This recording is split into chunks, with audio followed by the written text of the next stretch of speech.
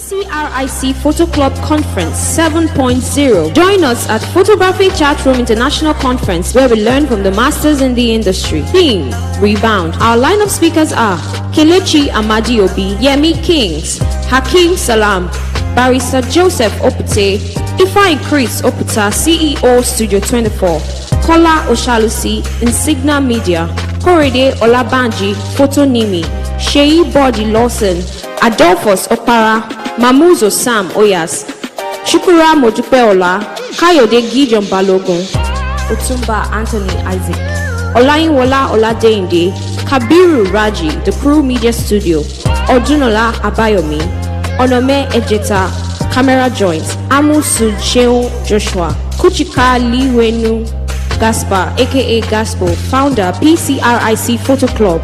Date: 25th of October 2022. Time: 8:30 a.m. to 4:30 p.m. Venue: Oriental Hotel, Victoria Island, Lagos, Nigeria. Do follow us on our social media channels on Instagram at PCRiC_1, on Facebook at PCRiC, and on Twitter at PCRI5. For participation, click on the link in the bio or copy and paste into your browser to register. Registration and attendance is free. All COVID-19 protocol will be observed. Our partners are Nikon, New Creation. Our sponsors are Camera Joints, Indigo Digital, Photospeed, TOD Backdrops and Equipment, in collaboration with Lagos State Professional Photographers Association of Nigeria. Media partners are The Crew Media Studio, PCRiC, One Lens, One Family International, where we believe in continuous learning. This conference is powered by Gospel Technology.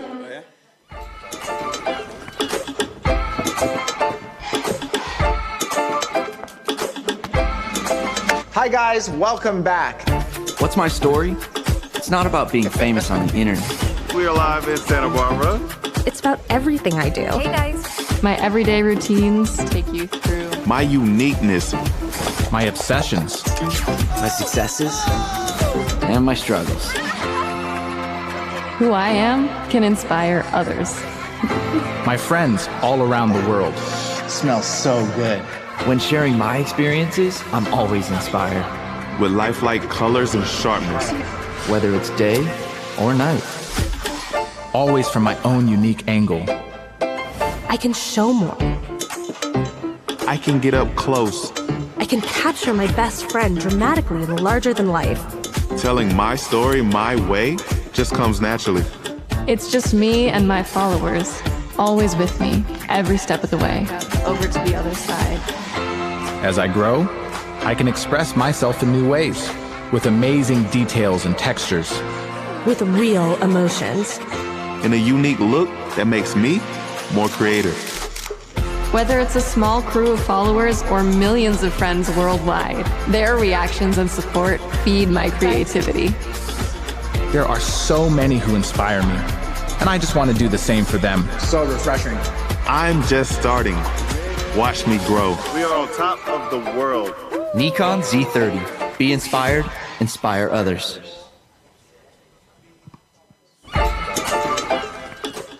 Good morning, everyone. Hello, good morning, everyone. Good morning, everyone. It's a cold morning, right? It's a cold morning, Avi. So, first off, I'd like to implore us to come forward. There are a lot of spaces at the front. I believe there's nobody here. We can just come forward. They're for the speakers. But then there are some people at the back there. You can join us forward. You can come forward. Guys, come forward. Very quickly, as we do that, I don't know, have you guys said hello to yourselves? Do you know yourselves? Have you said hello to yourself this morning? You saw somebody in the hall, just say hi, my name is Josh. I'm going to say hi to 5 people. So as I do that, you can also do that too. Can we do that now? Can we do that now? So hi, my name is Josh. All right, hi, my name is Josh. Hi, my name is Josh. Hi, as we do that, Nice. Oh. So, I would like to welcome everybody. It's amazing to have you guys here again for the 7th edition of this conference. It's always an amazing time. It's high. I just said we should say hi. It's high. just high. Just high. And everybody's already talking about something. Yes. So are we done now? Are we done now? So this year, the 7th edition, it's amazing to have these beautiful faces here. Who was here last year? Last year? You were here last year? Were you here last year? Who was here last year? Anybody here last year? Nobody was here last year. Last year, you were here last year. So it's going to be an amazing time today. And because of the rain, the rain caught everybody in traffic, and we have a lot of people still coming on their way. So very quickly, I would like to invite my friend, SIG, to come and do the welcome address very quickly. Please, a round of applause for SIG.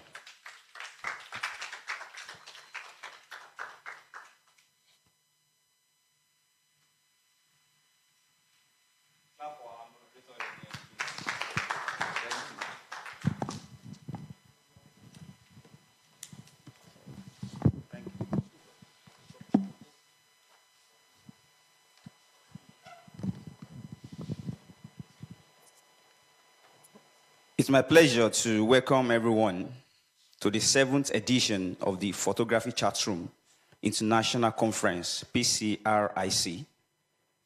PCRiC Photo Club is an organization dedicated to nurturing a community of creative individuals focused on the skills of photography and videography. The club is a platform where photographers, amateurs, hobbyists, and professionals meet to interact, learn, and gather information that can better their crafts. It was founded and established in 2015 by Benin Republic-born multi-award winner and Nigerian-trained professional photographer, Gaspar Likenu Kochika. We have over 50 photographers and videographers in Nigeria across West Africa. Our social media platform, we have close to 600 active photographers on our WhatsApp groups, where we engage 24/7 with lectures, discussion, and assisting each other with any challenges regarding our crafts.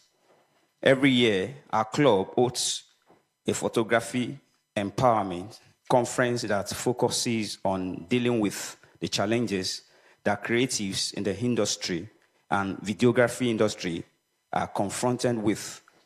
Over the years, we have had top professionals and industry leaders speak on the PCRiC on issues such as having a proper business structure, to the technicality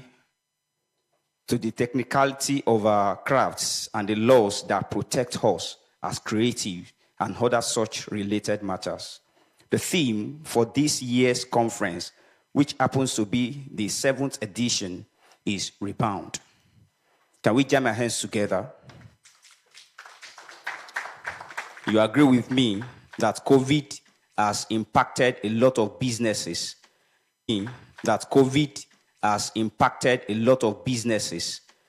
and those in the creative industry were hugely affected, and a lot of creatives are still struggling post-COVID. It's for this reason that we have carefully selected this year's speakers who will teach participants on what to do to make their businesses profitable again. So I implore you to pay attention to the teachings, take notes, ask questions, and above all, put to proactive what you learn. We believe that after this year's conference, your businesses will rebound once again. I want to tell us that if you are living here and then you didn't take what you have learned, you didn't, take it into practice, you are not different from the person or the people that did not come at all. You are the same. So I want to welcome all to the PCRiC 7th edition. Thank you and have a great time. Thank you so much. Thank you so much. Hang on, SIG. Hang on. Thank you so much. That was a powerful welcome address. And very quickly, let's just get into business because there's not so much time. We'll have our first speaker to come and show some amazing stuffs. Are we ready to learn this morning? Or it's very cold? Is it very cold? It's very cold. So let's do some really cool exercise, something that we used to do in primary school. Can we do that? You know that stuff like this and just put it on your cheek. Is that fine? Can we do that this morning? Let's just do it very quickly. Yeah, to just warm us up, yeah. Nice. Oh yeah, put it on the cheek now. Put it on the cheek. Is it hot? So very quickly, SIG will be doing an introduction, or he'll be reading to us a short biography of our next speaker. And immediately he has done that, we are going to have our first speaker. So please, SIG, come and do that again very quickly. Thank you. A round of applause for him. Thank you very much. Thank you very much. Our next speaker is Abayomi Odunola. Is the managing director at Toad Media Limited. A branch of the organization specializes in procurement, sales of backdrops, photo props, and equipment for photographers across Nigeria and Africa. She is a trained digital media strategist, branding expert, a creative director, and a business consultant. Her impact in the photography industry in Africa cannot be overlooked. She has been a junior couple of times in the Wikipedia competition for photographers in Africa. She has mentored and encouraged thousands of photographers over the years.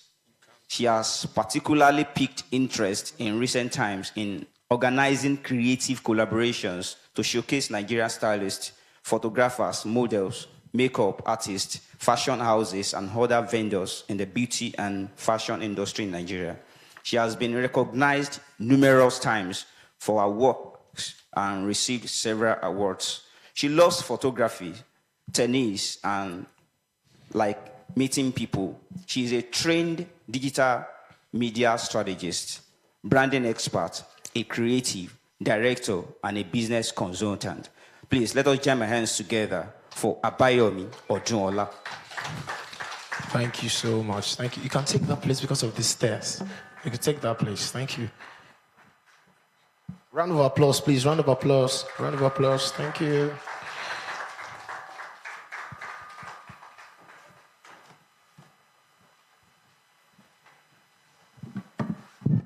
Good morning, everyone. My name is Abayomi Odunola. I'm a brand strategist, a creative director, and also a photographer.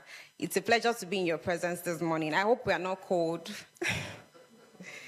Okay, so the topic for today is branding for creatives. I hope we have our jotters and pens ready. Okay, so to start with, what is a brand? Can anybody help us with the definition of what a brand is? Is there anybody that is ready to help us out? Okay, so quickly, let me give us directly what brand means. So a brand is a unique design, sign, symbol, words, or combination of these employed in creating an image that identifies a product or a service and differentiates it from its competitors. So in summary, a brand means whatever represents you as a photographer or a videographer, and that's the same thing that would differentiate you from another competitor in your area. And that is what your customers will use to identify you.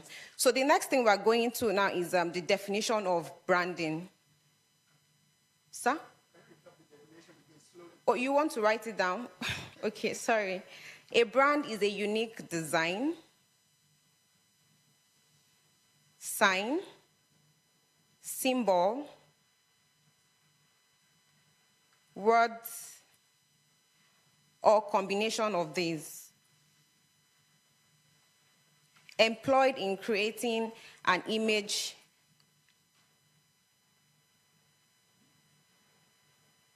that identifies a product or service and differentiates it from its competitors.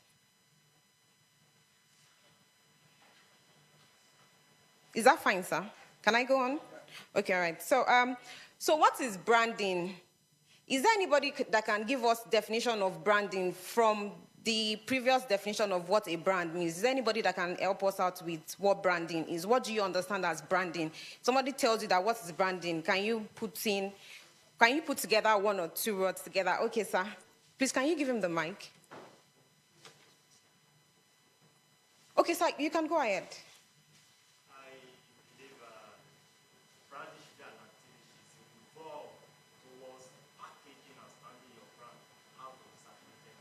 Oh, please, let's give him a round of applause. He has actually done very well. So branding is the process of developing a unique name and identifying your product or business. So all these processes that we've mentioned, that is what you call branding. It is all the ways you establish an image of your company in your customers' eyes. When people mention your business name, Alaja, what's your business name, please? Grammy. Okay, so when people mention Grammy photography, what comes to their mind? So that is what branding entails. What comes to the minds of your customers when they hear or they mention your name? Okay, so let's move on to the types of branding. We have 4 major types of branding. The first one is product branding. The second one is personal branding. The third one is, I'm sorry if I'm moving too fast. I have just less than 1 hour to do this. Okay, so types of branding: product branding, personal branding, corporate branding,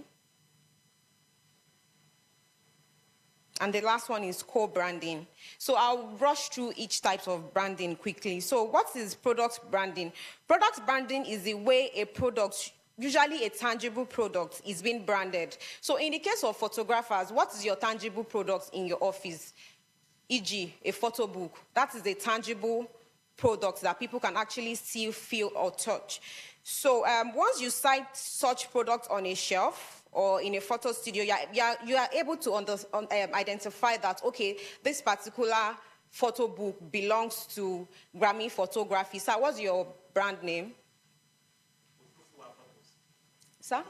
Odufuwa. Okay, all right. So what stands Odufuwa photo book? What stands it out from the other photo books that you have in Lagos? Do you reside in Lagos? Do you practice in Lagos? Okay, all right. So, sorry, quick one. So product branding is the way a product, usually a tangible product, is being branded. E.g., let me give you general examples. When you see Crown Milk and Peak Milk, I'm sure you are able to identify both of them on the shelf when you go to a supermarket that, okay, Peak Milk has more of blue colors and 3 Crown has more of, which colors? Red and yellow, exactly. So these are some of the ways that you can actually brand a tangible product. They have been able to put the element of branding in consideration. We are still going to treat the element of branding along the line. But what I'm trying to say here is that whenever you have a tangible product in your office or your shop or your studio, you should try to brand it in such a way that when your customers see it over the time, they're able to identify that, okay, this particular product belongs to Odufuwa Photo Studio. E.g., your photo frame. You might have a particular way that you do your frame and probably put your signature or your watermark at a particular part of the frame. It's not like today you're going to put it on the left side and tomorrow you move it to the right side or down. So you should have a particular spot or place that you brand with your logo or your watermark. Okay, so let's move to the second type of branding, which is personal branding. Personal branding is a very common way of branding among celebrities and public figures. They've branded themselves in such a way that it's easy for you to identify them in a gathering. Can somebody give us an example of somebody that once you spot her or you spot him in a gathering, you already know that this is this person without even seeing their face? E.g., Exactly. So once you see T.Y. Bello, you already know she's the one, even from her back view. She has been able to brand herself over the years. It might take a while for you to get this particular type of branding. It's not something that you do overnight or in few months. So you can take your time to do this. We have other people, politicians, that once you see them, they are used to wearing a particular color, maybe white or red. Like Debola Lagos is used to wearing white and what color of cap? Exactly. So, yes, so people have been able to brand themselves over the years that once you see them, you can identify them. If you see Kelechi Amadiobi from the back, I'm sure you can identify him with his hairstyle. So this is what, yes, so there are other people. Yes, can we have one more example of people that have branded themselves? Yes, that is a very good example. So once you see Lagbaja on TV, you don't have to read the screen. You already know that this is Lagbaja. Okay, so the next type of branding is corporate branding. This type of branding is observed by corporate organizations in maintaining a good reputation. So I want us to see ourselves also as a corporate organization. Because you are a one-man business does not mean you should not operate like a corporate organization. So example of this is, let me give us a very good example, Zenith Bank and GTB. Once you enter their branches, they have this particular way that most of their offices actually look alike. E.g. Zenith Bank, they like mirrors a lot. Have you noticed? If you go to most of their branches, you will see mirror everywhere. So that is like their own unique selling point to their customers when they walk in. So you can also brand your office in such a way that when customers come in, they feel relaxed in your studio. They don't even want to go home. Okay, so quickly, we should go to the next type of branding, which is co-branding. It is a strategic marketing and advertising partnership between two brands, wherein the success of one brand brings in success to the other brand. So an example of this type of branding is Domino's and Cold Stone. Once you enter a branch of Domino's, you'll be tempted to buy ice cream, right? So as creatives too, we can actually look for somebody in our industry that we can co-brand with. We can call it partnership also, that you can partner with. For example, as a photographer, it won't be bad to have a makeup artist in your studio. Do we understand what I'm saying? If you have a makeup artist, this would also boost your photo studio. I mean, when people are done with their makeup session, they can actually come into your space to take pictures. Also, when people walk into your photo studio, like they want to have portraits or something, you can tell them, oh, ma, before you do your portrait session, you can actually fix your makeup with my partner here. You know, all these things are quite interwoven, and at the end of the day, it brings success to both partners involved. Can I have one more example of people that you can partner with apart from makeup artists? I mean, this is a common example. What did you say? Stylist, yes, you can actually have a stylist in your space.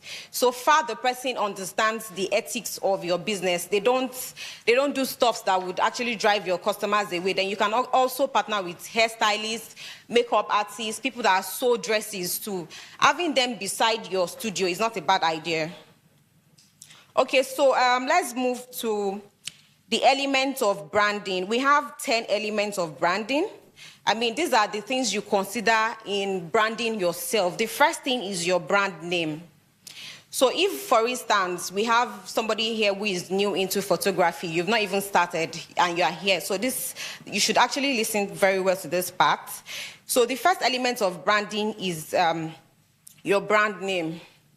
What name are you using? Do you want to use your name, like Abayomi Odunola Photography, or you want to use an acronym from your name, or you want to use a general English name that's not attached to your name? So in branding, the first thing is your name. E.g., we have Coca-Cola.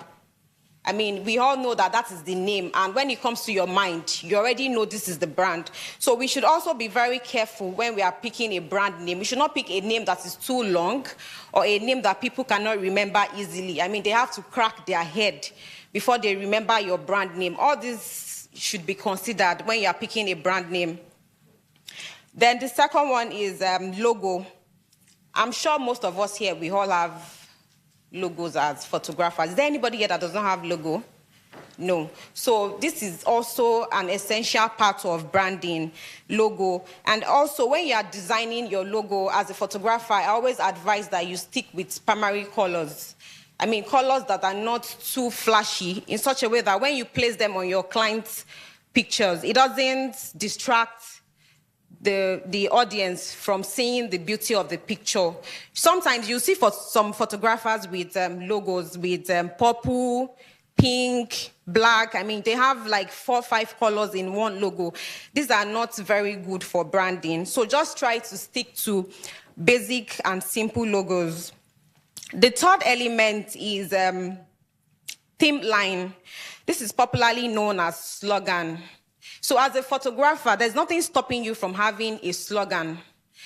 I mean, on your Instagram page or your Facebook page, after every caption, you can just write your tagline, your theme line under. Maybe photography at its peak or creativity or something. Just look for a slogan that goes with your niche. Example of slogan is just do it. When you read or you hear just do it, what comes to your mind, guys? Exactly. So we should have a theme line. The fourth element is shape. This is usually trademarked such that another company cannot use this shape. This is not so applicable to creatives, but also we can look for a way to infuse shapes. Example of this is Benz. Once you see the logo of Benz, you already know that this vehicle is Mercedes-Benz. It's different from Toyota, it's different from Lamborghini. The fifth element is color. So when you are branding your business, you need to consider your color. Like Nikon, what's their color? Okay, so we already know that example. The next one is smell. This is applicable to people in the food industry. They usually have a signature smell. Let me mention a popular brand here, Mega Chicken. They have this particular smell for their rice and bean sauce. Even if somebody wakes you up, if you eat their food constantly, you already know that, oh, this is Mega Chicken sauce. So if we have anybody here that has eatery as a side business, this is for you. Then the seventh element is sound. This is applicable to people in the video industry, the videographers. You can actually use this in branding your business. Example of this is NTA News. You know that sound? See, NTA has been able to brand themselves in the mind of every Nigerian that even if somebody wakes you up and you hear that sound, you know, no, this is NTA News. So if you hear that sound at maybe 1 p.m. or 2 p.m., you know it is hot. You're supposed to hear this sound at what time? 9 p.m. exactly. So if you're a video person, you can actually carve or create a particular sound for all your videos. Maybe your wedding videos, for instance. Some of us that we cover weddings here. After shooting your, what's the first thing you shoot in the morning? The traditional, right? Then what's the next one? The reception, and then the white wedding. No, the traditional, the white wedding, and the reception. So at the end of your video, you can have this particular sound that is just for your studio. Do you understand? So in such a way that once you use this sound at the end of your video and you keep posting it every time on your Instagram or on your Facebook, your clients can actually relate and they will fall in love automatically with that. Some people will not even know why they actually like watching your video, but it's because of that particular sound. So you can, when you get back to your studio, you can look for a way to mix a sound and use at the end of all your videos. The next element is, taste. This is applicable also to people in the food industry. Companies usually have a particular taste. Do we have any popular bread brand that once you eat their bread, you already know the taste? Oh, that's a very good example. Thank you. ShopRite bread. I mean, they've been able to maintain that part of their branding in such a way that if you eat ShopRite in Lagos and you eat it in Ibadan, it has the same taste, right? Okay, so the eighth element is taste, right? The ninth element is movement. So this is applicable in the automobile industry. You know, some vehicles, instead of opening their doors like this, you open it up. Guys, I know you understand what I'm saying. Sir? Like Lamborghini, exactly. So Lamborghini have been able to brand themselves in such a way that you already know they have a different way of opening their doors than these other car to under elements. Instead of opening it like this, you open it face like opposite direction. Yeah. So that element is actually applicable to the people in the automobile industry. And the last element is graphic. Every company has a unique graphics, either your font or your design. So this is very much applicable to photographers. So you should try to stick to a particular font style. Some of us don't have a proper logo. What we use is our business name as a watermark. So if today you are using Arial as your font, and tomorrow you are changing it to another, maybe italics or something, it is not very good for your branding. You should always try to stick to a particular font in all your texts. Do we understand what I'm saying? Try to stick to a particular font in all your texts. So in summary, brand identity is about more than a single element. It's a combination of all these elements that we've mentioned: graphics, sound. Can you mention one of the elements? Yes. Shapes, logo, and your name. All right. So let's move to the next segment, which is the online branding. So in this, under this topic, I'll be treating online branding and offline branding. So let's start with the online branding. I would like to rush through this, even though it's time consuming. We've seen the elements of branding. We should be able to consider all of these elements on our Instagram page, our Facebook page, and other social media platforms. So do we all have Instagram pages here? When was the last time you posted? Like 2 months ago? When? Okay, all right. So that's a very good one. So we can actually brand our Instagram page to look attractive, that people actually want to scroll through your feed. Okay, so let's open a page on Instagram, 9 o'clock, and let's scroll through the page and see an example of branding on Instagram, on social media. Is anybody with their phone? 9 o'clock.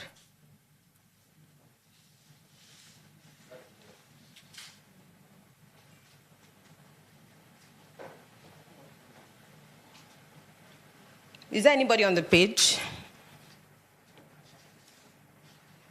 9 o'clock, sorry, 9 OCLOCK. Yes, so does it look appealing to you? You can actually read all the information very well.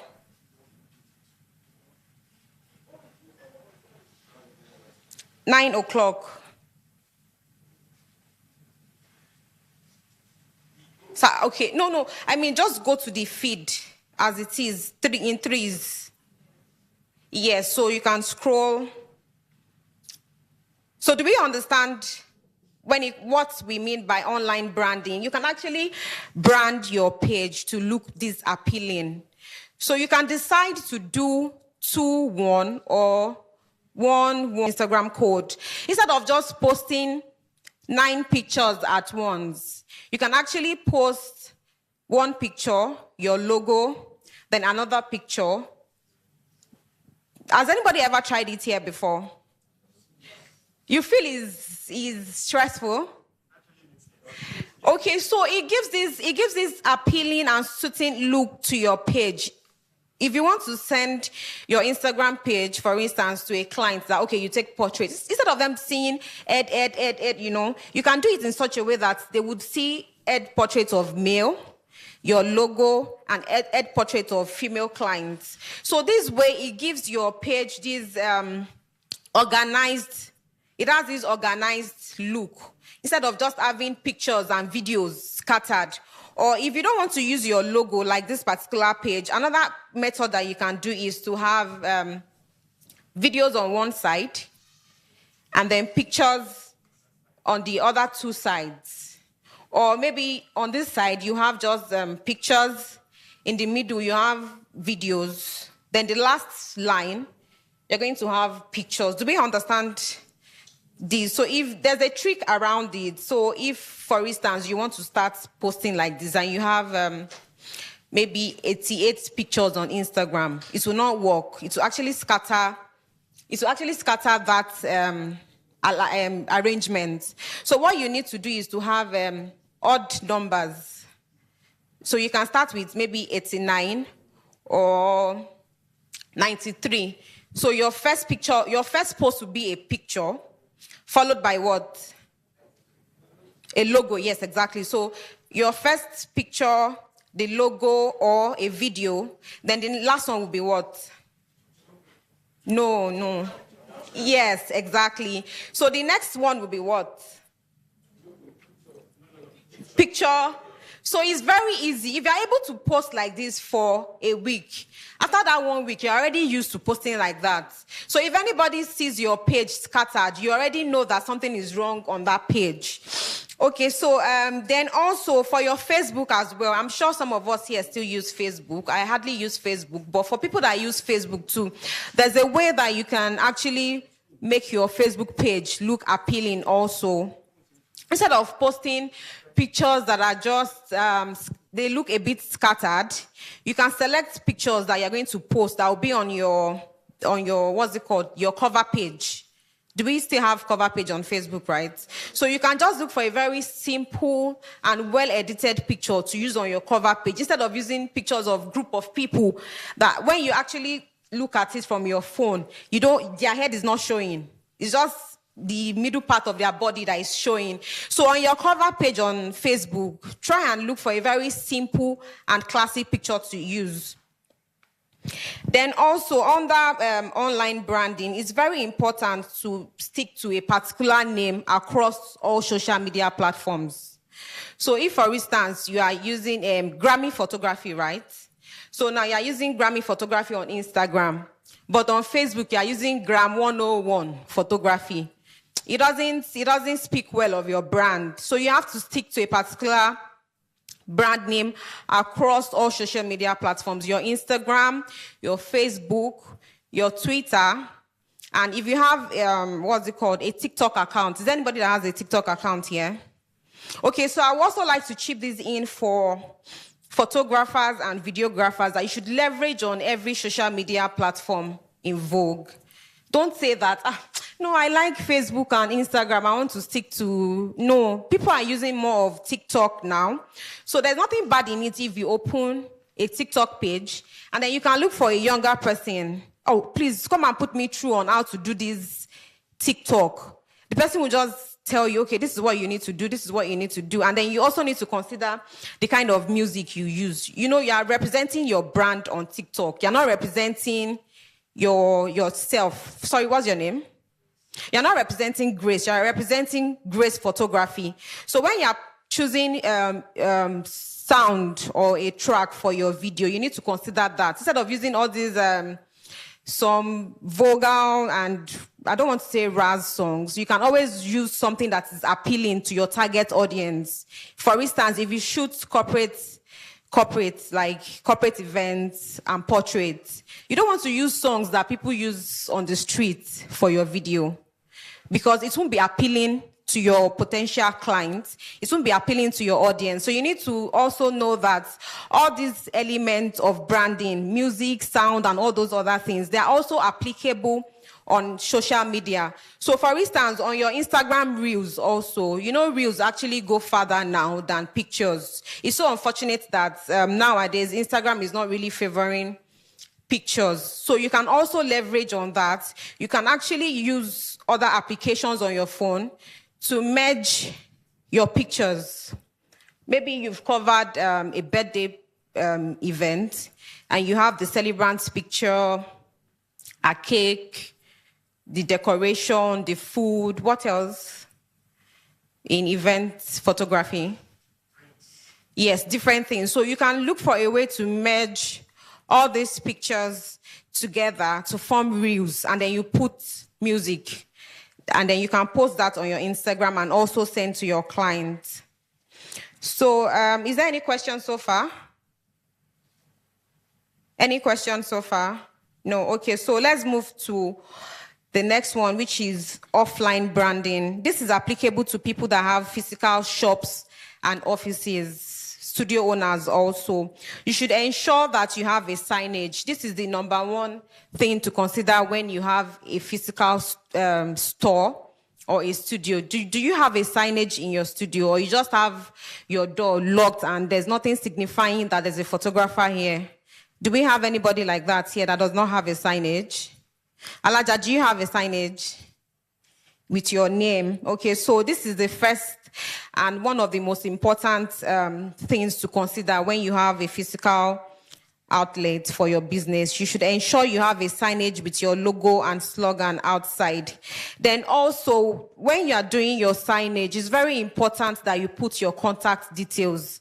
And it's also very important that you tell your graphic artist to make your contacts very big. I see this error so many times on so many signboards. So sometimes you actually you're driving and you really want to contact that business, but their phone number is like the smallest element on that signboard. People do this mistake everywhere outside Lagos. When you go to Abuja, different places, you see their signboard with their name and their logo.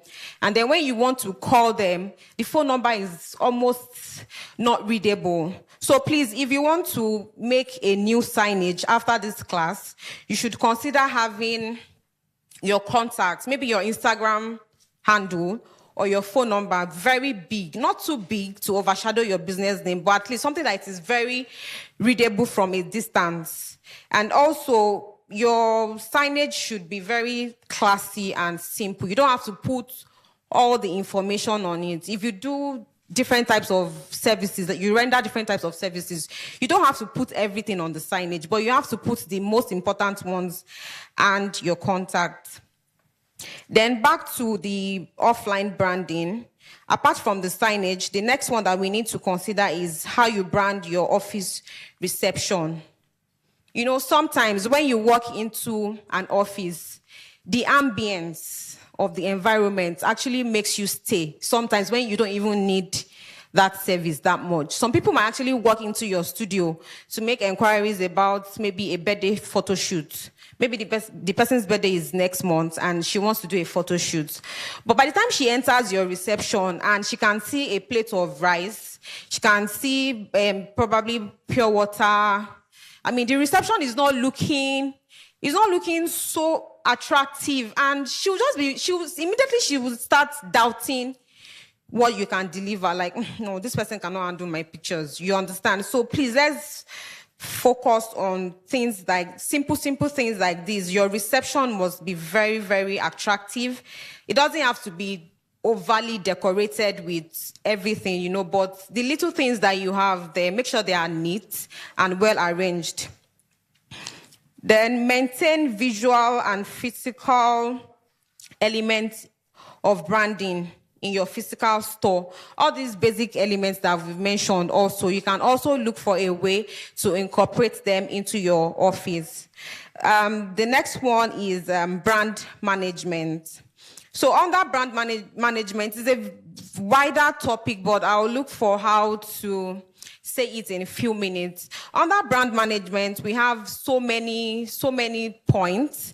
It actually deals with how you manage your business, from your advertising, marketing, getting a client, delivering the job, and getting feedback from your client. So under brand management, we should also look for how to get, let me go to the most important part, how to get feedback from your clients. Do we have a feedback form or a feedback link in such a way that when you deliver your product or your service to your clients, after delivering a photo book or after sending your WeTransfer of the pictures, do you get feedback from your clients? So how do you get feedback from your clients? You normally what? Okay, all right. So once you get Sir, you want to say something? A simple request to appease them. Okay. On how to improve the service. Okay, so this is very important. I'm actually trying to make emphasis on this because I know sometimes as creatives, you just edit pictures and you send. Oh, thank you, I've received my pictures. Then you move on. No, you should look for a way to get feedback from your clients. The good feedback, you can actually post them on your website. If you have a website, you can tell them to write testimonials or a feedback part on your website. All these things will actually help your Google ranking. When people search for a photographer in maybe Ikeja, because of your feedback, your positive feedback, it actually helps you go on top of the ranking than your competitors in that environment. So please, let's look for a way to infuse this in our management. Then also the next one is brand awareness. How do you create brand awareness in your environment? For instance, your studio is in Surulere. It's just in one corner in Surulere. Nobody knows that that studio is there. What step are you making in creating awareness for your brand? So part of this awareness creation is flyers. I advise photographers to create a small flyer. It doesn't have to be A4 size. It can be A5 or something even smaller, but very attractive, and the print must be very sharp. So once you have these, you can put it at your reception. If somebody comes into the studio for inquiries to make inquiries for birthday shoots, on your flyer, you have maternity shoots, and you also have baby shoots. So if that person picks that flyer and goes on, if she wants to do a baby shoot, or maybe a neighbor actually wants to do a baby shoot, what comes to her mind? Exactly. So, I saw this in this particular flyer. You can actually call them. So sometimes when you do all this advertising and marketing, it might not actually be to the direct person, but another referral might come from that.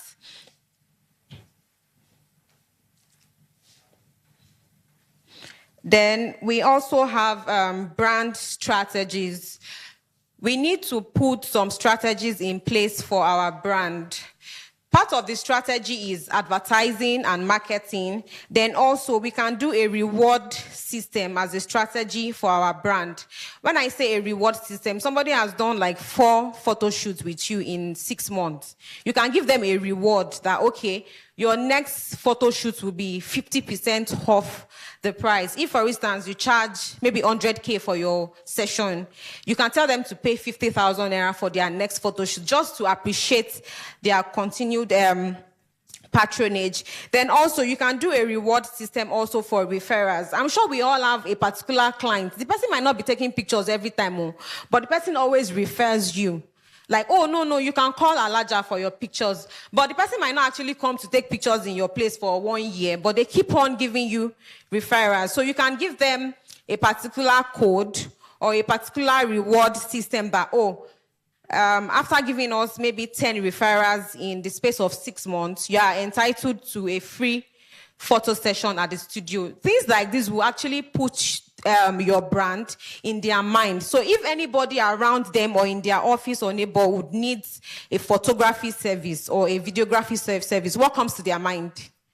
Exactly. So it's your brand that would come to their mind. Then lastly, let's discuss the benefit of branding. Branding actually makes you stand out from your competitors. Can somebody also help us out with one benefit of branding from what we've done so far? Benefits of branding. Exactly. Somebody from this lane.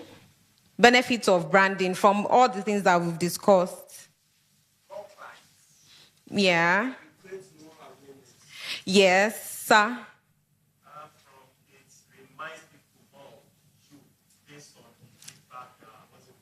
The feedback system, the reward system. Okay, all right. So it puts you in the mind of your clients and then your potential clients. Sometimes you're marketing or advertising to a large number of people. some of them might not patronize you immediately. So you don't see advertising or marketing as a waste. No. Sometimes they will just know that this person keeps running adverts, and whenever they need that service, some of them will actually screenshot. I'm sure we all have screenshots of one advert or the other on our phones. So that is the same way people also screenshot your page or your advert. Then let me also chip this in. I hope we also run sponsored adverts for our business. Do we do this maybe once in a month or once in 3 months? It's always important and very good to run sponsored adverts. It's very simple. It's something that you can do yourself. But if you feel it's stressful, you can employ a digital marketer to help you. They will connect your Facebook to your Instagram. That way, it becomes a business page and not a personal page. A personal page means you cannot run an advert on that page. A business page means you can run adverts, you can have statistics, you can monitor your demographics of your page. Demographics in such a way that you can know if you have more of female or male audience on your Instagram page. So if, for instance, you do baby photography or maternity, and you check your demography on your page, and you notice that most of your followers or most people that check your Instagram handle, they are men, I'm sure you know that something is already wrong with that page. So it means you have to employ a professional that will help you change the dynamics of that page so that you can actually reach out to your suitable and appropriate potential clients. So it's very important for us to run all these advertising campaign for our brand as a photographer. You should not have a business Instagram page or Facebook page without running adverts. It means nobody is seeing you, just your followers that are seeing you. And right now, Instagram has reduced the visibility of pages to more than half of what it was before. So for people in your neighborhood to actually see what you are doing, you need to do some advertising campaign online. So I just said I should chip that in quickly. So back to the benefits of branding. Number one, branding makes you stand out from your competitors. Number two, it helps you attract your ideal customers and potential customers. So when I say ideal customers, we all have a target niche. You want to advertise to people that can afford your service. So when you want to run your advert or something, you don't reduce your budget to run an advert and expect to have high-end paying clients. I don't know if we understand what I'm trying to say. There's a way that you run or brand your business that is to attract the ideal client. Okay, so back to personal branding or your studio branding. If you have classy furniture, your studio is always smelling nice, is well presentable and all. If a client comes in and start pricing a picture, 200 naira per picture, if that's the client's intention, actually, once they step into your reception, they can see the chandelier, they can see the furniture. For them to even say, we want 200 naira per picture, they will not say it. They'll just tell you what, I'll get back to you, right? Because they've already seen that this person is well branded. I can't go to their studio and say, it's 200 naira per picture or maybe 500 naira per picture. They already know by entering into your reception, they can tell that this place is not, yes. So part of the benefit of branding is that it attracts you to your ideal customers. So if you want customers that can pay 100,000 naira or 200,000 naira per session for a photo shoot, it's possible. But it has to start with how you brand yourself or how you brand your studio. You cannot put some dirty plastic chairs and the place is looking some and then you expect them to pay 200,000 per session. Is it possible? So that is it. And also back to yourself. Sometimes the way we appear to events as event photographers, it actually belittles our brand. I'm sure we understand what I'm saying. Sometimes you see some photographers, the way they even dress and smell, you don't want to collect their contacts to call them for a subsequent job. But imagine going for, you don't have to wear expensive things, but the little that you have, make sure it's well ironed, neat, well put together, and then you smell nice. By the time you get to events, I'm sure that the way people talk to you anyhow, it would reduce. Like this gentleman now, this green, nice suit. If you go to cover an event, for instance, people that have intentions of pricing you 200 naira or something, they will not even bother to collect your contacts because you've actually branded yourself very well. If there's anybody that wants to do maybe wedding for a daughter coming in from Canada, she'll be able to walk up to you with confidence, just looking at you that I'm sure this person knows what he's doing. He can actually deliver. Do we understand this part? So part of the benefit of branding is that it attracts us to our ideal customers and potential customers. Number 3 is it gives you credibility. When you are well branded, when people see your photo book, I'm sure we have some vendors here that are partners of these events that they make very good photo books. When they see your photo book, what did you say, Indigo? Yeah, Photo Speed and Photo Art. We have different vendors for photo books and frames. So you have to do it in such a way that it gives you credibility. Men looking at your Instagram page, I can tell if you're a credible vendor or not. Sometimes when I go to some people's Instagram page, if I just look at the first 9 pictures, I can tell what they would deliver to me. So I don't have to bother sending them DMs or asking for their rate cards because I can already filter out some things, some information that I need. So part of the benefits of branding is that it gives you credibility. The next benefit is it gives you confidence in your business. This confidence is very important. You already, if a client comes to you and starts talking anyhow, you know the quality of the job the person will get, and you know the quality of what you can deliver. So it gives you, when you are well branded, it gives you this confidence. You can even tell, but you can tell them, I charge 500K per session, because you know that you're going to deliver something that worth that value of 500K.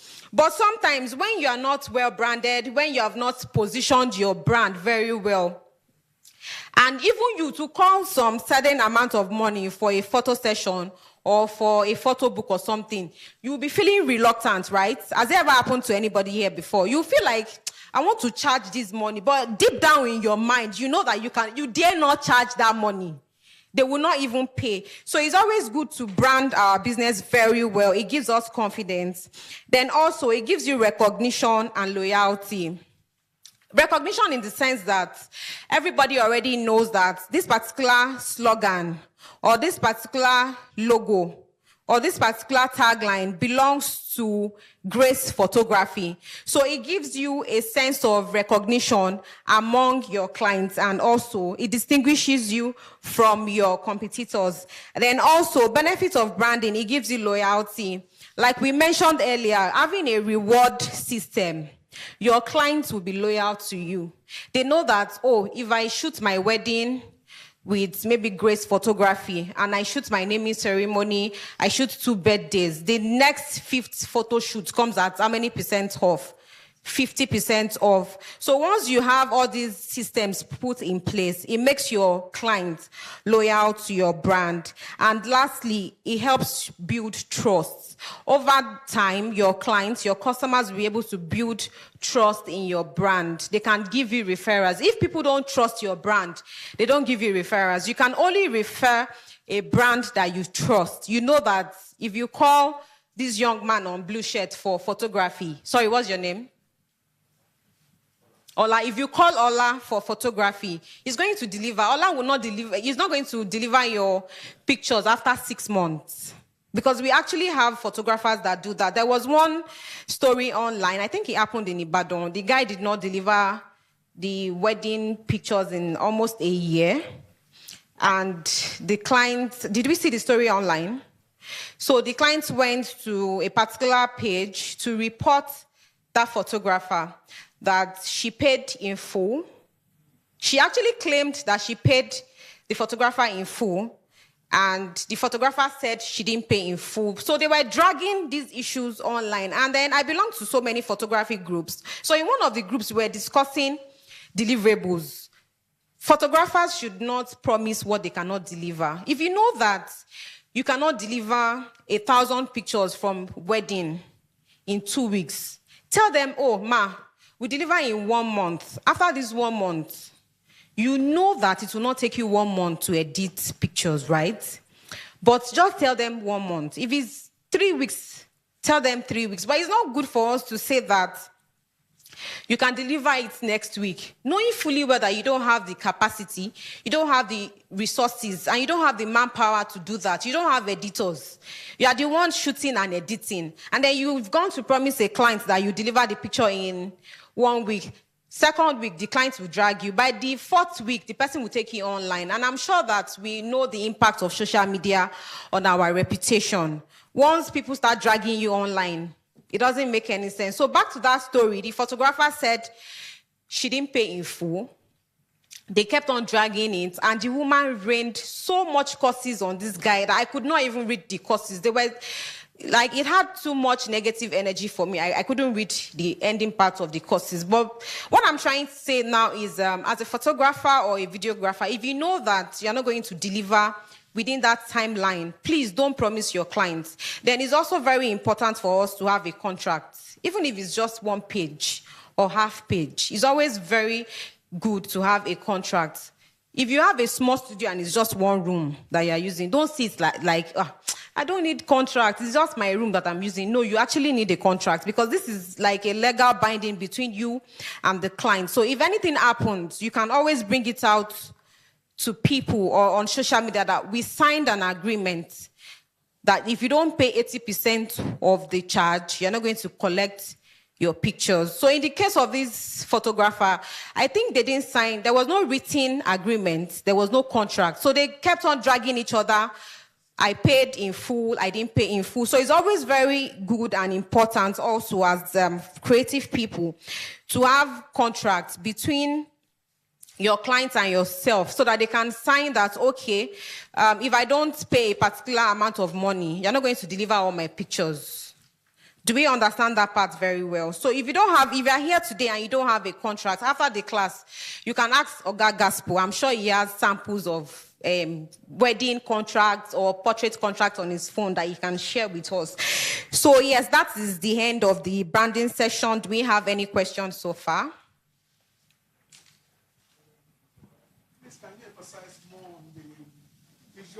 Branding and the word logo. I want to get the main.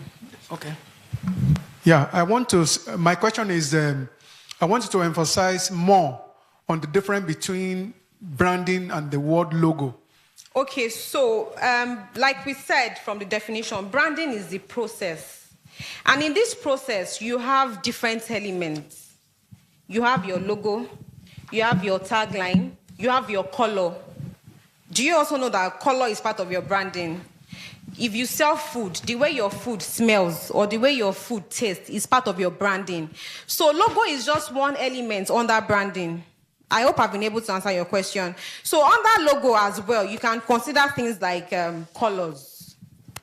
Like logo is actually a topic on its own, because I'm into graphics as well. So I can tell you that logo entails a lot. From your logo, I can perceive some things about your brand. If you sell food, for instance, you have an eatery and you use purple as your logo, it doesn't sit well with me, because most eateries, people in the industry for food and drinks, they use what color? Red. They usually use red or a lighter shade of red or maroon or something. So when it comes to logo also, you have some elements that you have to consider. In creating a logo, you can put into consideration your color, your alignment. Color speaks a lot. People that use black in their logo, it signifies what? Strength. It signifies courage. If you're into events industry or interiors, it's good to use purple. And it's also good to use lilac, subtle colors, maybe fuchsia pink or something. But most of them end up using purple or lilac.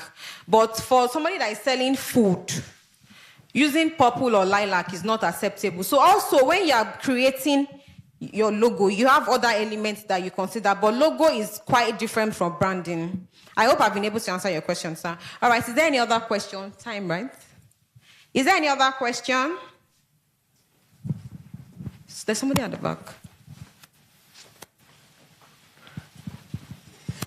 Where's the person?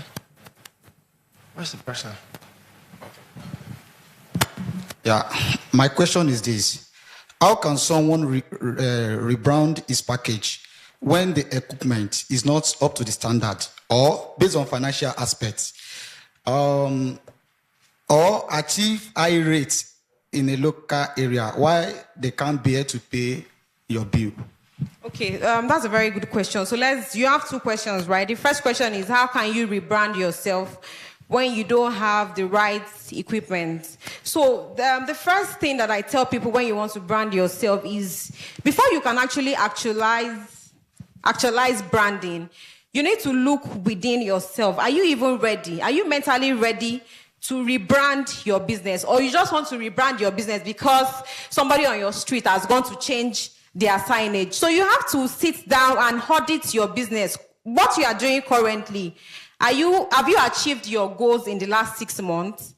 Are you where you are supposed to be in your business? So you need to see the urgency to rebrand your business. So once you've been able to tick that out, that okay, you are ready to rebrand, I don't think anything can restrict you from rebranding your business. Even with the little equipment and resources that you have, you can rebrand your business. It can start from your phone. If your logo has 4 colors, I mean, some people in their logos, they have pink, yellow, red, and black. I've seen such logos before. I've seen ridiculous logos before. To change that logo, it will not even cost you more than 10,000 naira. Sorry to say, if you want to employ a graphic person, with 10,000 naira or 20,000, you can have a very good logo. But if you now decide to say that, I'm not going to pay anybody, you can download some mobile applications to create your logo yourself. For instance, you can download Canva. Do we know Canva? You can actually make a very nice logo with Canva. Do you know? It might not be something very elaborate or standard, but it's something that is still appealing and presentable to your clients. So, sir, I hope you are getting that point. To rebrand your business, it has to start from your mind. Are you ready? Once you are ready, you have other options and alternatives without spending so much money. So back to your question also, if you want to rebrand your studio and you don't have enough equipment, the little equipment that you have or furniture, you can clean them. You can bring out your reception chair. If you stay in Lekki, you know, in this part of Lagos, you are prone to having rust on your furniture. Bring out your chairs or your tables, clean them, put anti-rust spray. Yes, you can put anti-rust spray on it. Make it clean and put it back. Buy air freshener. Air freshener is like maybe 3,000 or less than 5,000 naira. Put it at the reception. So you don't need 1 million naira to rebrand your business. Your Instagram page, you can rebrand it with 0 naira. Just go to your Instagram page. Any picture that is not worthy to be there in 2022, please delete it. I'm also guilty of that. Any picture that you know, this is 2022. Koyeko Wambe, do you understand Yoruba? Just remove it. The client will not be angry because I'm sure that client knows, no, you can do better in 2022. So if you have some pictures from maybe 2019 or 2018, and they are not so exceptional. It's not like it's Obasanjo that is there or Obama or something. They are just regular clients, and they are not up to date. I mean, you've improved in your editing skills. Now you use portraiture, you use Dodge and Burn. Which other editing? Yes, but that time you were using, you know, those old school editing. Please go to your Instagram page or your Facebook page and delete those pictures. That is part of what? Rebranding. Have you spent money? Thank you. So your second question is what? Okay, so in a local area, if people are not able to pay. Okay, so I have access to photographers across all the 36 states. So I see and I hear a lot of things. Some people in some remote areas, they always have this concern that, okay, I mean, Ejigbo, for instance. I'm sorry if there's anybody from Ejigbo. Ejigbo is a very nice place, but you cannot compare the price that you pay in Ejigbo to Lagos. So now let's start from your rent. How much do you rent spaces, office spaces in Lagos? Is it the same thing with your rent in Ejigbo? It's not the same thing. Your electricity bill and other bills that you pay in Lagos, I'm sure is a bit different from what you pay in maybe a Jigbo or Iwo or Fiditi. You know all those? Yeah, they are doing fine. They have good pictures. They are actually delivering good quality. But when it comes to your charges, you need to understand that your overhead cost is different. So you cannot say in a Jigbo and say that you want to charge 500K per picture. They will not answer you. Because I'm sure that person, the person's house rent is not even up to that amount that you are charging. So sometimes you need to look at your community before you place a particular amount to charge. Then also, if you are in this place, can you deliver the quality of pictures or videos that people in Lagos are delivering? Can you? If you cannot deliver that quality and that value, then you should not charge that high. But also, you can stand out from other people in your community. You will put in extra work. Even in that Ejigbo, make sure your office reception is looking like somewhere in Oshogbo, not in Ejigbo. You understand? At least you're looking like you're in a modern place and not in that remote area. So by the time you put in all these little touches, you know, your reception is good, the way you even talk to your clients, your Instagram page is looking like somebody in Lagos, and you increase it from maybe 2,000 naira per picture to 3,000 naira, people that actually value your service will pay. You know, sometimes people pay because they want to associate with you. Do you understand? So even in that your local environment, if you up your game, some people want to associate with you that, it's Uncle Said that took my picture now. He has been taking my picture since last year. Then you can carve a niche for yourself in that Ejigbo that, I only take pictures of big girls in Ejigbo. So when big girls want to do birthday or when they come from Lagos or from school, they go to Uncle Said. Uncle Said is the one that will take our picture. So you can actually carve a niche for yourself in any local team. Thank you very much. Is there any other question? Thank you. Thank you very much. We'll take every other questions later. We'll take every other questions. But a round of applause for her. Let me help you. Let me help you. Downstairs here. Yeah. I'm a perfect gentleman. A round of applause for me. But then I learned a lot, right? I learned a lot about branding, you know, and, you know, me, I sell Gary. I don't need branding. You will buy. Ijebu Gary. Does Gary need branding? Yes. So Gary needs branding. Wow. So very, very nice. I think I'll work on my logo. I'm going to work on my font. I'll work on my colors. I don't want to use very sharp colors anymore. I don't want to use red that will just be flashing on everybody's eye. I don't want to use yellow. I don't want to use... So I want to work... Somebody wants to change their logo, right? Somebody here wants to change their font, wants to change their logo. You want to get feedbacks from your clients because most of us don't even get feedback. And sometimes we just send our pictures as document on WhatsApp. Just send documents. Meanwhile, you could send through Wave Transfer, Google Drive. You just send through WhatsApp and just, your pictures are ready. You now add little fire. So when the client now say, pictures are nice, you now screenshot. You don't even respond, you just screenshot. Status straight. So you didn't even respond. So we want to do better in our branding. Thank you very much for that section. We really learned a lot. So very quickly, we want to bring the next speaker.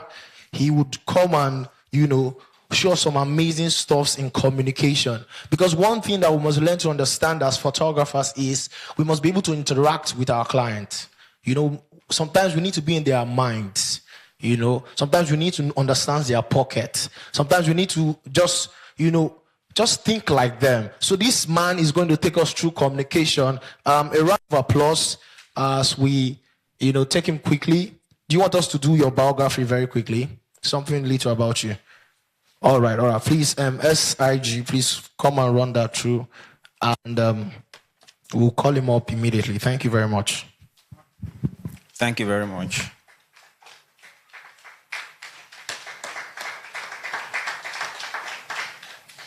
Our next speaker will be taking us on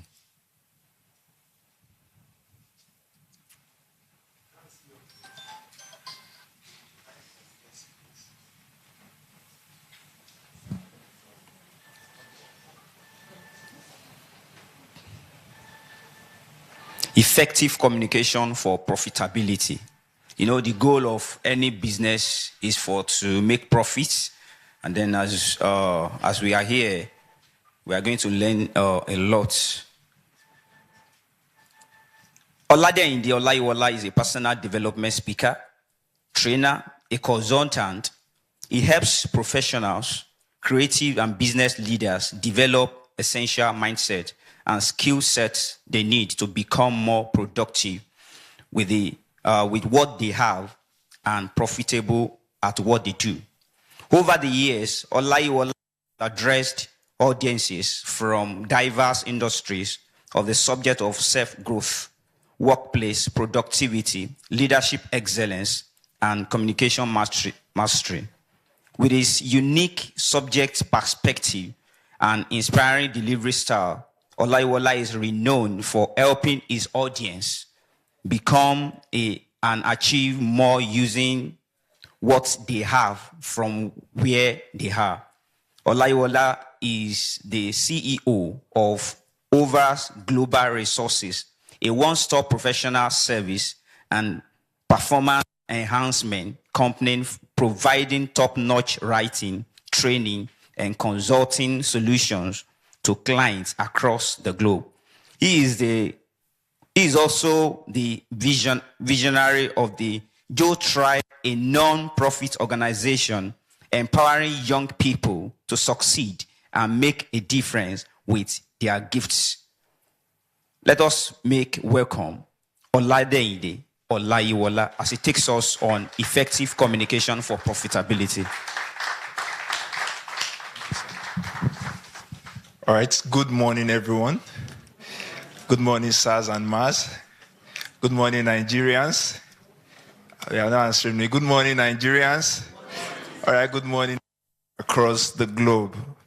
Thank you very much for being here this morning. I want to especially appreciate the host of this conference and everyone who has worked together to ensure that something like this is holding.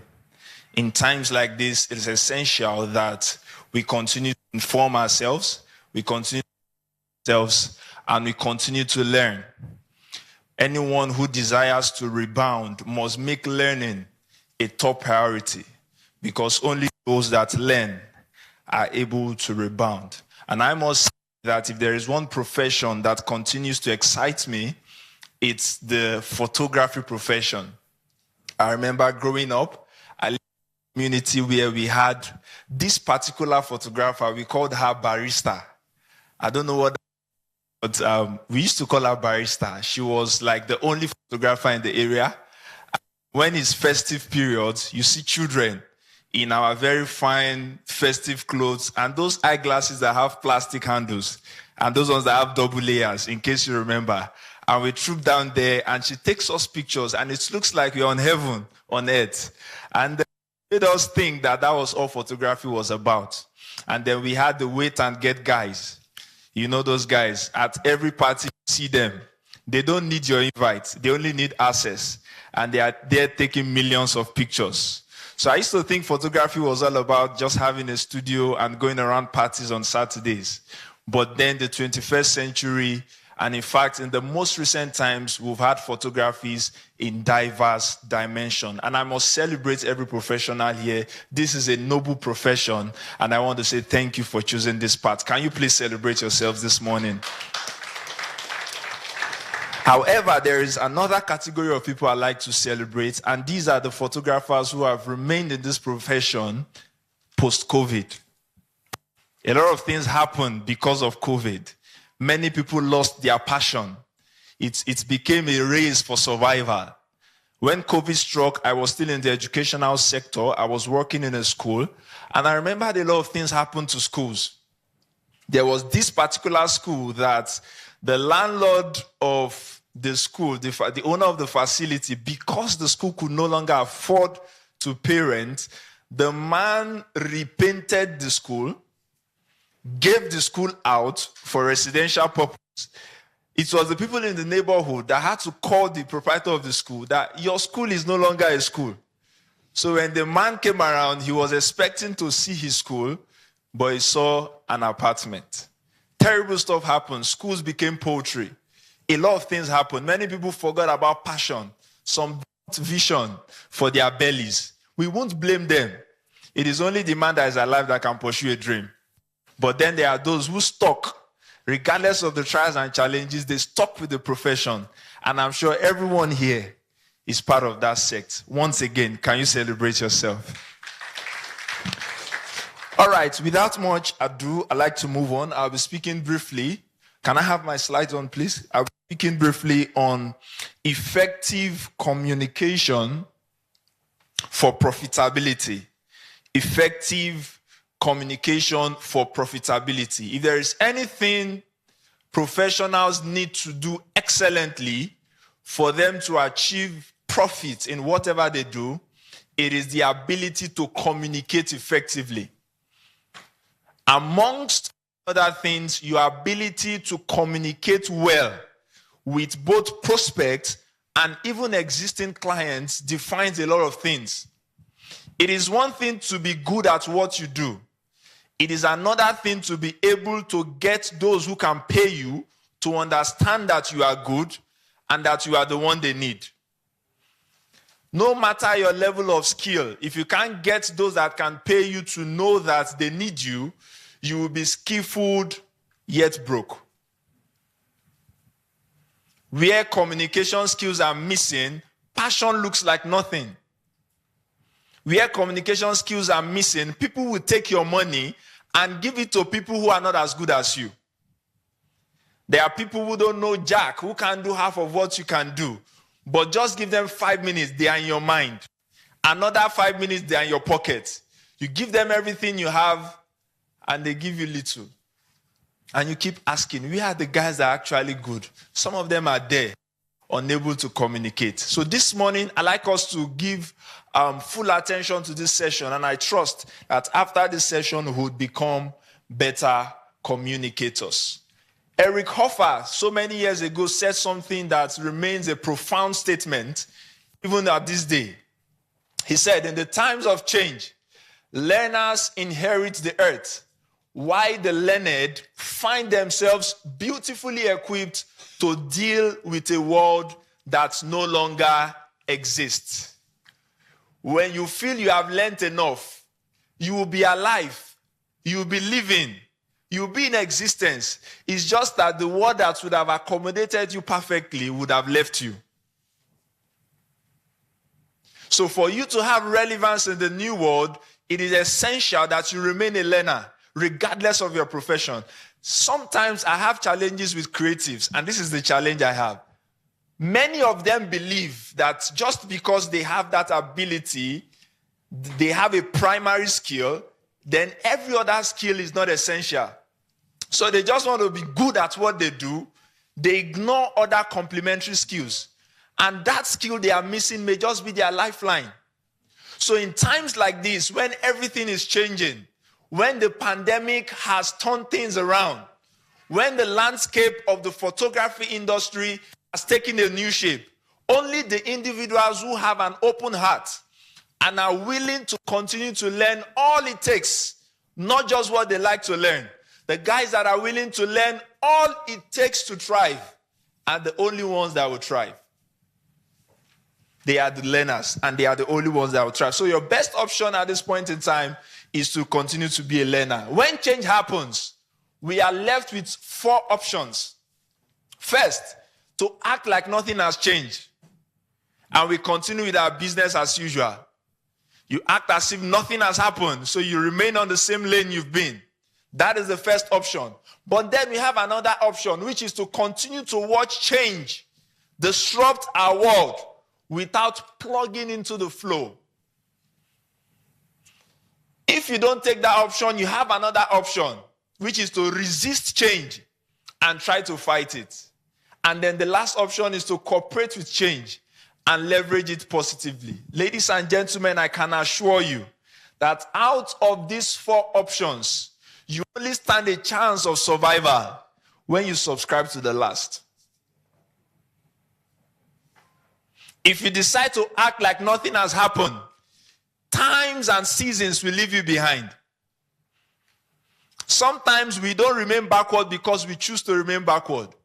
We remain backward because others have moved forward. So when you act like nothing has happened, you remain backward. When you watch change disrupt the world without plugging in. You are swept off your feet. You have nothing to hold on to except glories of the past. And if you decide to resist change, you are trying to fight a battle you have already lost. Because no man can resist the inevitability of change.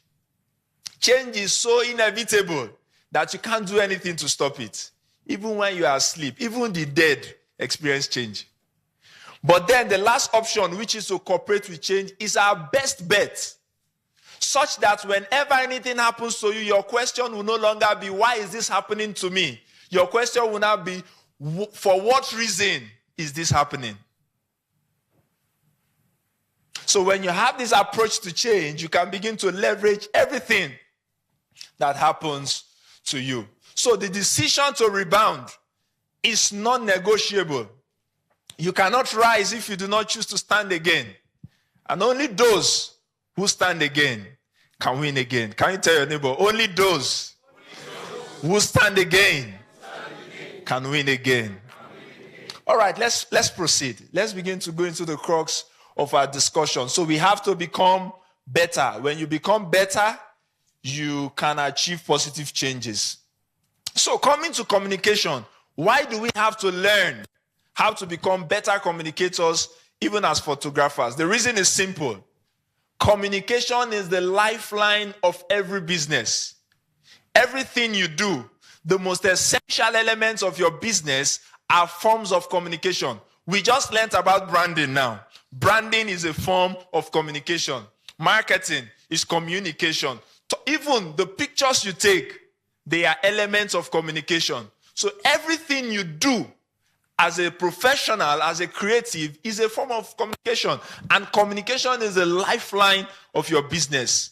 So you must continue to learn how to become a more effective communicator to succeed and remain in business. So it's not optional.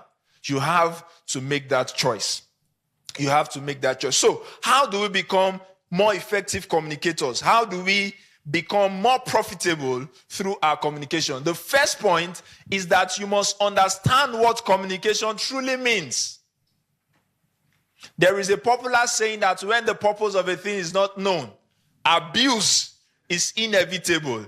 I add to it, I say sometimes when the purpose of a thing is not known, it's not just abuse that is inevitable. Sometimes misuse is inevitable. Sometimes underuse is inevitable. And sometimes overuse is inevitable. Underuse, misuse, overuse, then abuse. So you have to first understand what communication means. And when we go into the root word of communication, it evolved from two Latin words, communis and communicare. And these two words stand for sharing and making things common. So the whole essence of communication is not just to tell people about what you do, or get them to know what you can do, or get them to hear your voice. The primary essence of communication is to share and to make things common. So when I know something and I communicate it with you, that means that at the end of my communication, you would have known what I know. If that doesn't happen, then I have not communicated effectively. If I have confidence in myself as a photographer and I am communicating my expertise to you, but you don't catch that level of confidence I have in myself, you don't share that belief, you don't share that confidence with me, then I have not communicated well. So until what I feel becomes what my audience feels, what I think becomes what my audience thinks, and what I believe about myself becomes what my audience believes about me, then I have not effectively communicated. So it is possible for people to have listened to you, yet they are not convinced with what you've said. So it is when communication gets to that point where everything you want your other party to know is what they have known. That is when you can begin to say that you have shared and you now have something in common. Are we getting it? All right. So the key components of the communication process are connection, exchange, mutual understanding, and desired response. Every time you communicate, whether in person or through digital platforms, these are the elements you should look out for. First is what? What is the first element? Connection. You must seek connection. Without connection, there cannot be effective exchange. So you must find a way to bond with your audience. Find a common ground. You are meeting a client and you realize, for example, the client is from the same tribe as you. You have something you can connect. Speak the language. You realize they come from the same state as you. Connect on that level. Whatever connects you to your client is a good strengthener for your communication. You are going to a northern state to shoot. One of the things that can give you leverage is to look like them. Some of us see our politicians, when they want to go to the north, they dress like the northerners. When they go to the south, they dress like the southerners. When they understand this principle, that before you can make an exchange, there has to be a connection. So people have to feel that you are like them before they can trust you. So whatever connects you with your client should be something you should be interested in. All right? Then when you establish a connection, you can now begin to initiate an exchange. However, you must ensure that your understanding is mutual. Many times as professionals, we understand what we want to do. But sometimes the guys that will pay us don't. They like what you do, they want what you do, but they really don't understand what you are doing. That is why they price some of us ridiculously. Because to them, they just need to click your camera and produce an image. But you understand that beyond clicking your camera, there are angles, there are perspectives, there are memories, there are moments you have to capture. They don't know. So if you don't share that understanding and they have it the same way you have it, they will not value you the way you need them to. So mutual understanding is critical. Then you must ensure there is a desired response. Because if desired response does not happen, you won't get the best results. If you are trying to get a client to sign a contract with you, that's your desired response. If you are trying to get them to get you on the project, that is your desired response. So you must clarify that before you begin. So you establish the connection, make the exchange, ensure there is mutual understanding, and then you generate your desired response. So this is what true communication is about. It's not just about talking. It's not just about writing.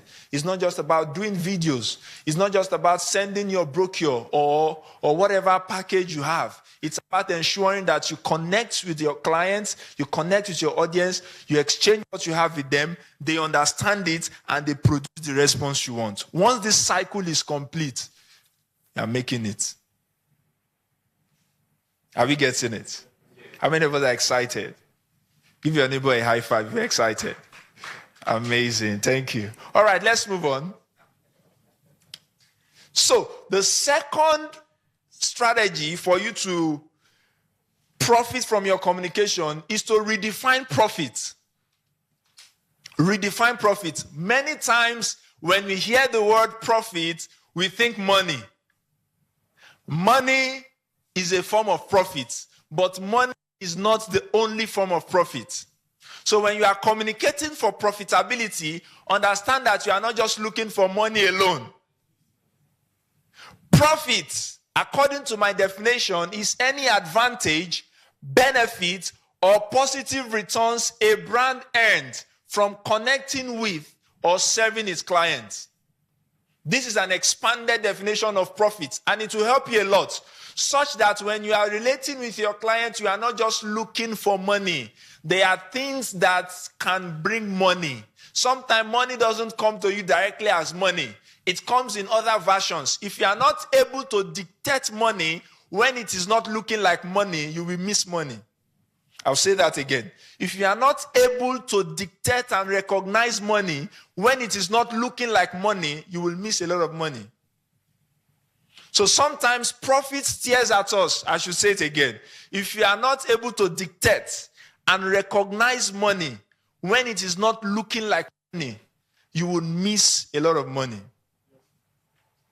So sometimes money does not look like it, but your ability to have an expanded definition of profit helps you to sometimes you will begin to follow things. Your colleagues will look at you that, what are you doing? There's no money in this thing. But because you have understood that money sometimes doesn't look like it, you follow through. And at the end, you get money.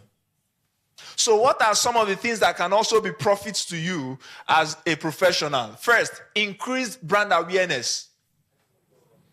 Sometimes a project may not necessarily bring you money, but it's bringing you increased brand awareness.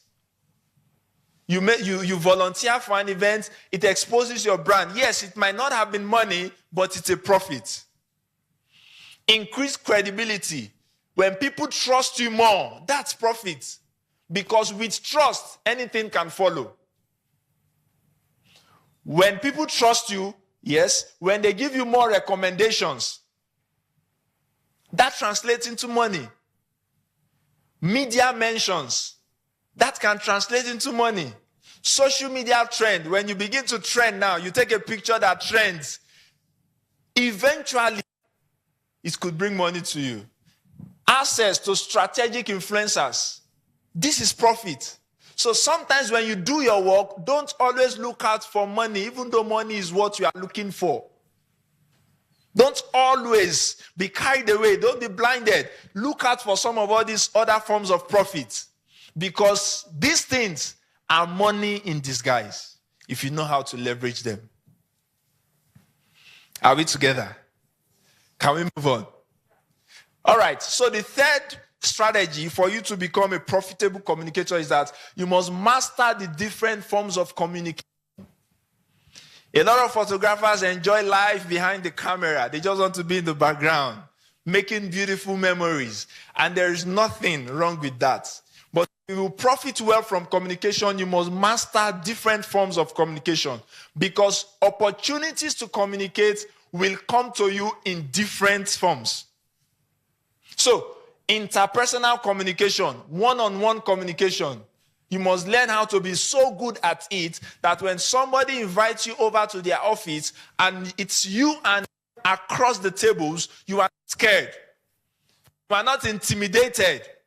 You are certain. You are solid. You are sure of what you are saying. You can look them you can look into their eyes and tell them your services will cost 5 million without looking like you've caught something that some of us, you tell somebody, I'm charging you 5 million. And they look at you sternly. You begin to smile. Okay, it's not cost now. With your own mouth, you begin to nullify what you said. Okay, you know how things be now. 5 million, no cost now. And the man looks at you and begins to see that you are not sure. So there are subtle things that really communicate your confidence. So when you are able, sometimes when people say, come over to my office, they say, I don't want to talk to you on phone alone. Come over to my office. They want to test you on this level of interpersonal communication. So they want to look into your eyes and ask you deep questions. And the moment you begin to look away, they know something is fishy. Even if nothing is fishy. They look at your eyes, you are staring away. You want to call the price? Can you do it? Yes, sir. Are you sure you can? Oh, God, I can do things so. And they want you to look at them in the eyes because that communicates confidence. But you don't know. The way you even sit on the chair. A very big chair, you are just sitting at the tip. As if the remaining space is reserved for VIP. You just, sir, you can't even rest on it. You can't even cross your leg and those things look like they don't matter. You just want to get the gig and start clicking the shot, but it doesn't work that way sometimes. So these things may not really mean much, but they do. The ability to rise and have a firm handshake with whosoever has engaged you and look into their eyes firmly, not disrespectfully, but firmly. Okay, so public speaking is another form of communication you should master. Let me tell you something. If there is one thing that can give you sweet access to influence, it's public speaking. If you speak at a conference that has 5,000 people seated, there are some ads you will run that won't even touch 5,000 people. In fact, people can be reading your ad, engaging with it, being distracted. But with 5,000 people packed in a hall, you have 5,000 minds. surrendered to you, screaming, influence me, influence me, influence me. So there is power. I am speaking here and everybody's looking at me. There is power in public speaking. So don't ignore it. Learn it. You don't have to be extremely spectacular, but when they give you the mic to speak in public,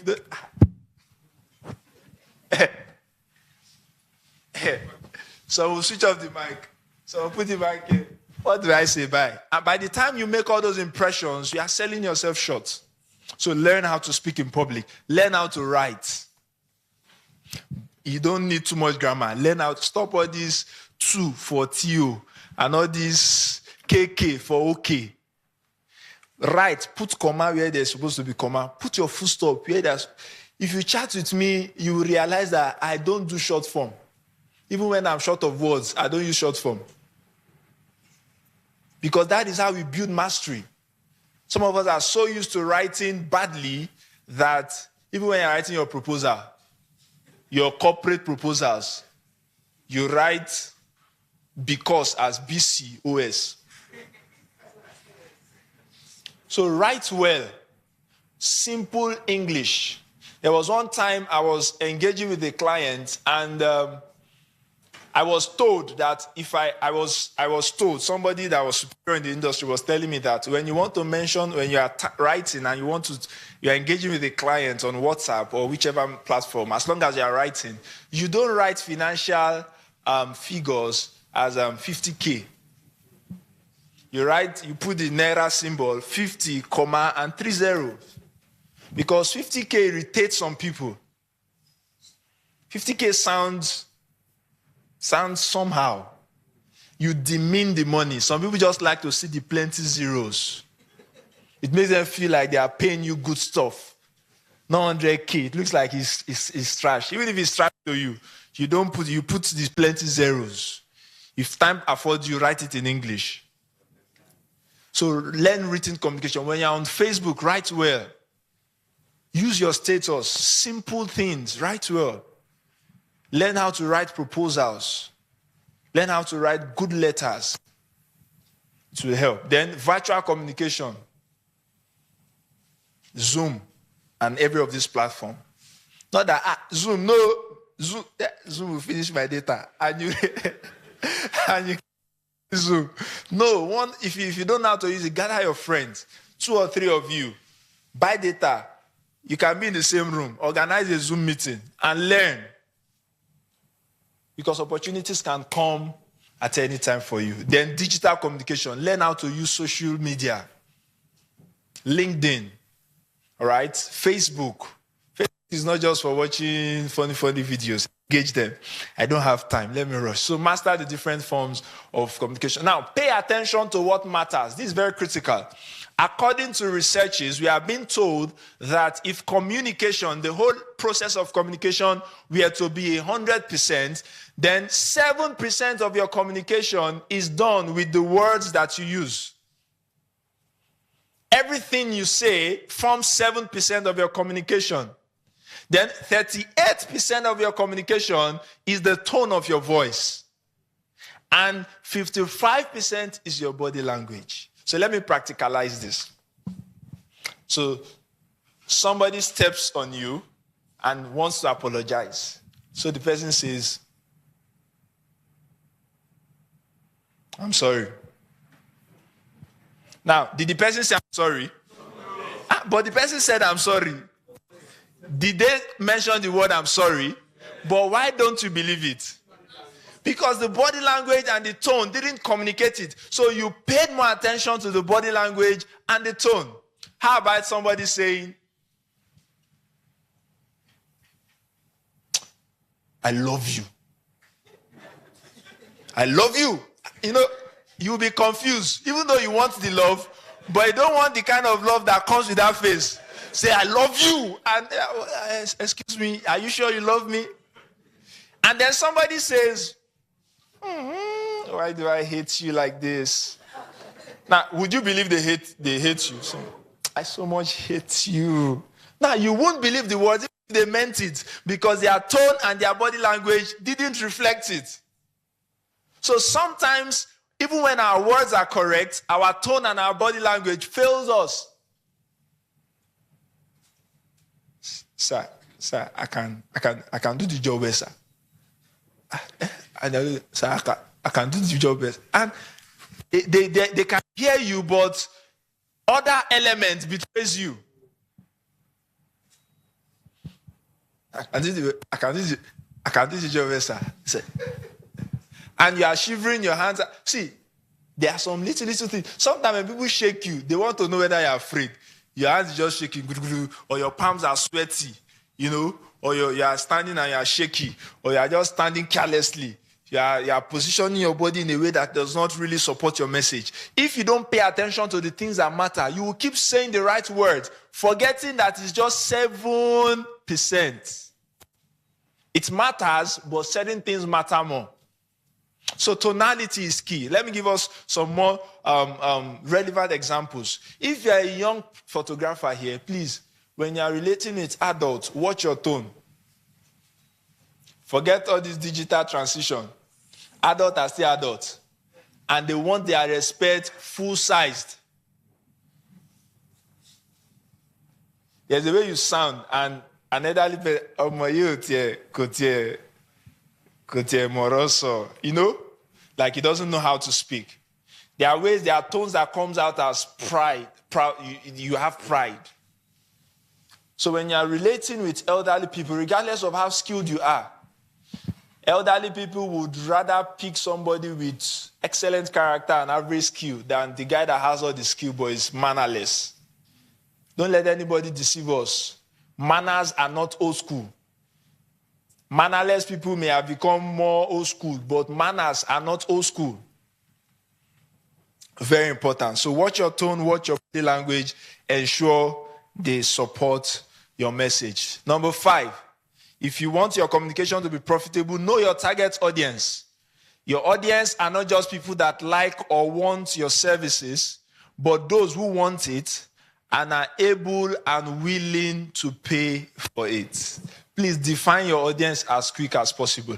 I am aware that many times in our journeys as creatives, we begin from that point where we don't really have the luxury to serve the clients that we actually want because we need to keep body and soul together. However, regardless of your current state, please have a clear vision of your client, your ideal audience.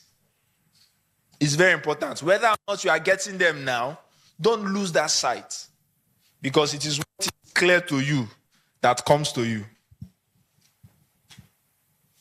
Know your audience. It will save you stress. It will save you too much talk.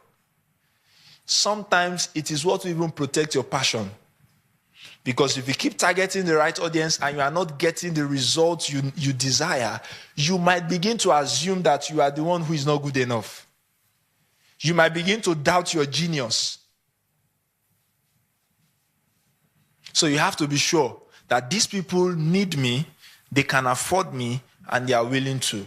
Those are the people you channel most of your energies towards while communicating. So know what your audience need and speak the language they understand. If you are living in Nigeria and you know you have audiences in different tribes, please learn some of the languages. For example, you get into a meeting with somebody and in their conversations, you realize that they are introducing local dialects. Maybe the person is speaking Yoruba. If you can speak Yoruba, try once in a while to chip it in. Learn the basics. If you are relating with a Muslim, when you see them, especially the ones that are very, very Islamic, Assalamu alaikum. That thing works wonders. Oh, okay. Just try it. That thing works wonders. Even, do you know where it even becomes more interesting? When they realize that you are not a master, but you are making an attempt to be like them, it makes them even want you more. When an Hausa man, for example, puts food in a tray for them to eat, and you sit with them to dip your hand in the same food with them, they have loved you. They have loved you. So now that I get there, they are dipping their hands and you're asking for cutlery. Can I get fork and knife? I really don't do stuff like this. Okay. So little things. Little things. So there are times where you have to just speak the language of those. If you are engaging foreign clients, please learn. You have clients in Spain. Even if it's good morning, good afternoon, thank you, what do you want in Spanish? Learn. Say it and they laugh at you. The ability to even laugh, man, what did he just say? You're already building rapport. Because it takes a level of likeness for somebody to laugh with you. Okay, let me not spend too much time there. All right, let's move on. So the 6, use content to build connection and shape perception. Perception is about what people think you are. And in business, who people think you are is more important than who you think you are. So you have to use perception well. And how do you do that? Using content on your various digital platforms. It could be written, it could be visual, it could be interactive content. Sometimes you ask your audience questions. You throw questions at them. You engage them, hear from them, and video content. Your content could be educational, it could be inspirational, it could be informational, it could be entertaining, and it can be aspirational. Sometimes share your journey as a photographer. Tell your audience what you want to be in the next 50 years. Who are your role model photographers? Tell them the project you are on. Tell them what you want to do in 2023. Tell them your 5-year plan as a business owner. Tell them your 10-year plan as a brand. Take them through the journey with you. That's how you build loyalty. Very critical. Number 7, demonstrate mastery and competence. Be extremely good at what you do. Be extremely good at what you do. I want us to look at that last sentence. Because your performance will become the content of your customers' conversation with other people. People discuss us. Whether you like it or not, discussions are going behind you. And what will form the contents of those discussions are your previous performances. A satisfied client, according to studies, will tell 5 more people about how good you are. An unsatisfied client will summon the courage, patience, wisdom, and tenacity to tell more than 20 people that this guy is a bad guy. This guy spoiled my picture. This guy made my neck longer. This guy damaged the project. You don't need promo. They are good promoters. So ensure you are extremely good. And in today's world, good is not good enough.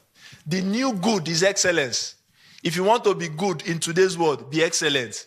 You start from excellence is the beginning point. It's no longer the peak. It's the foundation.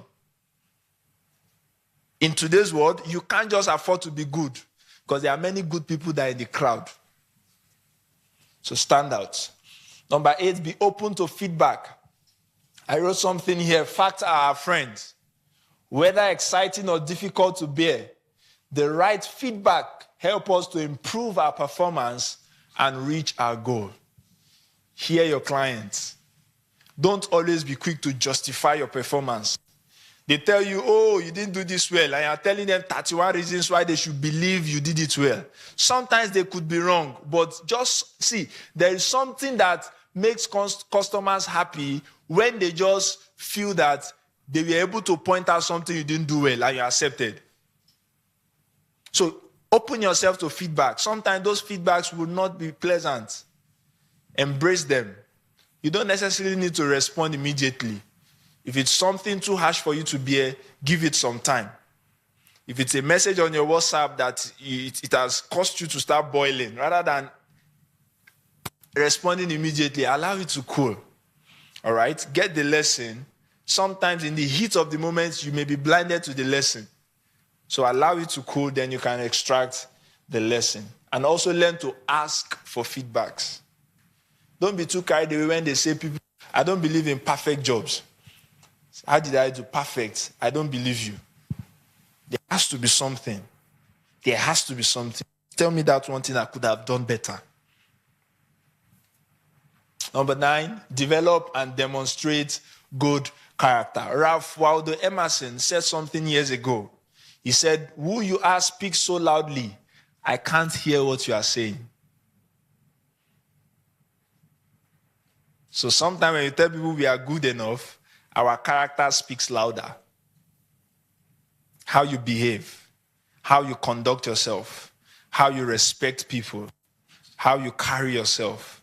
These things speak even louder than the things that we say. And here is something I like us to write or keep or memorize or just make sure it doesn't leave your mind. Make sure it doesn't leave your mind. As long as you are in this profession, make sure it doesn't leave your mind. First, can we read it together? Want to go? Competence can make people like what you do. Character is what makes them like. See, there's a difference. There's a difference. People can like what you do and not like you. But here's the catch. When people are presented with two options to choose between somebody that can do something well and somebody that they like that can do something well, they will always go for the second. People will readily choose people that are competent and they like ahead of people that are competent but they don't like. So, let me add one thing. When people like you, they can make excuses for you. They can make excuses for you. So liking you because of what you can do is different from liking you. When you like a musician, every song they sing is sweet. There are those you like because you like their song. There are those you like. Anything, if they knock, pam, pam, pam, pam, say, this is amazing. I've never heard pam, pam, pam like this in my life. So secondly, can we go on to go? Competence can earn you recommendation. Character earns you accommodation. Let me tell you the difference. Recommendation is I tell somebody you are good. You go to the person, you work for the person, and they are done with you. Recommendation can end that way. But you know accommodation, after you work for them, they take you as theirs. And they can even recommend you. It's character. Nobody would, because of admittance of competence, sacrifice their reputation for you when they are not sure of your character. So before they recommend you, they want to be sure that you won't mess up their name. Because there are people that have been recommended only to go and destroy the reputation of the person who recommended them. Character, very essential. Third, want to go? Competence can give you reputation. Character makes that reputation stand the test of time. Number 4, competence can open the door for you. Character is what keeps you in the room. Very critical. And lastly, competence can win the mind. Character, it is the person whose mind and heart you have won that gives you their money. Very important. Very important. This young man is close to me. This is your heart. I have to remove it. Okay. And lastly, remain a learner. Have a growth mindset. Everything you know now in the next year would have lost its value. Everything. If it has not lost its value totally, its value would have reduced. So have a growth mindset. Nobody is an expert of the future. We are all experts of the past because we can only master what exists. No man can master what has not existed. That is why we must keep learning. We must keep learning because what has not existed is bigger than you. What you have not experienced is stronger than you. Until you experience it, you can't master it. As long as the future is still ahead, we must remain people with an open mind. And also learn from anyone and everyone who can teach you something. Your colleagues, competitors, and superiors. Watch how they do things. Watch how they get their results. Some business people will say, I don't have any competition. I am my own competition. It sounds motivational until they kick you out of business. Anybody that can do what you can do and can serve the same client you can serve is your competitor, even your best friend. So watch what they do. Have the humility to be flexible. Sometimes some of us see what works, but we don't just want to admit. We don't want that feeling of, I learned it from this person. We want to originate what works for ourselves. You will stay there for too long. There's no point reinventing the wheels. Leverage on what is already existing. You will sweat less. And also be deliberate and intentional. Every event you attend, every book you read, every article you read, be intentional. Let's not fill our mind with junks. You're a photographer and you are busy reading stories about those who didn't make it. The broke guys who left the profession for other lucrative jobs, and they tell you, it's still the old camera. I don't jackpot. Now, that might sound comforting or that might sound like you being realistic, but the truth is you should only be deliberate and intentional about anything that will move you forward. And lastly, pay the price. I am surprised and amazed that this conference is free. It's not free because it didn't cost the host anything. It's free because maybe we didn't pay. But the expense, the cost is massive. If they had put a price tag on it, I'm sure we may not be as much as this. Because many people love freebies. Nobody gives you extreme value in free programs. People know more than what they share at free programs. Because they know that many people haven't you seen people that they know every program? You see them in every program. Were you at the 5th edition? Yes. 6th? Yes. 7th? Yes. Even 8th, I'll be there. Now, you check their results in the last 4 years, and it doesn't look like they believe in their houses. Because it's free. Let's not have that mindset. Pay. Sometimes you don't only pay for knowledge, you pay for access. You just pay to get close to people. You pay sometimes to just feel the aura that some of your legends, some of your superiors, there's an aura that comes with being a legend in the game. You sit with them, you are not just looking at how fine their shoes are. You are looking at how they cross their hands, how they cross their legs, how they smile, how they rise, how they sit, how they move. Those things count. So sometimes you pay for those things, not just knowledge. So ladies and gentlemen, I hope with these few points of mine, I have been able to help you see how you can, okay, you have a question, become better communicators. Can I take, this man on hat is my Oga. Can I take questions, sir?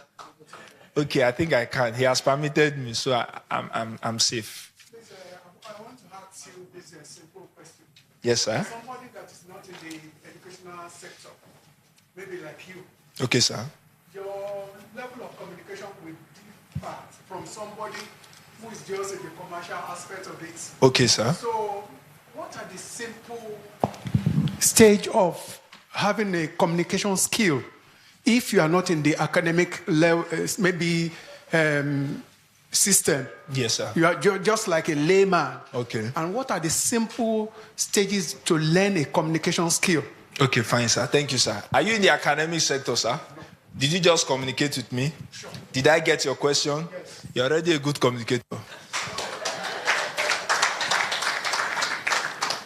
There's no mystery. It's all about making what you want to say clear to the other person. Even sometimes when you stutter and you say it slowly and they get it, you have done well. So you don't need to be a smooth talker. I have been doing this for over a decade. So if I do it well, it's not just because I was born with it. So you really will know, this is my work. This is what I do. Okay? So you may not compare yourself with me, but you don't need to be like some of us to do well. Some of our fathers were not very smooth talkers, but you got their message. Some of our mothers don't have the biggest words, but a single look is enough for them to tell you 1 million things. So it's just about know what you want to say, know the best way to say it, and say it in a way that your audience can get. Once you are able to do that, sir, you are communicating well. However, you can also continue to grow yourself. Attend trainings, attend seminars that can grow you. Or thirdly, if you realize that you have weaknesses in key areas of communication, engage a professional. Some of the people you follow online that write massive articles, they don't write them. There are people called ghostwriters. I do that a lot. I work with busy professionals who don't have time to communicate their thought in words. And they just tell you, 4 lines, and you turn it into 4 pages for them. You read it, you are blessed, but they only dropped 4 lines. So you can get professionals who can help you. They can do the talking for you. They can do the writing for you. They can check whatever you want to say before you say them. Before you roll out your proposal, you can get an editor to check it for you to know whether you're on point, or better still, outsource it to any organization or professional that can help you do it. That would help you get more results. So thank you very much. It was a great time. Enjoy the rest of the program.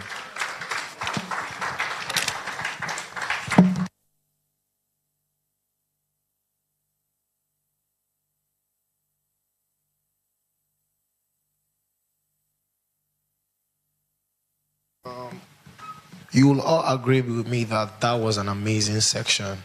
A round of applause for him again. So I would give somebody, maybe like 2 people, an opportunity to, we've learned about branding for creatives by Odunla, and then they taught us about communication.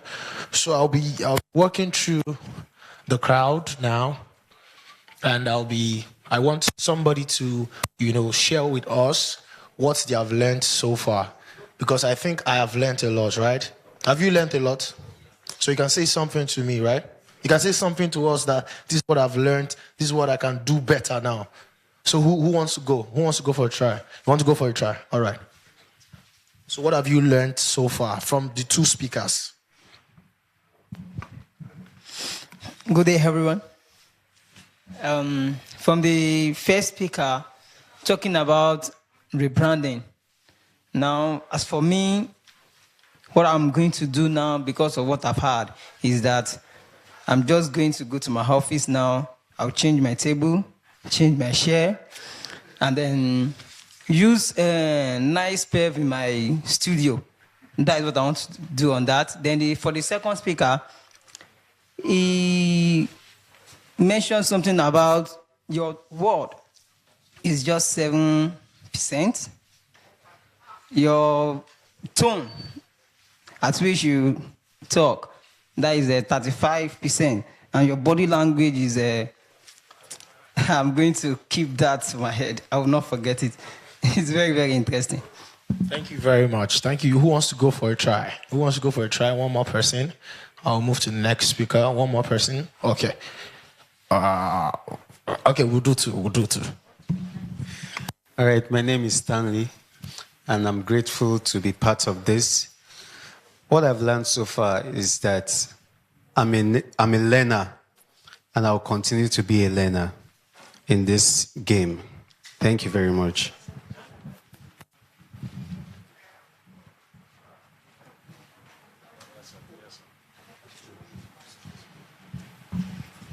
My name is Tosin Babs.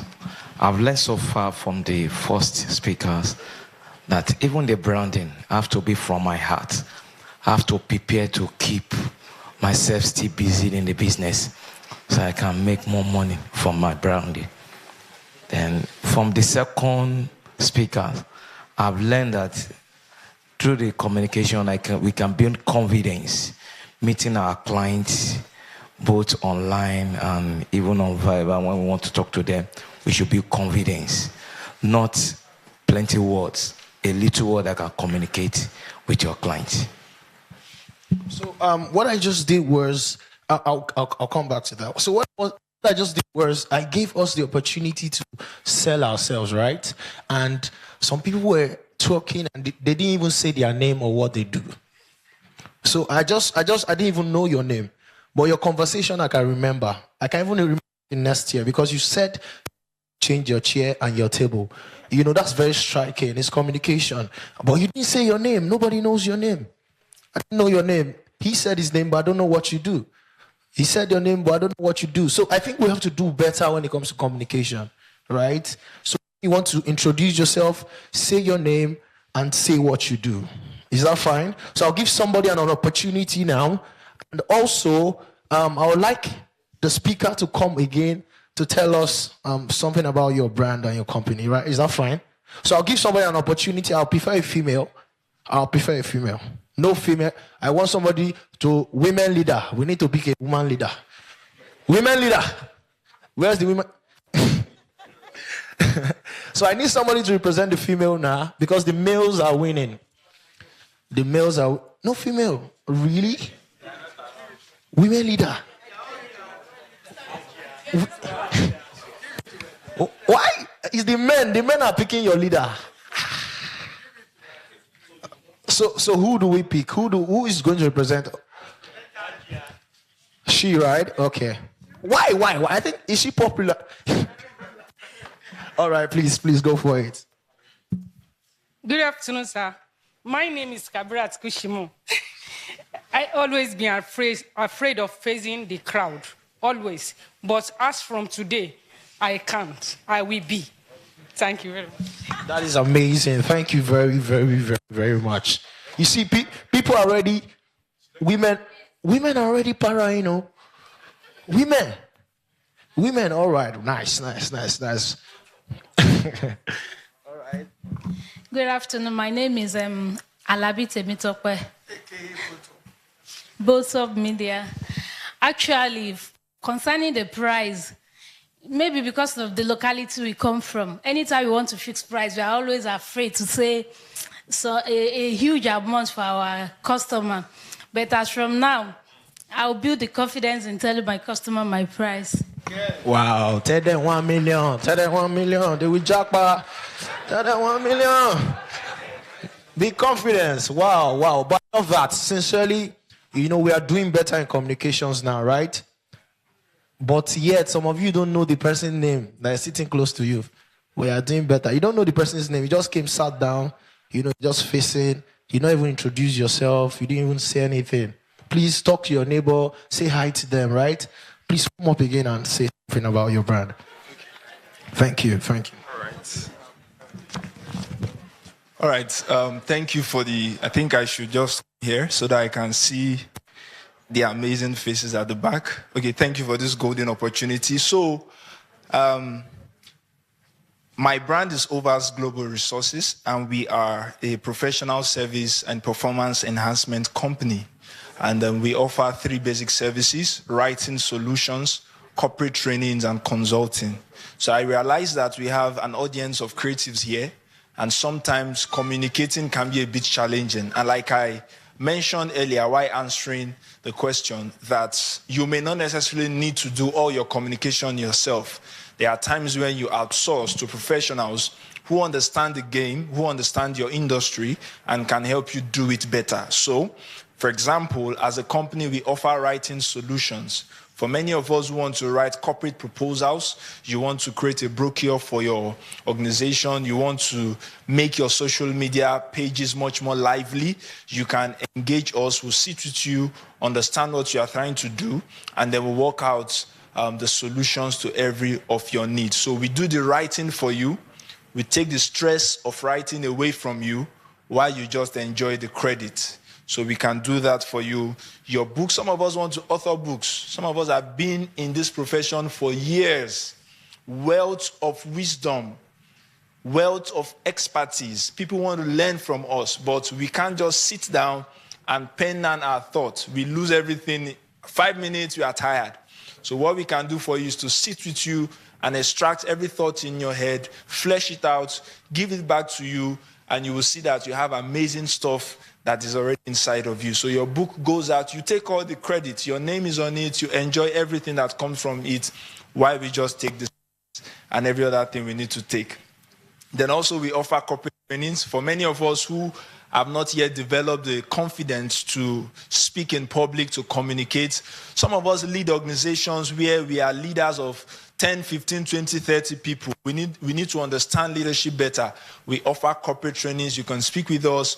We'll meet with you and we'll design a training that is customized perfectly for your organization and for your need. And we also offer consulting on systems and structures. For some of us, we cannot leave our business for 2 days without getting worried. Who will do this? Who will do that? I hope someone won't steal my shop and my office and my institution away. So we can help you work towards how you can build a system and a structure that works for your organization, such that you can even have the time and opportunity to do other things while your creative business is still going on. So I'll be here for some minutes more. So if you need us in any way, kindly reach out to us. I'll be here with my partner. You can always reach out to us. You want me to give out my number? All right, can I do that, sir? Please. Is it fine? Okay, is it possible to project it? Yeah, they okay, can. Should I just call it? All right, 070, or better still, 070 12 45 60 66. 070 12 45 6066. And you can also send us a mail at informovers@gmail.com. Informovers, INFORMOVARS@gmail.com. Thank you very much. Please, you can as well go to the stand and they will help you display. Thank you very much. Thank you. SIG, please, can you have the mic for me? Thank you. A round of applause for him again. Thank you very, very much. SIG, I want you to go to the crowd and did any of us see the flyer? We saw the flyers, right? With the speakers on it. Please, can you display the flyer, please? The flyer with all the speakers on it. Very quickly. Yeah, so SIG, are you with the mic now? So please go into the crowd and I want people to tell me who they want to see today. Like, who do you want to see today? Out of all the people here, who are the people that you want to see and why you want to see them? Very quickly. We'll pick two people. Two people who you really want to see. Who do you want to see today? What made you come? Who? Very quickly. We have very, very short time. Good afternoon, everyone. My name is Obimbe Oluwafemi. I'm here to see all the speakers. All of them. Wow. So somebody else, women leader. Organize. Oh yeah. Please go, SIT, go. Who do you want to see? Hello, my name is Precious. Nice to meet you. I want to see Mr. Charles Ofuta. Wow. And Mr. Kelechi Amadiobi. Wow. Why do you want to see them? Because Mr. Charles is my boss and because I'm a fan of Mr. Kelechi's work. Wow, beautiful. Thank you so much. Please go to the back. We have somebody at the back. Go to the back. Good afternoon, everyone. My name is Olufisa Ogiwa. I'm a photographer and as well a videographer. I'm here to see one of the speakers speaking on intellectual property. I think I got to know about this conference through Instagram and as well to connect with other photographers here. Thank you so much. I'm glad to tell you today that most of these guys are in this building right now. We have Mr. Charles here, we have Yemi Kings here, we have Photo Nimi here, we have Modukwe Ola here, most of these guys. But before let's come to these guys. These guys, where you start? This guy, this man, yeah.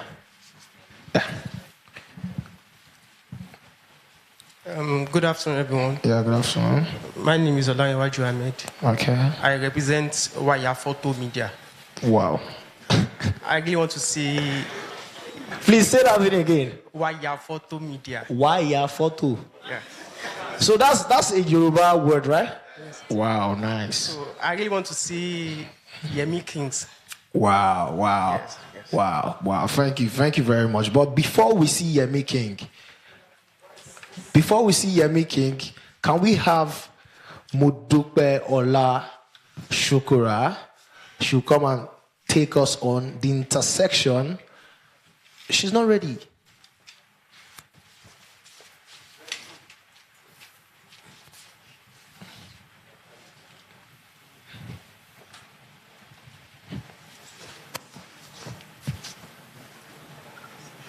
Oh, nice. So they just told me something interesting and something that I'm very, very, very, very, very like I want to listen to that session. I want to have a panel section. And that panel section is going to include some very notable people, the people that you just mentioned that you want to see now. We are going to have them in a panel section. So we are going to arrange the chairs for them to sit. So you just give us like about 2 minutes and we'll arrange the chairs and we'll have a panel section. And that panel section, we are going to be discussing some amazing stuffs. We are going to have Akim Salam on this one. We are going to have Korede Olabanji. We are going to have Kola Oshalusi. We are going to have Ifa and Chris Oputa. We are going to have Mr. Kelechi. You want to see Mr. Kelechi? So we are going to have a panel section very quickly. I see you. Eyes of a Lagos boy. I see you. So very quickly, we are arranging the chairs, 2 minutes. But as we do that, I'm still going to work, in the crowd. Sure, where to print specifically and the your women lay leader. flat photo books and synthetic I'm albums trying in to Nigeria, see how I can then you have come make to us the start right talking place. in crowd. Is that Photo fine? Speed Laser Color Lab offers photo printings of all sizes, professional bindings, and fully personalized let me photo focus books on for her. your weddings and So, other events. women Photo leader, I'm going Speed to ask Laser something Color very, Lab very takes short. pride in You its know, what do you think high-quality about photo women book in the production photography using the industry? latest What do cutting-edge you printing think? Are you guys, technology with a highly skilled taking staff. over? You Our pursue us, photo books man. and What do you synthetic think? albums come in 3 different packages, We are including good to basic, standard, and premium. Contact us for price ranges. Now, you can book our services by WhatsApp at 081-541-11000 She's very shy. I know we'll do better when it comes or to email communication. us at It's not just today. We have to photospeedphotobook@gmail.com go and ahead get them and delivered try right at your become better, location right? all over Who else want to go Nigeria. for it? Women. PhotoSpeed, trusted printing partner for Then you professional have a lot of work to photographers in do. Nigeria. You have a client. These people are going to make you serious money. Serious money. They are very shy. Are you a professional photographer in Nigeria? Wish to have a stunning wedding photo album or frame photo enlargement? Here is the right place. Indigo Digital Photo Lab, winner of African Quality Achievement Award and pacesetter of photography printing industry in Nigeria. The one and only lab using very sophisticated HP Indigo 5600 synthetic album machine in Nigeria and the very first synthetic photo book production unit in Nigeria. Indigo offers photo printings, photo framings, frameless wooden photo frames, frameless acrylic photo frames, canvas photo printings, split panel canvas prints, production of lay flat regular PVC photo books, and non-tearable synthetic albums. Indigo takes.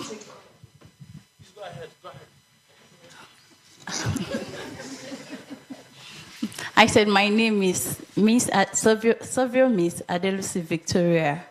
I said, what a man can do, a woman can do it far, far better. Like my profession, you can only find men there. Men are more plenty compared with ladies. So anything guys is doing, I always want to see myself there, competing with them. Guys, we have a competition. No? They plenty. We want to do it better. We are here for you. You want to say something? All right. Good afternoon, everybody. My name is Tamara. I'm a photographer and an actor. Being in the photography space, years back, it was mainly dominated by the men folk. So I think it's a good thing that we have more women in there. For me, for my personal experience as a woman, being a woman, sometimes they look at you as being fragile. And I use it to my advantage. Because when I go for events, there are certain places the men cannot enter. For instance, if you're covering a wedding and you have the bride dressing, they ask the men to go out. But as a woman, I can be there and I can take moments that the men cannot get. So it's an advantage for me. Wow. This is amazing. I've never thought about this before. Wow. I think I have to start dressing like James Brown. Or Bob Risky. What do you think? That will give me advantage, Abby. But do you charge more? Do you charge more? You don't charge more, so don't worry, it's fine. Okay, so very quickly, we'll be having the panel section. And I'll be bringing the panelists on stage. I'll be discussing REBOUND. Then they have spoken a lot about REBOUND, and we'll be doing it in the panel section. As I call the masters, As I call them, I like to call them masters because they have, a certain level of mastery in this profession. So I'm going to be calling them up, and as I call them up, we'll just give them a round of applause. Is that fine? Is that fine? We already have Mr. Kola. Mr. Kola is with us. Mr. Kola, can you hear us? Yes, I can. Hello, everyone. Thank you. A round of applause. Let's welcome Mr. Kola. He's with us. I like to call him Egbon Kola. I like to call him Egbon Kola. Totally Egbon. Totally. So very quickly, I'll be inviting Mr. Charles, Mr. Ifeanyi Chris Oputa. He is the CEO and founder of Studio 24. Do you know Studio 24? A round of applause for him, please, as he joins us on the panel. Thank you very much. So I'll be having Mr. Korede Olabanji. I know that you guys have been hearing the very popular photo Nimi. So he is Mr. Korede Olabanji photo Nimi. Please, where's the other mic? Where's the other mic?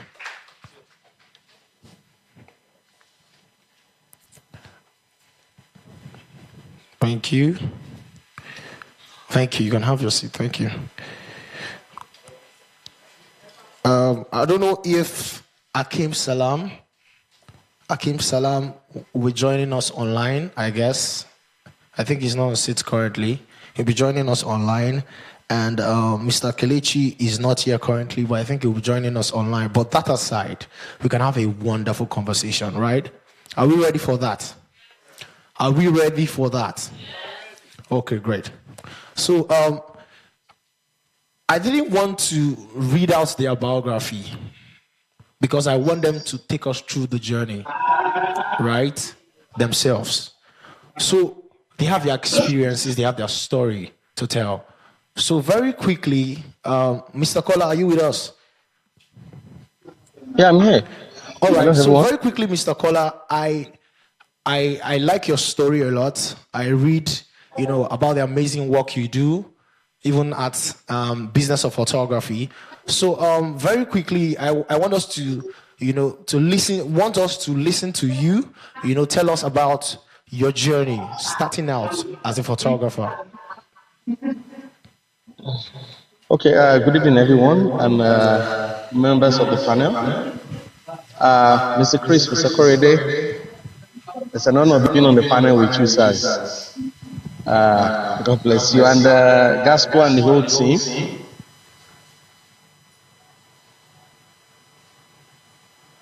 I just want to say well done. I don't think my story is a secret. But I think it's a journey on its own, which I believe maybe might not be so different from every other person's story, but just has its own unique journey, like every other person has their unique journey. I didn't train as a photographer. I trained as everything else aside photography. So science, lab tech, so which makes me a scientist. I worked in medical practice for a while, and then I moved on to study computing. I have a degree in computer science, majored in graphics.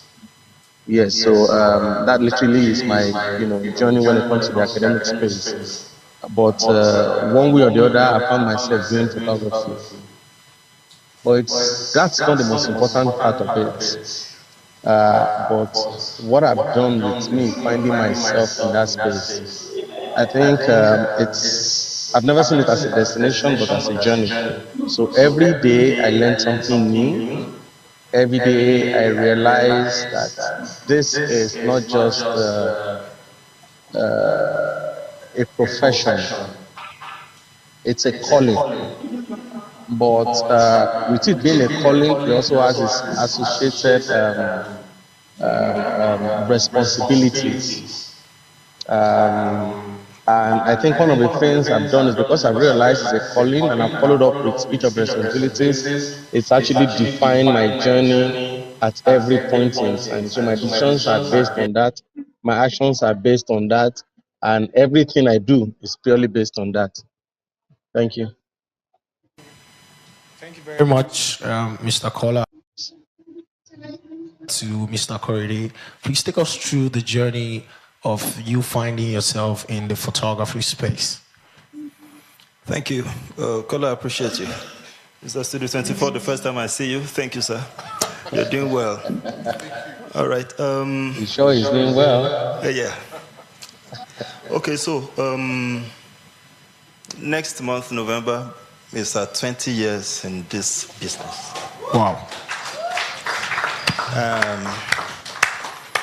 Well, I'm a fellow chartered accountant. Then I started as a hobby while working. When I started making my salary from photography, then I said I had to leave the employment. And behold, I was in an oil industry, upstream. So I was doing well. All right. But for me, it started as a hobby. Then because that oil company was a private business. My name is Fotonimi. Many people know me as Fotonimi, not Korede. And I love it. I prefer my business name to be known and call me by that name than for you to know my first name. Why? I want it to outlive my presence in this world. All right. Fotonimi, well, I've seen so many people copy something Nimi. But for me, it's different. My daughter is Oluwalo Nimi. And I came into photography a year after we gave birth to her. She's 21 next month. You know, so, and you see, it's interesting. November. I didn't plan that, I just realized that. So I started, but you see, Mr. Olayiwola, there's a slide of yours. It describes the whole being of me. So when you were saying character, excellence, people that know me, those are the things they speak of me. So there's a particular slide that defines who I am. And I can tell you, it's not necessary for me to go backwards, but I will tell you what must move you forward, which is encapsulated in your delivery. And that is character. And that is excellence. See, Nigeria, this is the best country I know any creative can prosper in, regardless of COVID or not COVID. Nigerian customers, they will pick you if they loved you and put you on their head and hawk you. That is my story.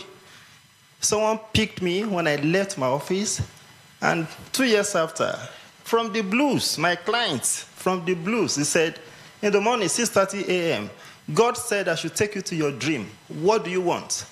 And I asked for 25 million in 2009, and she gave it to me.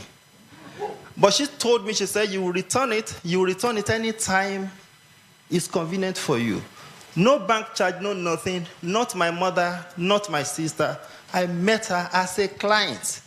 And she told me, she said, God woke her up and said, Fotonimi has integrity. Help him. Integrity is what I think is something that is missing in your presentation, which should accompany excellence. And I returned this money in 2.5 years. Fully. And she was the one that told me, because I've been an event guy.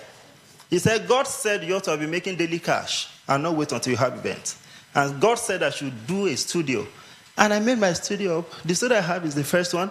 I returned in 2.5 years. And let me tell you, she told me after I returned it, he said, Korede, you are not the first I helped, but you are the only one that returned my money. And she told me, she said, from today, whatever you want, except I didn't know, by the grace of God, I've enjoyed not less than 110 million naira at different times from this same person. Today, as I stand here, all the money that I need to pay from this 110 is just 1 million, which I will pay this month.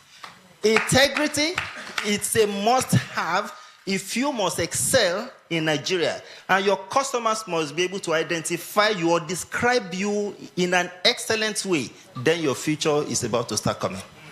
Wow. I think that's an amazing introduction. And, I know that he has spoiled a lot of things in our mind. And you have a lot of questions to ask. Please write them down. I'll pick some questions. But please, Mr. Ifeanyi, please, you can go for it. Thank you. Good afternoon, everybody. My name is Ifeanyi Christopher Oputa. Some people call me Chris, some call me Ifeanyi. I'm a chemical engineer. Went to university here in Lagos. In university, there were two. I've always been a business person. That's one of the things from childhood, from 11, 12, I've been looking for something to do, looking for what way to make an extra buck.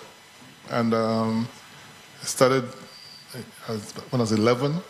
I used to bake at home and sell cake at church. Sunday school, continued after that. Throughout secondary school and university, I was trading in fashion. I was a fashion trader in school.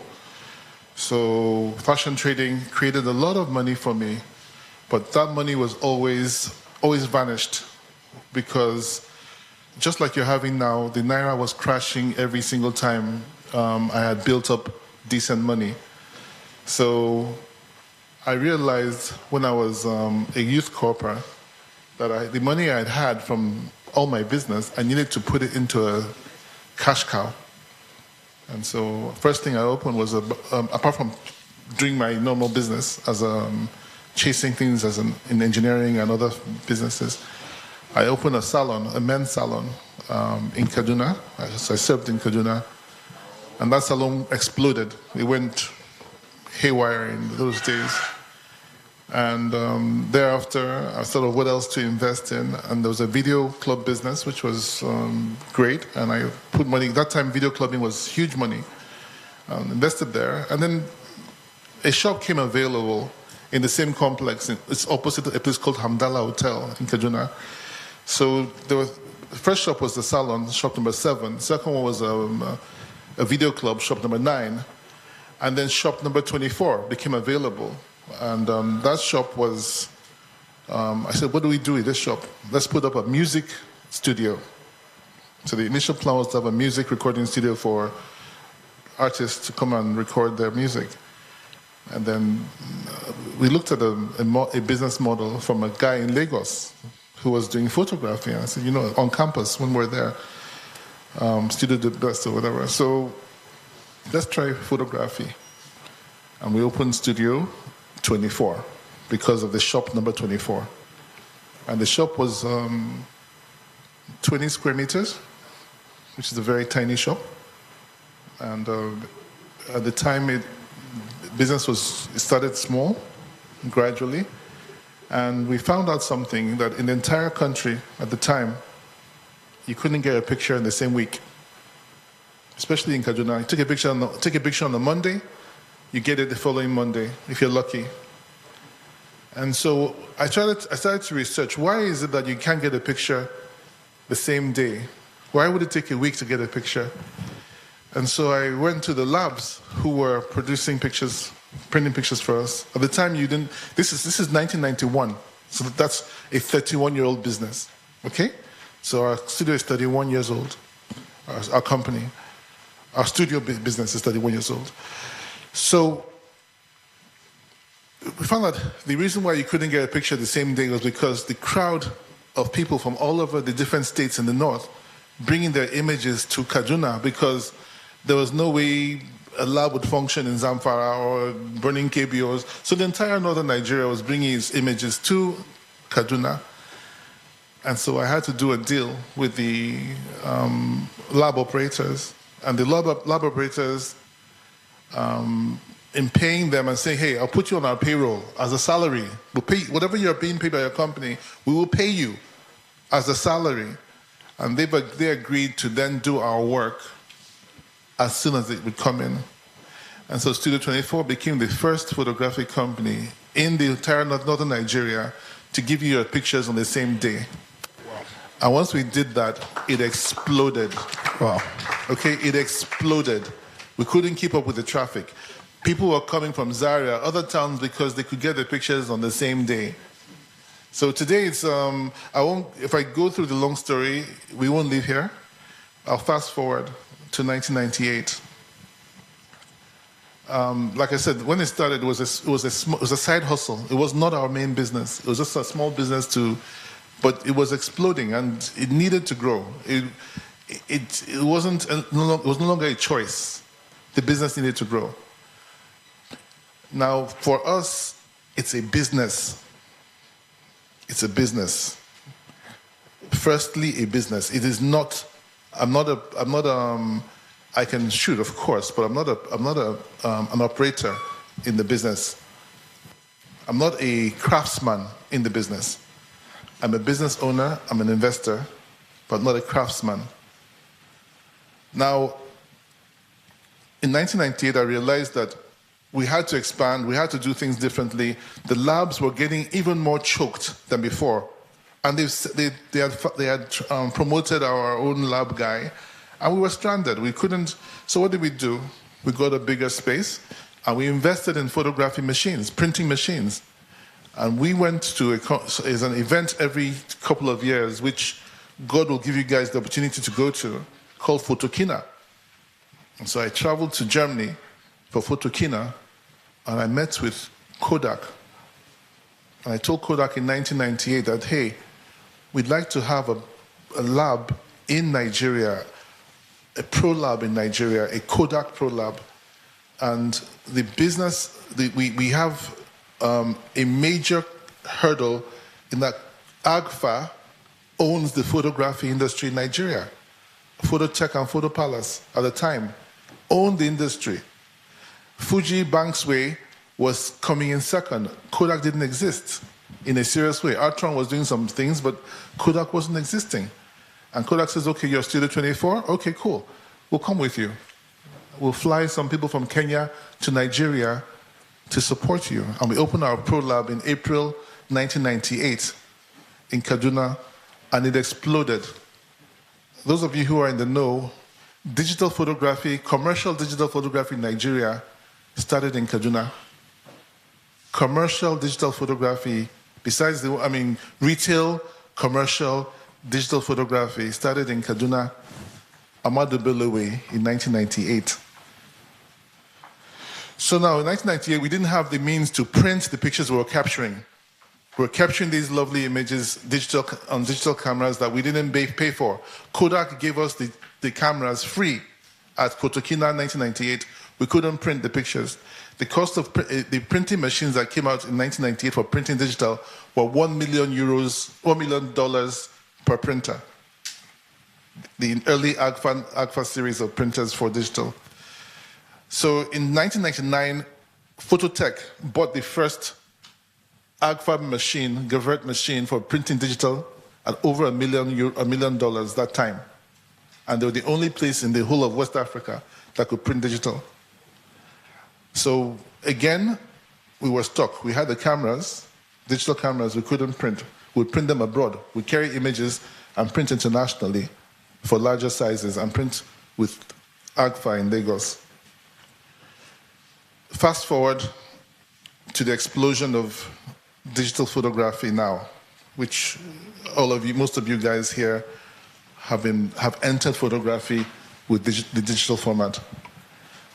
We saw that arrive, and the real challenge was that when the small printers, the Haiti, the Kodak's smaller printers, the Mitsubishi Electrics came into being, our lab was blown away. We lost our lab, and we had to fire or rehire 200 staff working in the lab. We had 200 employees in the lab. In one lab in 1998, there were 200 employees. Do you understand those kind of numbers? It was the biggest lab in this country in terms of numbers of trading. In Kaduna, not Lagos. Lagos people, a lot of us in Lagos here, tend to think that Lagos is the only place where action happens. It's a very big mistake. We didn't open our business in Lagos till 2015. We were in the north. We were in Kaduna, Abuja, then went to Port Harcourt, Enugu. Before, Lagos was our last frontier because we knew we had to be ready to join you guys in Lagos. So Lagos is virgin land, which people in Lagos believe it's seasoned, but it's virgin land. So I'm here to tell you I'll just bring 2 or 3 things to your attention that will help you and help those you know who want to go into the business of photography. Because most people who are in photography in Nigeria are not in the business of photography. They haven't started. Let me give you an idea of the size of the market. A small idea. 1998, maximum 1 million people in Nigeria had cameras. Maximum. Are you following this? A maximum of 1 million people had cameras in this country. Out of that 1 million people, maybe 100,000 or 200,000 were professional photographers. There are two kinds of capture that are important. One capture, because as a photographer, your primary thing is you're capturing the image. One kind of capture is the leisure capture. The leisure capture. The leisure capture was what the amateur photographer was buying his camera for capturing leisure images. The obligatory capture, the kind of capture where people feel obliged to capture with a professional, is what the professional photographer is able to capture. Now, in 1998, because very few people had cameras, most of the leisure capture was also being taken by the photography people. So you look nice on a Monday, you go to the studio and take a picture. You feel someone at work tells you you're looking good on a Tuesday, you go to a studio or look for a photographer and take a picture. So the market was booming because every single person who wanted to capture an image needed to come to a photographer. What happened? What happened in 2010 and 11 was that the smartphone started getting smarter. As the smartphone got smarter and the size of the chips and the digital components became smaller, images were captured better on small phones, which the average consumer could use and buy. So the consumer's ability to take leisure images, the leisure images, which were the mainstay of photography in the 90s and 2000s and first 2000s, it got into the hands of the consumer, the general guy, the retail guy. So every single person in this room has a phone, a smartphone. Now, with probably 70 to 80 million smartphones in Nigeria today, what it means is that there are 70 to 80 million cameras in the country today. Because whoever has a smartphone, his main component of that phone is a camera. So the advent of the smartphone has collapsed the business models for Nikon, for Canon, for every camera manufacturer, because the cameras in the phones are not being designed or developed by the camera manufacturers we know. They're being designed and developed by these small companies who can create those components. And those 70 to 80 million cameras, each of them costs a minimum of 10,000 naira. 1,000 naira a camera, right? 1,000 naira a camera on 70 million is 70 billion naira. 10,000 naira a camera on 70 million is 700 billion naira. But you cannot get a 10,000 naira camera. So 50,000 to 100,000 naira means that we're talking of a 2 trillion naira business in front of us. The 2 trillion naira business in front of us is in the hands of every single consumer. So what we realized as our company, because we're looking at it as a business, and the opportunities that exist for you guys who are photographers is that what can we do as photography people to convert, to get a hold, to have a piece in the 2 trillion naira market? What can we do to have a piece in the 2 trillion naira market? Do you understand? We cannot all sell phones, but we can have a piece in the 2 trillion naira market. Now, in the commercial market, which is the professional market, because now the consumer market has vanished, it's no longer in your hands. But the obligatory market in photography is in your hands. every single Nigerian is happy to do a birthday photo shoot. Every single Nigerian. Every single Nigerian still is happy to call you in for event photography, for events of any size. If in baby naming ceremony, this, that, every Nigerian is happy to call you in. Now, if the birthday market alone is harnessed properly, with 200 million people having birthdays a year, if 1,000 naira is spent, or 2,000 naira is spent per birthday on professional photography, 1,000 times 200 million is 200 billion. 2,000 is 400 billion. So the photography market for professional photography is over 1 trillion naira. It's not being tapped or being searched for. No, I've never seen any photographer advertising or hunting for that market, hunting for it actively. So it's a huge market. I see this, and because our company is a business company. So we hunt for business. And I'd like to encourage the photographers who are in this room, great photographers, to try and understand your market better, to try and understand the industry better. Because the lack of understanding of the industry is very painful to a person like me. And I'd like to dedicate my time, the years I have left in this planet, to see how to grow the industry. Because, you see,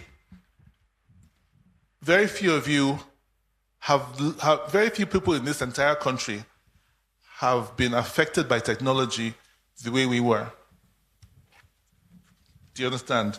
We had to shut down a lab with 200 staff.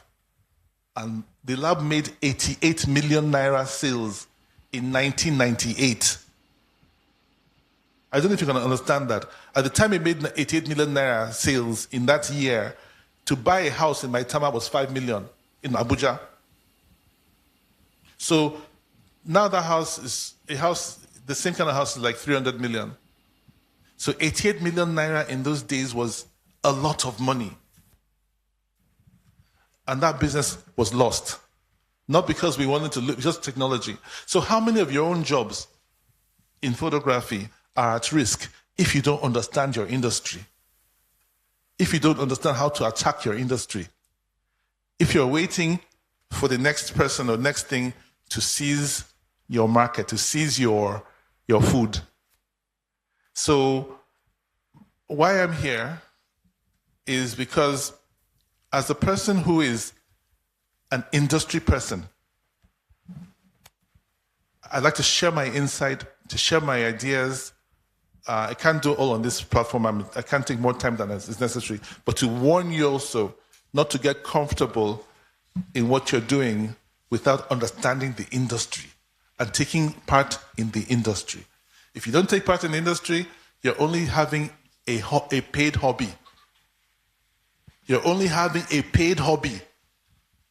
And a paid hobby cannot take you into your later years. Warning to you again. This is a very, very important warning to you. In this industry today, anybody who has children in this room knows that your children are more computer savvy than you. Anybody who is here, your children, age 10, age 11, they're more computer savvy than you. As this has happened, and the entire world of imaging today is based on computer algorithms. It's digital. Even though we're reviving some film things, yes, but the entire thing is digital. The new software, the new things coming out, your children master them faster and better than you. If it happens to your children and your photographers, it's happening to children of people who are not photographers. And those children who are getting better in photography every hour, we've had people we've interviewed in 2019 as amateurs. Today, those people are taking shots that are winning awards just after 2 years in photography. Mastery. And these people are staying at home. they're still staying under their parents' roofs. So a person staying under his parents' roof doesn't have the overheads that you have. That person can do work for free. That person can do a wedding for a plate of rice. Do you understand? So when you have such things going on, it puts serious danger for those of you who have built your future and your potential, your careers on this. How do we protect you guys? Other countries of the world have found out, look, hey, when you have any industry where there's a threat to the livelihood of the operators, what do they do urgently? What you do urgently when you have a threat to your... Because you see, me sitting here, I don't fall into that category. I'm a businessman. Do you understand? So this message is more important for you than for me. Me, I'm good. Do you get it? So you guys who are the craftsmen, we need to have a guild of craftsmen. If you don't have a guild of craftsmen, which then dictates who is allowed to practice the craft professionally, you're cooked. The pharmacists know this. The pharmacists know that, hey, if we don't have a guild of craftsmen in pharmacies, the average guy on the street will sell pharmaceutical products as traders and will send us back out of business. So they have a guild and they get government approval to dictate who can sell pharmaceutical products. The architects have an association that dictates who is allowed to practice officially. And they go to the government and say, come, do not approve any building plan unless it's done by a member of our association. Even if he's an architect, as long as he hasn't joined our association, hasn't got our seal, do not approve the building. That protects, what that's doing is it's protecting the architects. Core engineer, I'm a chemical engineer. We have COREN. We have MNSCHE, the Nigerian Society of Chemical Engineers. You cannot go to NMPC and get a DPR license to trade without having an engineer on your team who is registered and paying his dues. Nigerian Medical Association, same thing. Every trade, every association, everywhere has it. In the international countries, they have them. Master Photographers Association of UK, British Institute of Professional Photography, RPS, SWPP. All of these associations are to protect the masters, the people who put all their efforts in these trades and could be upturned and taken out of business by amateurs, new people in the trade. So I encourage you, and I offer ourselves, our company is ready to support you guys, to set up a national guild, a national association, a trade association, which we take to the government. I'm happy to be part of it. We take it to the government, get it registered. So everyone who comes into photography, if you go to a wedding and shoot, and you're found at a wedding and you're not a member, you'll be thrown out. Once that happens, you won't have your own future in this industry, in this space, is protected. Do you understand? So it's in our collective interest, but more in the interest of the craftsman. More in the interest of the craftsman to have to sit up, get together, form this guild, present it to government, say, look, why will government allow it to happen? Why do you think? I'll tell you something very quickly. I'm even taking more time than I... Yeah. Can I just finish? All right. Can I? All right. All right. Why government would take it more seriously? Because I've had this conversation with government. You see, right now, anybody that picks up a camera is a photographer. Those people who take pictures that haven't got a fixed address and who you allow into your home because you saw a nice picture online, what security checks, how are you sure about your safety in the hands of this person? So if we have people who are in touch with your children, who are shooting pictures of your baby, who are taking pictures of your wife, your children, and you have these guys who you do not know from anywhere, who just come from the blues. Once they carry a camera, you're trusting them with your family. That's a huge security risk. Many people have been assassinated with the support of photographers. I'm sure you know that already. So for security reasons alone, the government is ready, Ministry of Internal Affairs is ready, Ministry of Nigerian Security Advisor is ready. They're all ready. They're all ready to support this.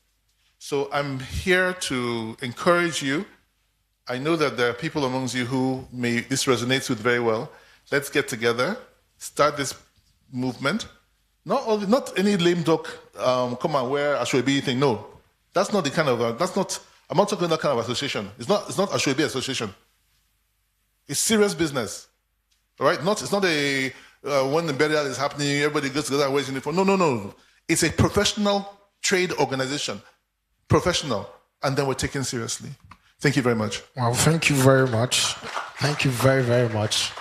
I think we have Akim Salam with us now, and you know what he just mentioned now, Mr. Ifeanyi, about having an institute. You know, I think Mr. Akim Salam should be interested in this because, you know, I was reading through, you know, something online and I saw that Mr. Akim Salam started a project called the White Project. Am I correct, sir? Are you there with me, sir? Yes, you're correct. So I think yes, I'm here. What he was saying, Mr. Ifeanyi, is quite related to what you are doing with the White Project, right? Am I correct? Our own. Yeah. Please go ahead, sir. Our own project. I think I'm having an echo. Okay. Please go ahead, guys. Sir. Well, thank you so much for bringing me on this. I appreciate all of you. I want to say a big thank you to the organizers. Meanwhile, I have a program here in Abuja.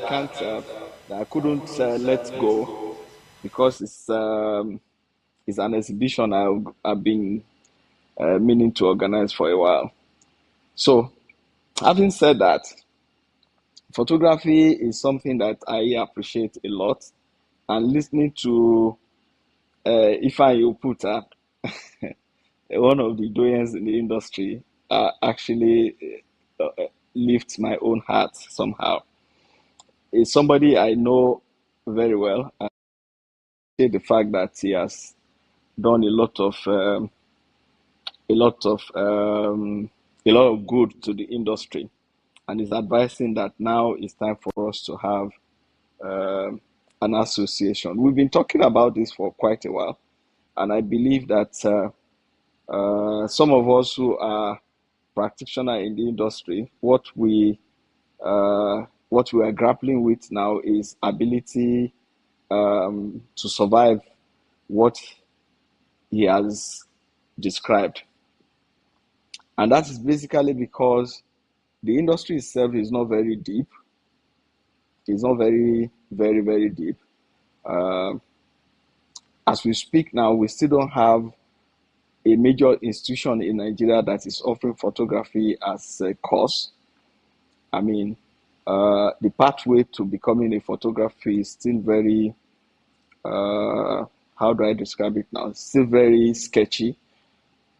You cannot say, for instance, that if I go to college, I come back out of school, I do internship with an organized photography institution, I can become a photographer. You don't have a pathway to professional photography. So that is why on our own part, what we did is to start small by organizing, um, by putting together an institute where we can teach photography from foundation level to intermediate, and us, and for those who are interested in taking it further to a point where you can start on your own and say, I'm a professional photographer.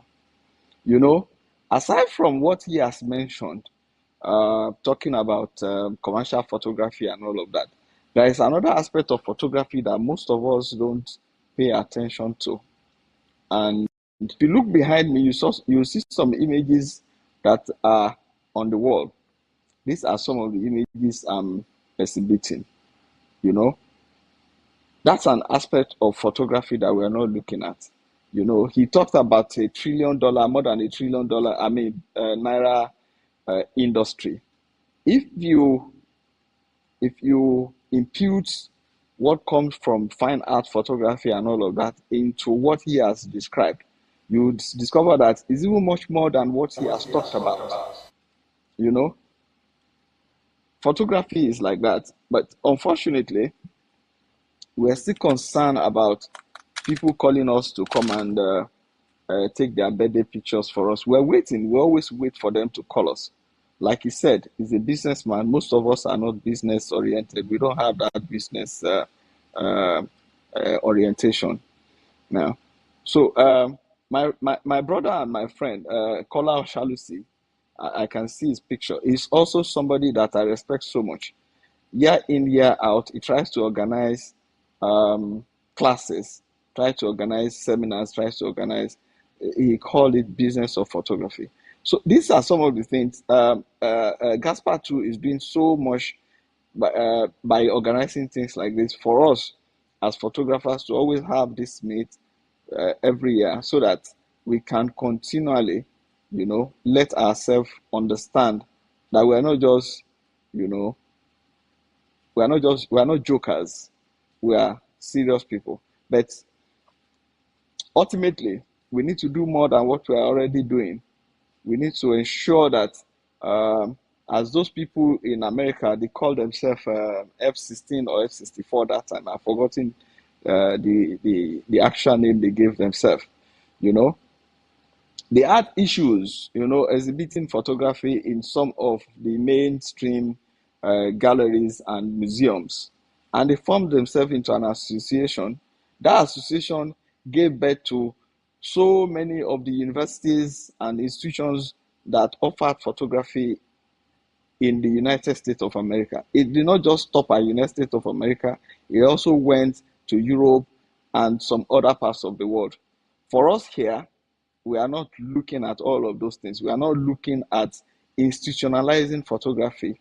We are just we're concerned about what we make today and what have you.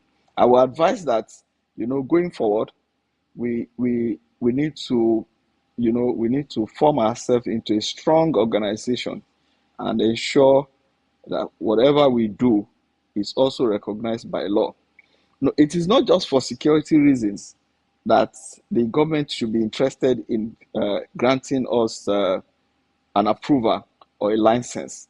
There is also the element of taxation that comes with, you know, you have an organized group, and you can be sure that if they have 1,000 members, all the 1,000 members are going to be paying tax. These are some of the things that we need to highlight and let people know that we are capable of doing. As an estate surveyor myself, there are some parts of my practice, our practice as surveyors, that you cannot dabble into, because the law protects whoever is going to do that to also have a license, not just a license, to have a stamp that comes, you put a stamp on it. These are some of the things that as photographers we need to, you know, inculcate and imbibe in our way of life. I believe if we put all of the situation, yeah, we have a very big industry that we can say it's our own. Hello? Hello?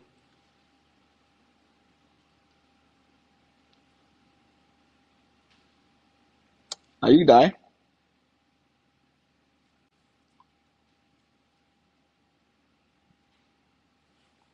You. But then moving Hello? on, I think Mr. Kola can. Hello? Hi, hello, sir. Can you hear us now? I can hear you. All Did you right. hear everything I said? Yes, we did. Yes, we did, sir. Thank you very much, sir. I'm moving You're to welcome. Mr. Kola now. Mr. Kola, can you hear us? Are you with us? Oh. So I think in all of what Mr. Ifeanyi and Mr. Akim has said so much, I think there's a role of relationship and collaboration. And I want you to share with us, Mr. Kola, how much is collaboration partnerships going to do for us in this space as photographers? Okay. I'll first apologize to the session. Maybe after taking this, I will want to run. I need to catch my flight in the next few hours. And I don't want to miss the flight. Otherwise, it's too long. So, I think I've never been on a panel session and I'm a bit overwhelmed. And I'm overwhelmed with what Mr. Oputa has said. And same thing with Mr. Akim. And why I'm overwhelmed is in the last few days that I've been here, even though I was part of a government delegation to India, and also part of another business team. A power of photography. I've seen the potentials and the experience. And listening now, even though I'm on the panel, listening to Mr. Oputa is a bit overwhelming for me. And this is what I would say. I love this Yoruba adage that says one tree can never make a forest. And the biggest challenge with the photography industry, I'll coin Mr. Oputa's word himself. When we talk a lot, he says this. He says a pilot is just a pilot as relevant as he looks in the aviation industry is just a minuscule part of that industry. If you judge the industry by the pilot, it means you're not even seeing the industry. It's the same way I see photographers. And I like that Mr. Ford himself, clearly and bluntly, a businessman. And I think one very important thing we need to understand is for us to have an industry, I don't even think we have an industry yet. I think we have a whole lot of people who are using the technology of cameras to tell their stories.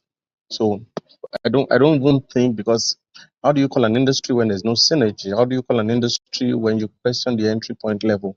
How do you call an industry when there is no traceable data? How do you call an industry when there's no synergy among every component of that industry? How do you call an industry when you cannot even define the roles of people within the value chain of that industry? So I think what we have is not even yet an industry, but a collection of people, doing certain things individually that hopefully will be able to put together to grow the space. And this is what I would say. I don't think anything works better. People working together. The reason why we're having this conversation is that more than one person is sharing his idea on what the industry needs. That's some sort of collaboration. And I think it is more than what you can emphasize if you have to talk about it. It's very important that we start looking at each other first as not competitors. I find it funny, the school of thought that tells you that, you need to look at what your competitors are doing. In the creative space, if you see competition and then you're in trouble, because the moment you see competition and you shy away from collaboration, you're creating your own dirt. So first thing I want to say is that it's important to begin to see collaboration between business people and creative, collaboration between people in the tech space and creative, collaboration between people who understand government, governing policy, the law itself, and creative. It is only when we're able to, interconnect all of these things that we're going to be able to build an industry. And then when it's talking about a guild or an association or whichever word you want to use, it's the same thing as collaboration. When people begin to come together to realize the power of the value they carry, it is when they come together and they combine the value of this that they are able to create something bigger. I mean, I also want to use the Yoruba adage that says a broomstick can never, can be easily broken.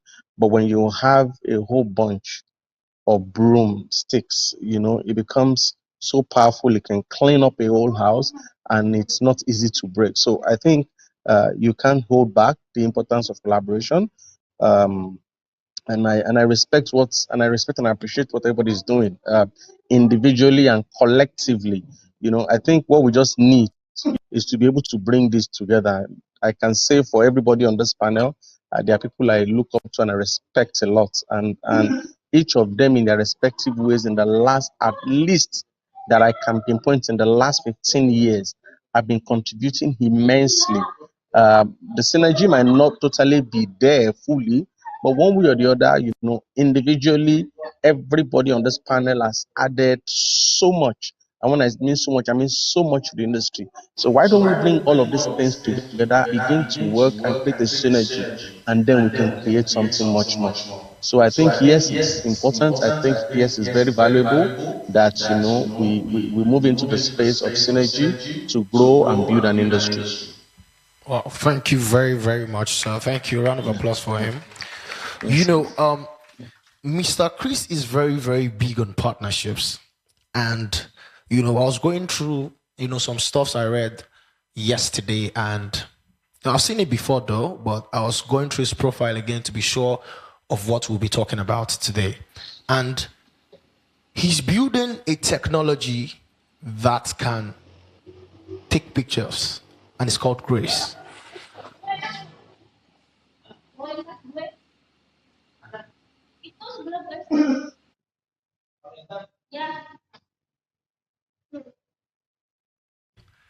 There has been like a series of events.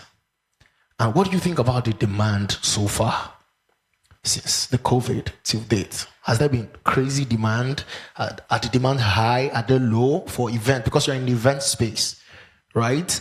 And looking at what Mr. Chris has created already, what do you think is the demand for event market? I've said this to some people, but I must recognize Dr. Don. Dr. Don Barbas, thank you, sir.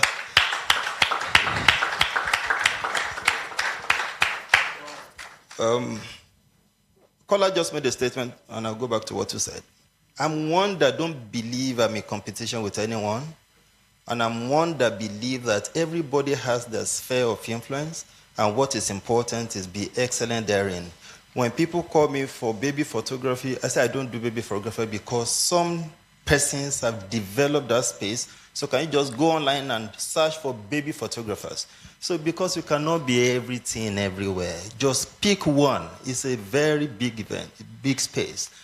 All right, so during COVID, life of event was practically shut down all over the world.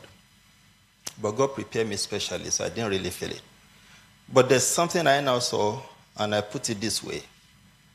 I guess many people that didn't have family pictures before COVID, all of a sudden realized that, so if Jesus Christ had come during COVID, they wouldn't have picture to show that this is my family. So as a result of COVID, many Nigerians picked interest in family photography. And so many studios, my studio, we were positively impacted. All right. But events was shut down for some time. And so I think it's peaking now. And it was during COVID that my studio got unusual relevance in that space. What is important is this: continuous and never-ending improvement. I think two people, the brand lady said it, you also mentioned it, but he didn't put it in. That, there's this philosophy that Singapore followed that brought them from third world to first world. Continuous and never-ending improvement. The day you stop learning is the day you start dying. And if there's anything I also know, I have 2 cameras on my table in the office, best for reference now. When I bought those cameras, they were $5,000 each, body only. That is D4S and D4. Today, time had passed them. They are only made for reference. As time is coming, as we are getting age, and this photography industry is probably the most volatile industry I know in this world. Why? It responds directly to change in technology. So you cannot so love your camera forever. It's only a matter of time. You'll be out of relevance if you not upgrade that camera, if you will not upgrade your mind, and if you not upgrade your people. Right? So for any system to grow, it's not just photography. And let me also tell you this. We are what we think. The Bible says, as a man thinketh in so is he. Many photographers believe, or we think like drivers, like informal people, because we operate in the low pyramid, on the lower side of the pyramid, as they say. So we already think we are not supposed to achieve some things. Meanwhile, we and the rich, we go to the same market. ShopRite, if you both enter there, they won't tell me because I'm a photographer I should pay lower. If I want to buy a car, they won't give me rebate because I'm a photographer. If our children go to the same school, they won't give me reduced tuition because I'm a photographer. So we have to think as if this is a career we must survive on. And so there's a new way of pricing, if I must say that now. Dollar is the determinant of the world now. And so exchange rate has given us unusual exposure which does not make sense to our Naira account balance. So there's a way, which is a new technique. Before you price, can you first slide into dollar region, then convert back to Naira? Because in Nigeria, you're not supposed to bill in dollars. So let them still have that Naira face, but knowing that you are going to dollar market to equip your studio, to equip your gear. Even if they sold cameras in Naroloya in Naira, I hope you know it was converted from dollar. And today, I can say to you, a good camera, which is mirrorless, I use Nikon. Z6 with few lenses and all of that, is about $4,500. Now, that is a chicken feed when you're in US. But in Naira, that's about 3.5 million. I hope you know. So, to go back to your question, every challenge that comes against man is an opportunity to rise and be better than where you were. But if you never prepared for the challenge will consume you. And that is why, and this is the characteristics of the industry we are, always be alert, always be ready to learn, and always respond to change in a positive way, which is the last point of the 4 components you mentioned. And I think I should stop because of another. Thank you very much, sir. A round of applause for him. Thank you very much, sir. So because there has been a demand from COVID, right? And you mentioned that, people started to take family pictures seriously. Listen, so I want to be in the mind of Mr. Chris right now. Mr. Chris is a businessman, and he has created a solution that can take pictures. That means we have moved photography into tech. This is it. Over time, tech is going to improve. It's AI. It will improve every day. Do you think that Mr. Chris right now is not sitting in his corner, say, I want to make smaller version of this thing and put in people's house so that they don't even have to call a photographer to take pictures? The thing is just in their house. It will take pictures and print it themselves. Mr. Chris, do you think that technology is going to take our place very soon? Great question. Fortunately for most of us in this room, Technology has shown that it cannot replace the human touch in certain things. I'll give you a couple of examples. The first example I'll give you is the one I had as a child. My parents, we grew up for 10 years in America. At the time, they launched the microwave oven. And the advertising we saw about the microwave oven was that very soon all restaurants would close down because people could take their food to work cold and microwave it at work and get hot food. So there's no longer a need to go to a restaurant. But that didn't happen. People still went to restaurants because going to a restaurant is more than just the food. They've invented televisions. There's some TVs now. I've been to a friend of mine's house. His TV is bigger than this one in his house. But I still see him and his wife going to cinema. They have TV at home that can be bigger. Check. You can use this. But they still go to the cinema. I know people who are great cooks. Great cooks. They're having a party, they call a caterer. Do you understand? So people have gotten used to, hey, when it comes to certain things, let a professional handle it. People are comfortable paying for that. People even call event planners. When they know the way to buy coke, they know the way to buy rice, but they want someone to put it together and save them the hassle. So the photographer's future in obligatory images is secure. The photographer's future in consumer feel-good images is dead. I told you before that already. That will the customer will take a selfie and solve that problem. But the obligatory pictures, the person is there. The second thing I want to quickly go to, just to help you, those of you who have become scared to death of the prices of cameras. You see, one of the very big mistakes a lot of photographers make, even in my company, I have our photographers say, MD, I went to this function. The guy sits shooting next to me was using a mirrorless camera. Me, I was using a 5D Mark. I said, are you crazy? He said, why do I say that, sir? I said, are you mental?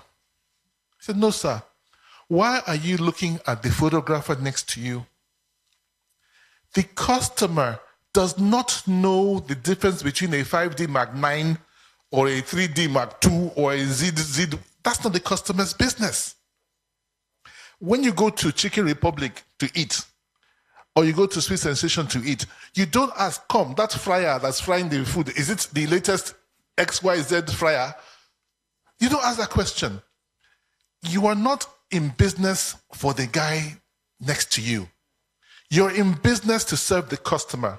And in 99% of the times, your customer is not a professional. Do you understand? So don't get caught in the trap of believing you must upgrade your equipment because your neighbor's equipment is looking bigger than your own. Ask yourself, first of all, who are you serving? If you're serving the market of family, the family photography market, in 99.99% of family photography market will not enlarge beyond a 36 by 48. 99.99%.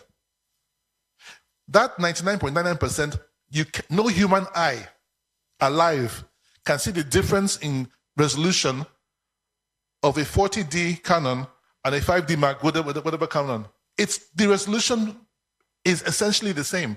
All the work done on post-production, which is returned on the computer, can bring you what you want. Second thing for you guys, anybody new in photography, please, we started photography with an AE1 second-hand camera. We couldn't afford to buy brand new cameras. Most of you cannot afford brand new cameras. I bought my second-hand cameras from abroad because I knew people there were more careful with their cameras. If you can't afford new, buy second-hand. Find somebody who can send it to you. Buy second-hand. You'll get a second-hand camera at a fraction of the price of a brand new one. Start somewhere. Your images will be sellable. as time goes on and your craft is growing and you feel like you're a techie, you want to have the latest tech, by all means do so. But don't build your business on expensive gear that you can't afford. It's the surest way to bankruptcy. Because after that, next year, they'll bring out a new one, and a new one, and a new one. Sorry, Nikon people, look at another vex. I'm not spoiling your craft. I'm just telling these guys the truth, because maybe they don't go borrow money now, go the entire debt. All right. Thank you very much. Thank you very much. So I'll be taking like few questions because we have guys on YouTube too. They want to ask questions.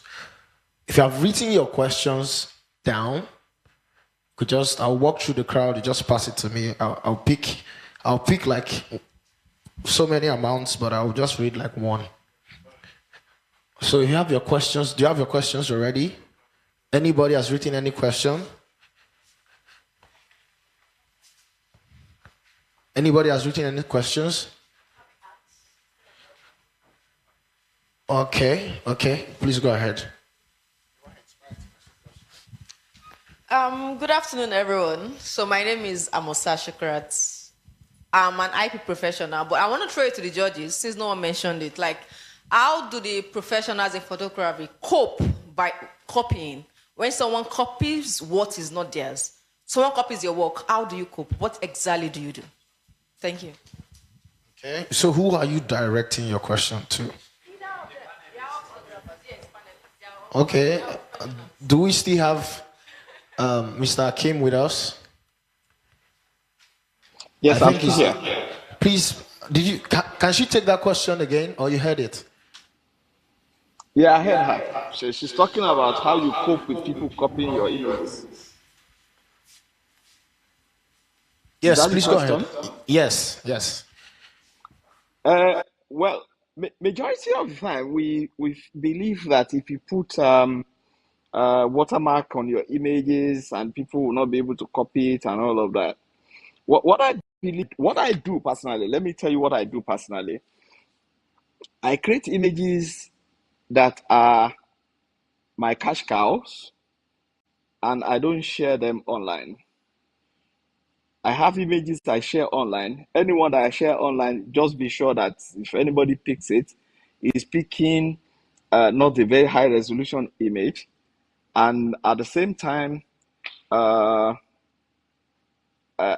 don't feel so bothered because it's in a way also trying to, get people inspired by what we do and what other photographers do. We all do it. We see images online and we take them not for us to go and reproduce for anything, just to serve as inspiration. For me personally, what I cannot lose, what I feel that is so important to me, I don't put them online. If you see my image online,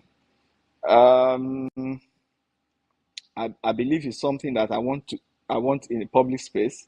So it's not something that I'm so concerned about that I'll feel like, oh, well, you have taken. I've seen several times, I've been to so many places that my images are serving as their signpost and all of that.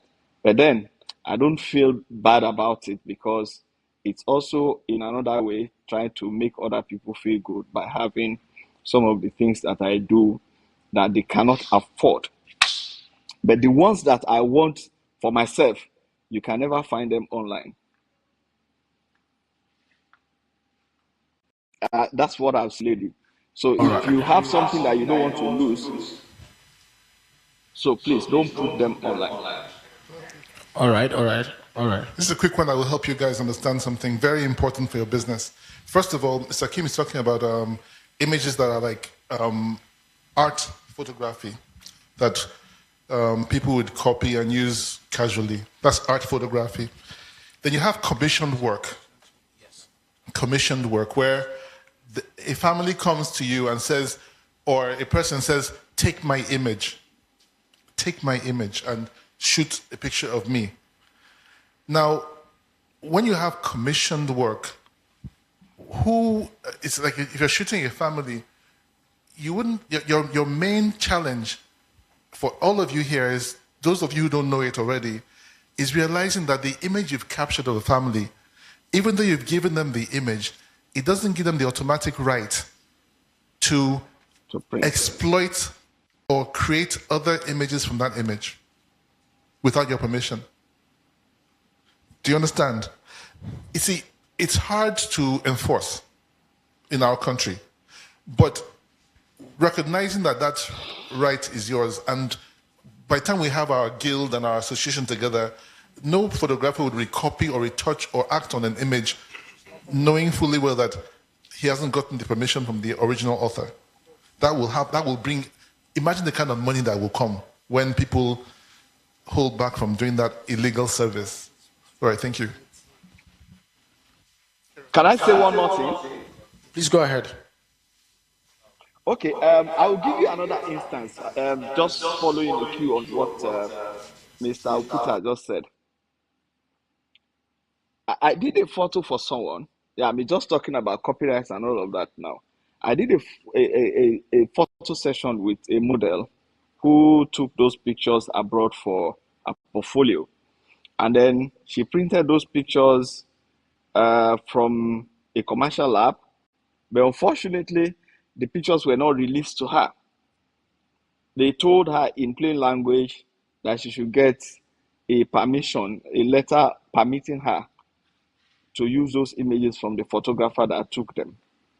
So she contacted me and I sent her a message on Facebook that, okay, go ahead, you can use, you have my permission to go.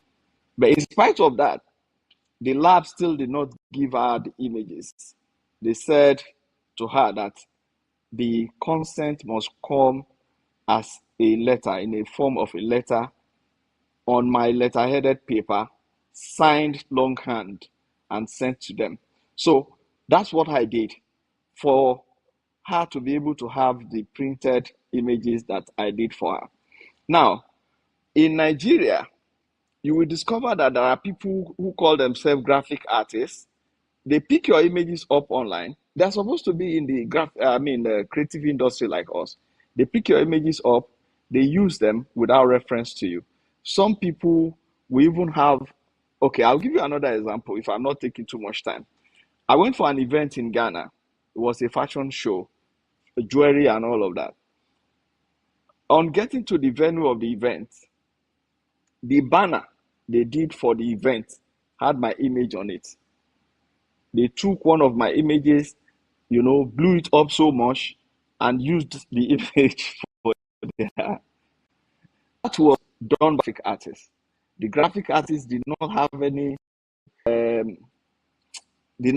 issues at all, taking somebody else's creative work just so that he can feel good. So, like he said, if we have a guild, we are sure that whatever is coming out of us is also protected, and the other creative in the industry will not take us for granted because they know the law is not on their side. Thank you. I know that we all know that this section is going to take forever if we continue, right? So I'm going to stop the section right now, and I'm going to take these questions. I'll try as much as possible to get their mails. If we send you a mail, will you respond? Almost immediately, right? No. But then we are going to get the mails. Can we display the mails? All right, so we're going to get the mails. We'll display the mails. You can direct this question, and we can also help you direct this question, and it's going to be answered. Is that fine? We have to end this section so that we can get to do some other things. Thank you very much. I learned a lot. Thank you so much. Thank you very, very, very, very much. Thank you. So very quickly, let's have the Nikon team. The Nikon team wants to launch a new product, Z30. Yeah, Z30. And they'll be launching now. I need a member of their team. Gaspo, please, I think you'll be helping the Nikon team to launch their product, Z30. Z30.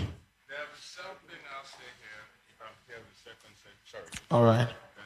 Nikon, where's the Nikon team? Gaspo, please. We are running out of time, please. Please, you can as well display their video already. And please, let's Mr. Chris, let's do some photographs before you go. Is that fine? So as we do that, let's. Hi guys, welcome back. What's my story? It's not about being famous on the internet. We're live in Santa Barbara. It's about everything I do. Hey guys. My everyday routines take you through My uniqueness. My obsessions. My successes. And my struggles. who I am can inspire others. My friends all around the world. Smells so good. When sharing my experiences, I'm always inspired. With lifelike colors and sharpness. Whether it's day or night. Always from my own unique angle. I can show more. I can get up close. I can capture my best friend dramatically in larger than life. Telling my story my way just comes naturally. It's just me and my followers, always with me, every step of the way. Over to the other side. As I grow, I can express myself in new ways, with amazing details and textures. With real emotions. And a unique look that makes me more creative. Whether it's a small crew of followers or millions of friends worldwide, their reactions and support feed my creativity. There are so many who inspire me, and I just want to do the same for them. So refreshing. I'm just starting. Watch me grow. We are on top of the world. Nikon Z30. Be inspired, inspire others. I want.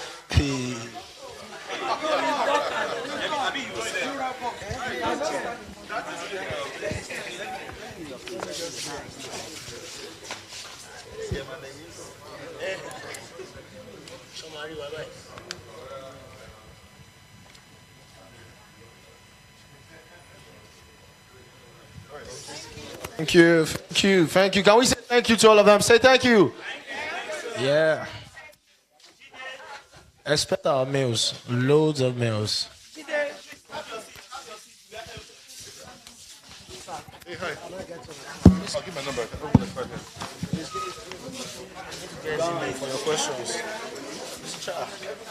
Yeah, Mr. Chris, brother. Can I get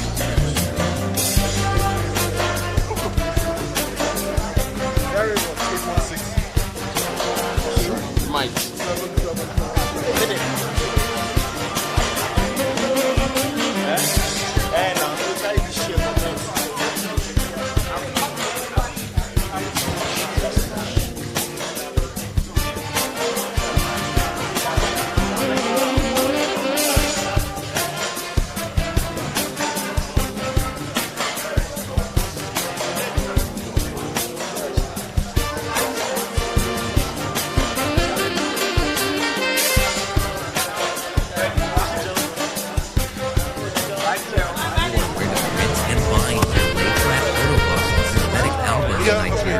Then you have come to the right place. PhotoSpeed Laser Color Lab offers photo printings of all sizes, professional bindings, and fully personalized photo books for your weddings and other events.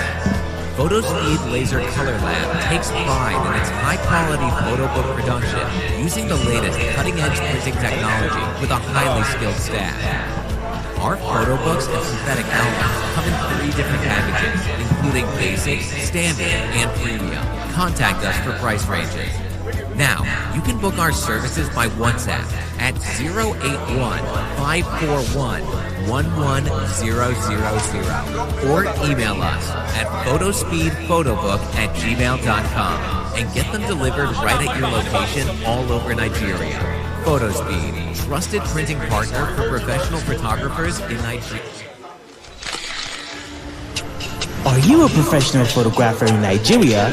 Wish to have a stunning wedding photo album or frame photo enlargement? Here is the right place. Indigo Digital Photo Lab, winner of African Quality Achievement Award and pacesetter of photography printing industry in Nigeria. The one and only lab using very sophisticated HP Indigo 5600 synthetic album machine in Nigeria and the very first synthetic photo book production unit in Nigeria. Indigo offers photo printings, photo framings, frameless wooden photo. Thank you, thank you. Can we have the Nikon team now? No. Gospel will be presenting them, please. Very quickly, we have 5 minutes for that. Thank you.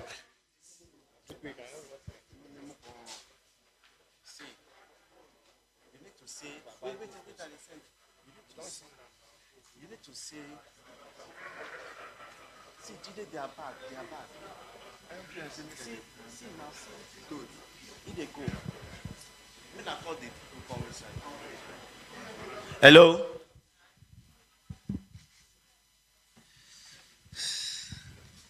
Good afternoon. Okay, the AC is too much. Can we reduce it, or we should leave it like that? Okay, so let me welcome everyone once again. Thank you for coming and your time. And I believe that you have been learning a lot, and not just to hear or write it down, but put into practice. That would be very, very good. Okay, so I'm up here now to formally launch the Nikon Z30, the new brand. So, and yeah, I have it here. It's pocket friendly, and you can even put it inside your pocket, you know. So, but I don't have any pictures to show for it now, but I know with time you will be able to get some of the pictures from me and from some of us like that in Nigeria here. But right now, I want to let you know that this camera is in Nigeria, and the solely distributors, they are here in Nigeria, and that is new creation. So their addresses will pass it to you. They are standing here. They are not far from here. They're just in Ikeja here, Allen Avenue. So, but I have the video to present to you to show you what it can do. Because right now, anything I say now, you ask me, where is the picture that I've taken? Do you get? But I have something that you can see. So please, can we have?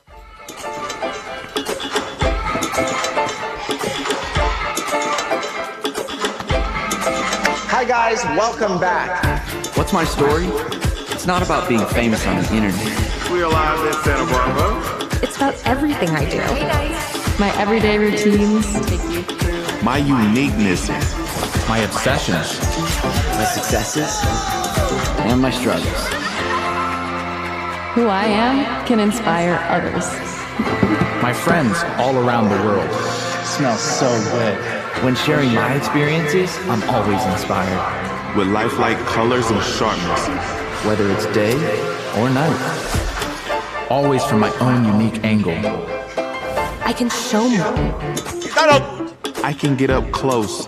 I can capture my best friend dramatically and larger than life. Telling my story my way just comes naturally. It's just me and my followers, always with me, every step of the way. Over to the other side. As I grow, I can express myself in new ways, with amazing details and textures. With real emotions. In a unique look that makes me more creative. Whether it's a small crew of followers or millions of friends worldwide, their reactions and support feed my creativity. There are so many who inspire me, and I just want to do the same for them. So refreshing. I'm just starting. Watch me grow. We are on top of the world. Nikon Z30. Be inspired, inspire others. So, it no too cost. They say, in their pocket friendly. Now, as I see, how much? See their stand for that side. It is pocket friendly. No, trust me. And I'm mirrorless. If they do, what thing they call that in 4K video. It says I carry on. You go to talk. How you there, babe? What's up? Yes. No. I miss you. Yes. Okay. Okay. So, okay. They are standing here. So more. If you want to know more about it, how to get it, they are here. Okay. So, okay. I'll come very back. much. Thank you very much, Gaspar. Thank you very much. If you want to get the Nikon camera, okay. Thank you. You try. If you want to get the Nikon camera, you can go to their stand. For me, I'm a Canon boy, but I will still go to your stand. No problems. But trust me, are we having an amazing time? You're having an amazing time, Abby? All right. Is the AC too much? I didn't know you came from trenches. So you came from trenches? You came from trenches? You say yes. So we should reduce the AC. Okay. I'll put that into consideration. No problem. But then very quickly, let's go back to default. Let's do something very quickly about monetization, profitability, and creativity. Something very quickly on that. Monetization. Let's do something very quickly. Are we set for that? Are we set? But we just have people moving around all over the place. Please come and sit down. Please have your seats. Be settled. Please. So I'm going to be bringing up the next speaker. She's an amazing person, very beautiful. Shukura Modupeola. Very quickly, for 20 minutes, she's going to teach us about monetization, profitability, and creativity. Please, a round of applause for her. Thank you very, very, very much. Please, you can come. Thank you. Please, be clapping till she gets here. Please. Thank you for 20 minutes. Thank you. Hello, good afternoon, everyone. I'm sure you are not here to hear me talk. You are here to make money. So I'll be talking about the intersection between creativity, protection, and monetization. Most of us are interested more in the monetization aspects. But without creativity and protection, you can't monetize your creativity. So how do we protect our creativity for us to now monetize it? That's what I'll be speaking about. And I know most of us are thinking about copyrights, trademarks, and the likes, but we really don't know what it entails. Or some people are like, why do I need copyright? Or why do I need trademark? And some people are like, they are free to copy it. I mean, it's just an inspiration. It's fine, let them use my work. But when they use your work and they make money off your work, you're like, oh, wow, that is my work. Now I want my money. But you said let them use it. Like you are free to reference your work, right? So let them make money for it. Now, when they're making money from it, you don't like that aspect. You want them to reference your work without commercializing it. So how do you do that? So that's what we're talking about briefly. I don't have much time. Intellectual property is very broad. And I'll tell you, we can't discuss it in 20 minutes. It's not possible. So I'm just going to brush through it. So intellectual property for photographers. I made this slide based on photographers. So the intersection between creativity, protection, and monetization. So everybody here, one way or the other, we have that creativity in us.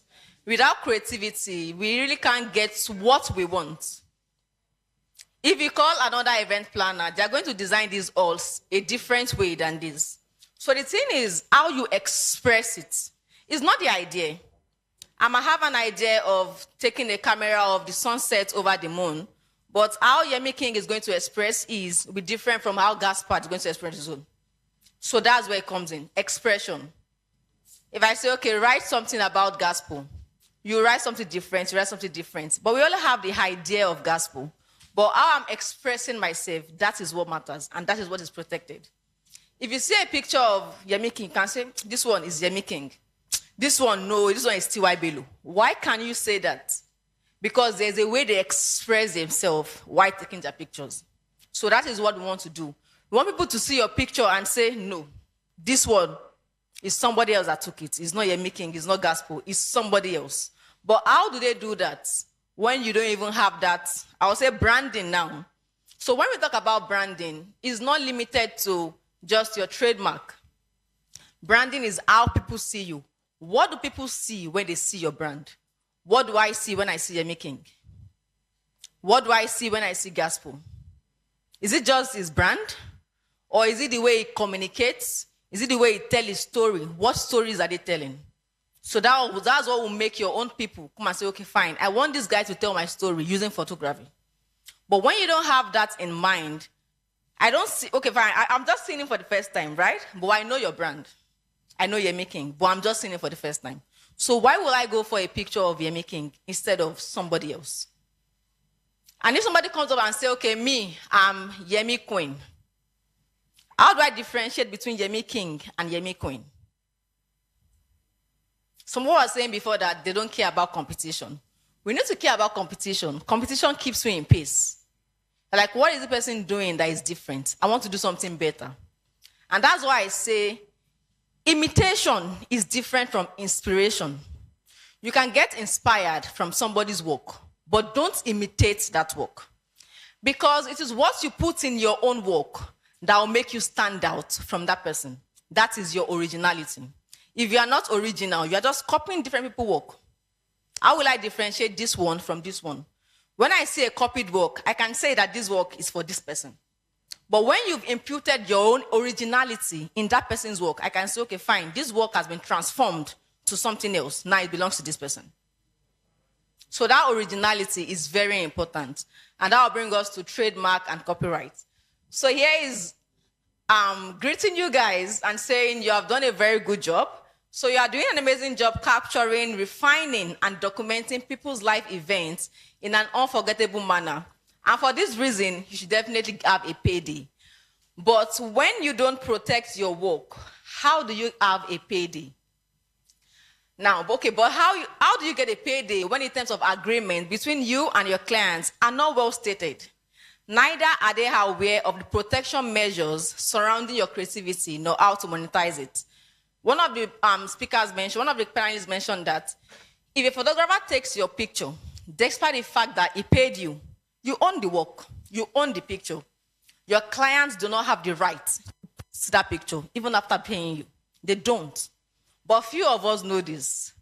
Even the photographer will tell you, leave them, they've paid me, let them use it. It's your work.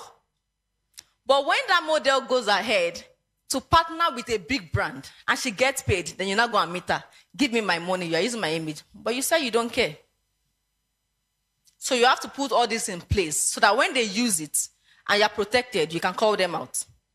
In Nigeria, we really don't care. I'm not sure I've seen a Nigerian photographer call out somebody for using their image. But go abroad. I don't know if, are people on the PCRiC chat room? Like, we discussed so many infringement cases. The latest one is the Mary Cyrus case with the photographer. It happened in 2012 or so. It's just a paparazzi photographer. He took a picture in 2012. Then she posted that picture. But the photographer is suing her now in 2022 for using that picture without permission. And do you know how much he's asking? They will pay. Because they know the law. But in Nigeria, we don't care. We even beg models to post our picture. We beg them. But they get money for what they are doing. But with the photographers, we don't get anything apart from what they are giving you. So normally, when you snap a picture and probably a brand is using it, you should be able to get royalties for every usage of your image by somebody else. But we only care about the present future, and that's what the speakers were saying. What do we look at the future of photography? Can't you just sleep at home and you just get that notification? Oh, hello, Yemi King, I want to use your image, and for 5 years, I'll be giving you so discount from whatever I make from it. Does that not sound sweet? It does. But we don't look at that. We just want, okay, I will snap you. How much will you give me? You want the image? Take it. Have we seen the, what's that Yoruba movie that just came out? Saro, what's the title? Anikulapo movie. Have we seen it? Have you noticed they have a mesh now? They have a mesh. Sarolize Me. Stay Wicked. The photographer that took that image is supposed to be making money now from every mesh that he sells. But we don't care. We don't. The reason is because the photographer owns the right to that image. Now, for Kule Afonyalo to use that image on a mesh, whatever it is they sell on that mesh, a percentage should go to the photographer that took the picture. But we don't care. He has paid me off. He has paid me off. But the person that is using that image will continuously get money. From everything you are buying, the money goes to them. But you, the photographer, they've paid you a one-time payment. So if they sell thousands, millions, there's nothing coming to you because you got your one-time payment. So now imagine you have a contract that says, okay, Oga, you pay me first, and from every match you sell, I have 15 naira from everyone. Which one is better? Which deal sounds better? The later one, right? Exactly. So now that's where contract comes in.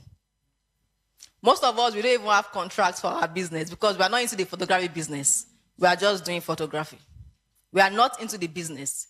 If you are into the business, we need to take note of everything that we do. First off, when you have a client, have that contract that says, okay, fine, I'm taking this image. Do you want to own it or not? If a client say, I want to have the ownership to that image, then draft a contract that says, I'm transferring all my rights to you. When you transfer your rights, then you can't hold that customer or that client accountable once they've used your image.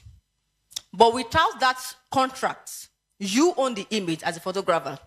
Now, something else photographers do that they don't know is, as a photographer, you don't have the right to post your client's image or print it out and put it in your shop. You don't have the right. Because you are violating their image rights, their personality rights. You are violating their rights. They didn't give you the permission to do that. They only said, snap me. They didn't say you can use it. Did they say anything like that? Do you have that kind of agreement? No. So I can come to your shop and say, I'm sorry, I'm going to say Yemi King again. Yemi King, please take that picture down. I don't want it there. Because you are violating my rights. It is my privacy. I came to your studio. It's not as if you took it while I was outside in public.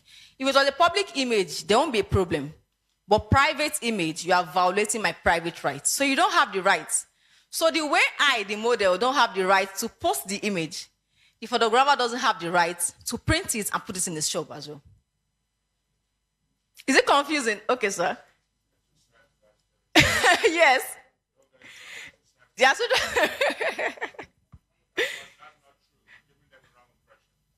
it depends on what they sign. Yes, I'm still going to come there.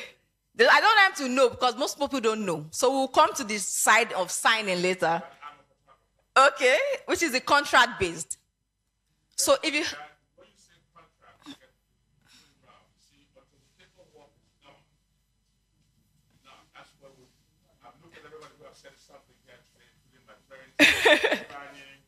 Yeah.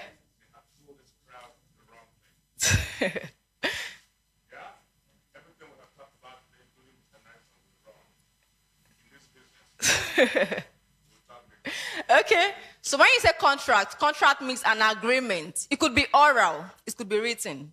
But when you do oral agreement, it's like you're just talking. But when you have it in a written form, you can call back my attention and say, this is what you signed. But oral, how will you call me back and say, this is what you said? I'm like, I've forgotten.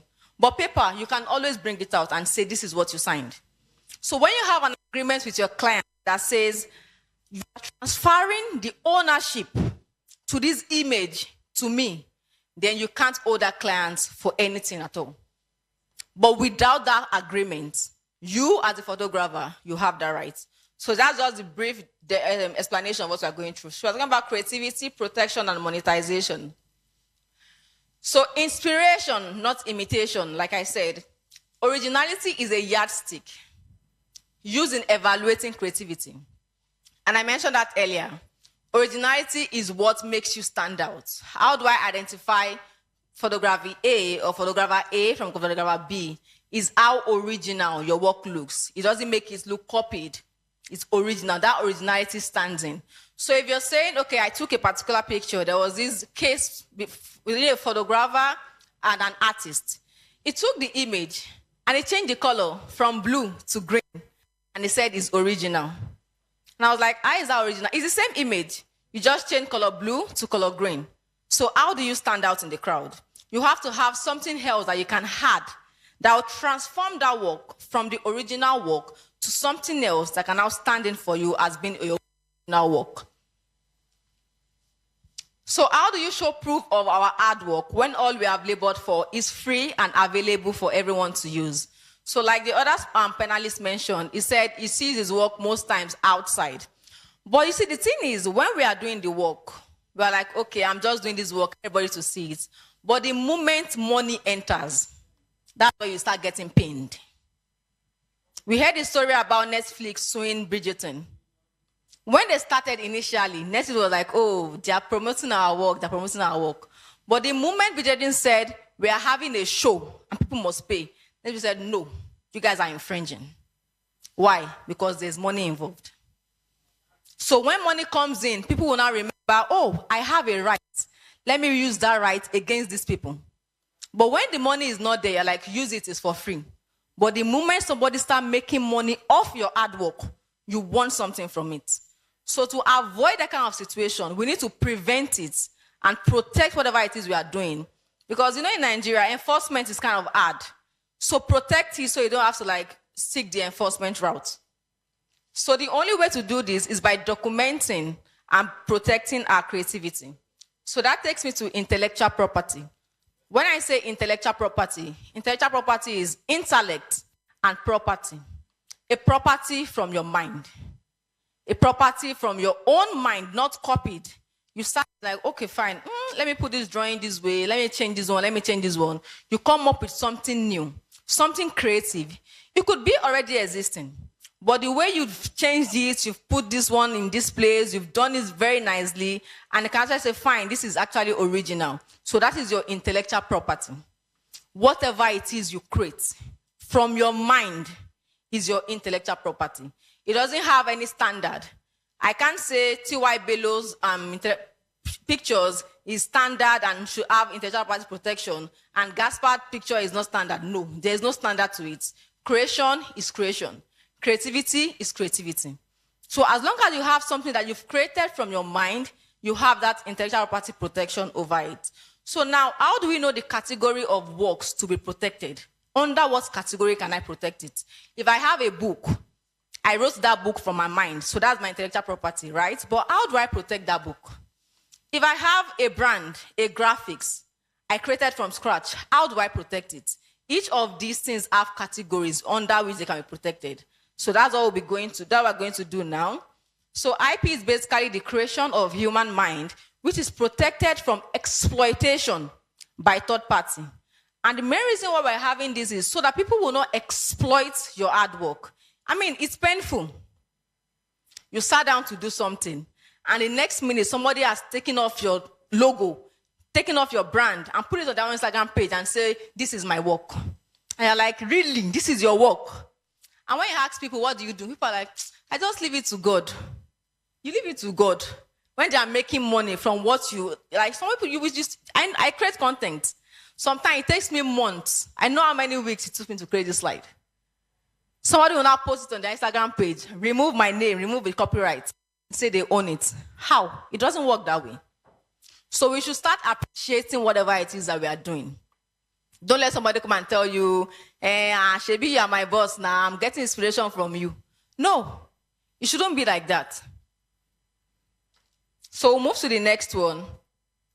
Now, this is intellectual property. I'm going to give you a brief. You see this man we have here, he has this idea in his head. The head is open, there's an idea in that head. The next image, this person is trying to write down the idea. But you can see somebody behind that trying to steal the idea. That is what those are. Still, imitation and inspiration. This person inspiration, you are trying to steal it. You now go ahead and imitate that same inspiration and say your work is original. No. So you have an idea, you are trying to write out that idea. Now, this person behind you is trying to steal it. The third slide, you are now dragging it. It's my own, give it to me, right? The next slide now is protected. It's protected, there's a padlock. Nobody is coming to take it.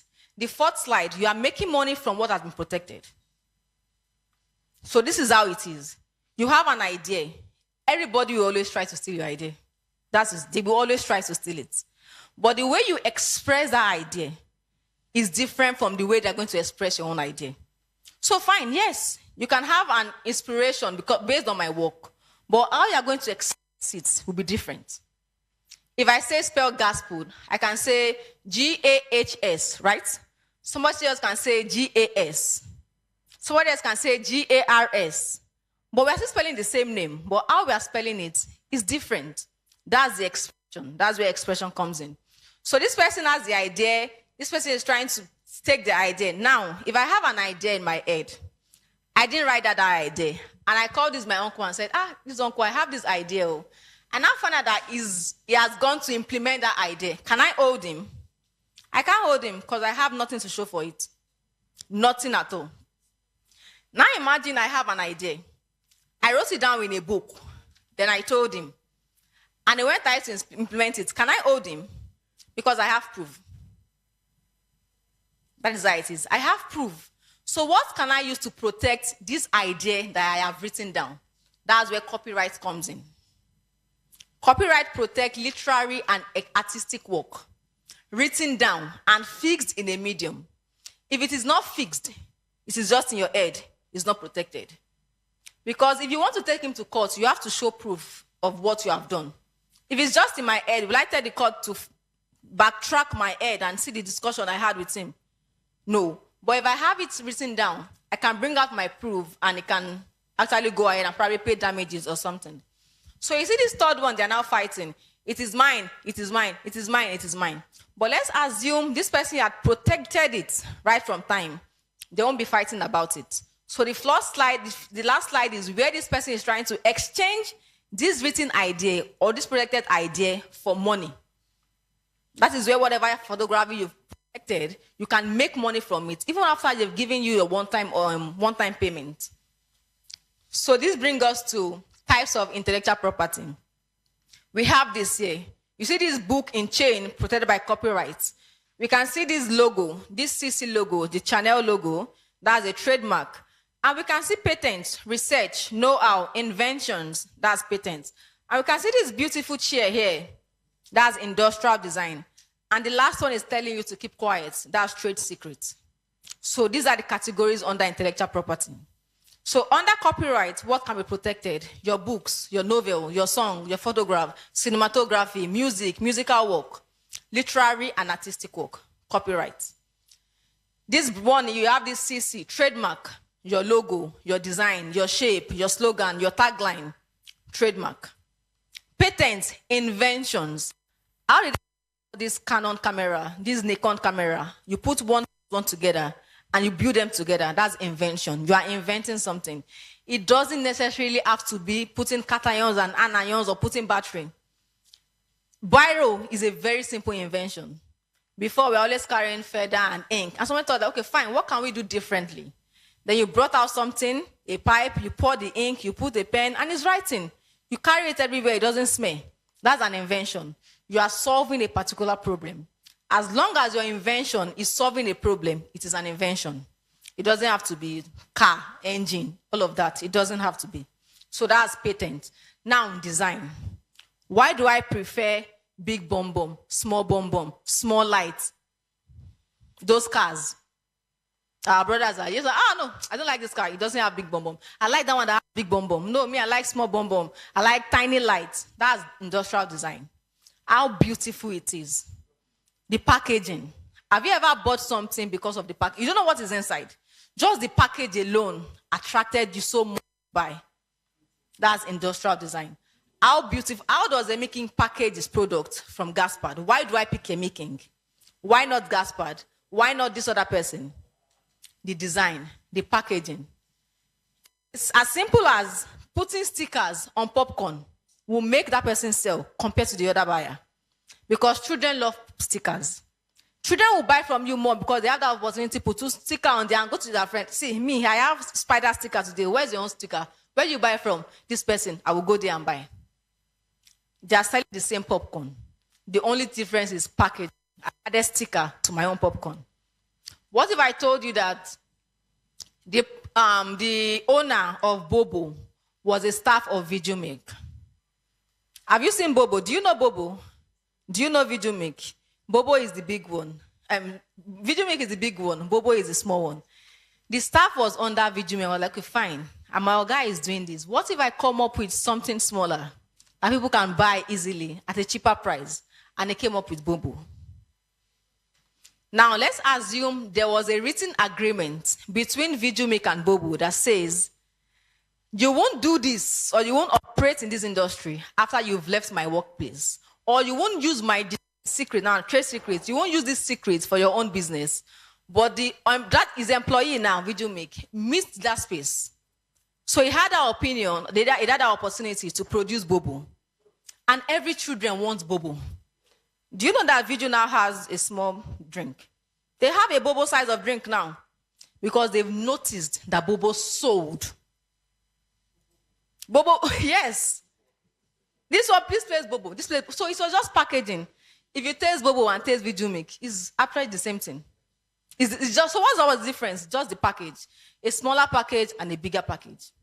So if you are selling the same thing, don't say because I'm selling Pomo, my neighbor is selling Pomo, I cannot sell. You will sell.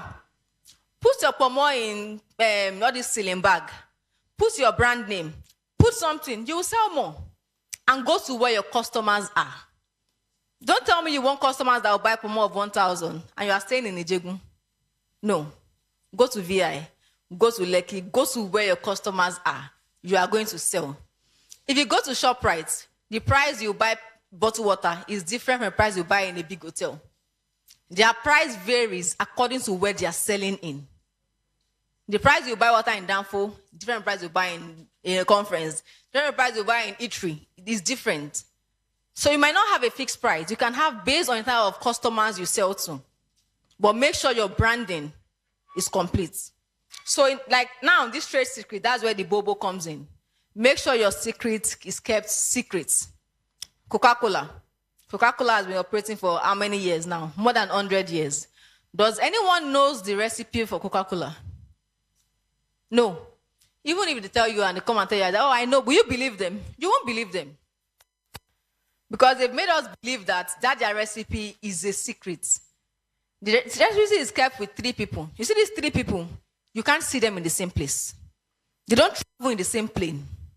Because if the 3 of them happens to die in the same plane, Coca-Cola recipe is gone. So they know the importance of all of these things. So they keep them safe. The trade secret is kept in a vault. That's how far they go about it. What they send here is they just send concentrates. And we put water. Do you get? So if Coca-Cola is still protecting their recipe, what about we that are just starting business? Why are we being lackadaisical? So we have to take it very seriously.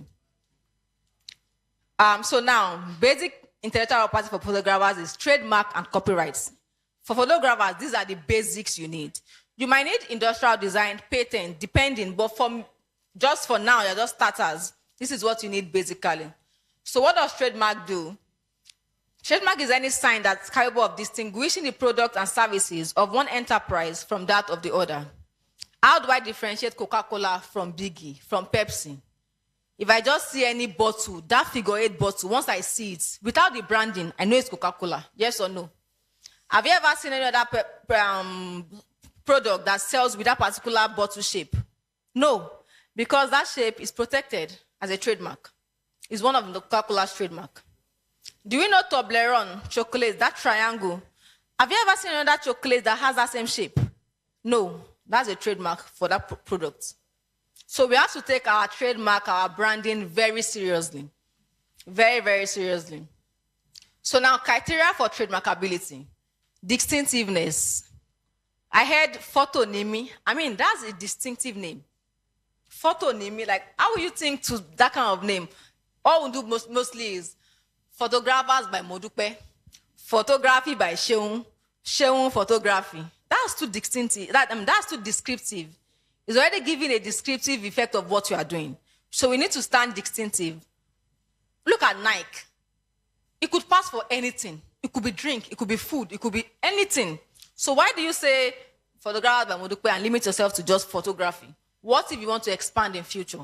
Why don't you look for a broader name that could cover so many things? Imagine having Yemi Kings on a clothing outfit. Doesn't it make sense? That's nice, right?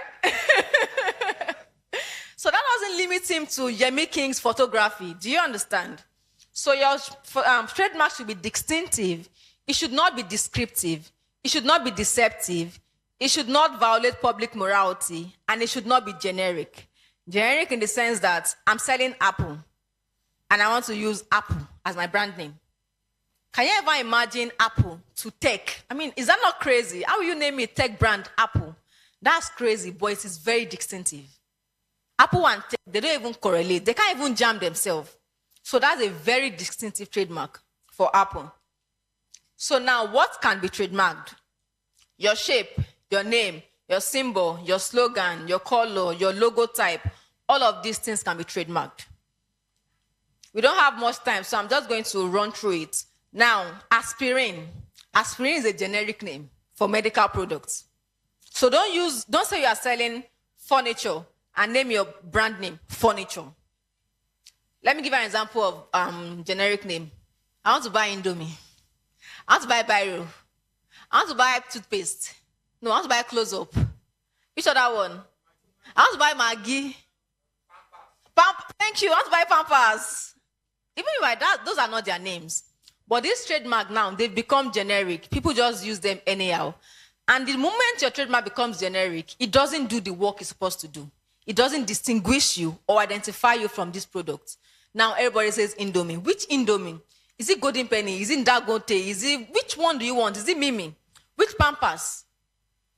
Which one? Is it Moflix? Is it which one? So make sure your mark is not getting generic, because once you get generic and it's registered, they're going to take it off the trademark registry because it's not really doing what? It's not identifying your brand any longer. As long as your mark is not identifying your brand again, it's no longer a trademark. It's just there for their sake. It's not doing anything. So now we have the second one is descriptive. Descriptive, photos by Modukwe. What if you want to do something else other than a photography in future? You have to come up with a new name. Suggestive, yes, you can use a suggestive name like Jaguar. Now, arbitrary, Apple, like I said. Fanciful, Adidas. Just come up with one or two things together and just come up with a name. That's fanciful. So make sure you have, when you're doing your trademark, you're picking a name, don't just go for any name. Go for a name that will outlive your brand for a very long time. Then, now, this brings us to the types of mark. I'm going to come back to say what our panelists said the other time. Now, we have collective mark. PCRiC members, I want to be their head. So Gaspard was discussing, okay, fine, since most people don't have a trademark, could we have like a collective mark for PCRiC members that can always attach their photograph once they take a photograph? And I said, okay, fine, work on that. So we came up with something like this. This is not a trademark, this is just an example. So we'll have a trademark because photographers like to use the kind of signature kind of trademark. So we can have PCRiC in a signature kind of manner, whereby when each and every member of PCRiC snap a picture, you can have PCRiC trademark on your picture.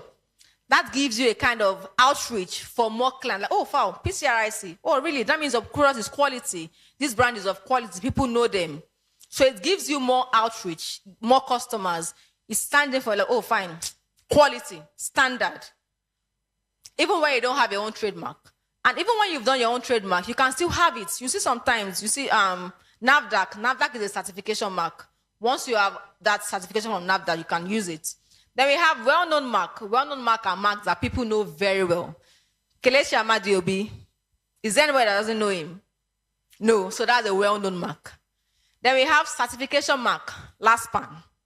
For you to actually belong to a photography association in Nigeria, you should have that certification, right? So these are types of trademark.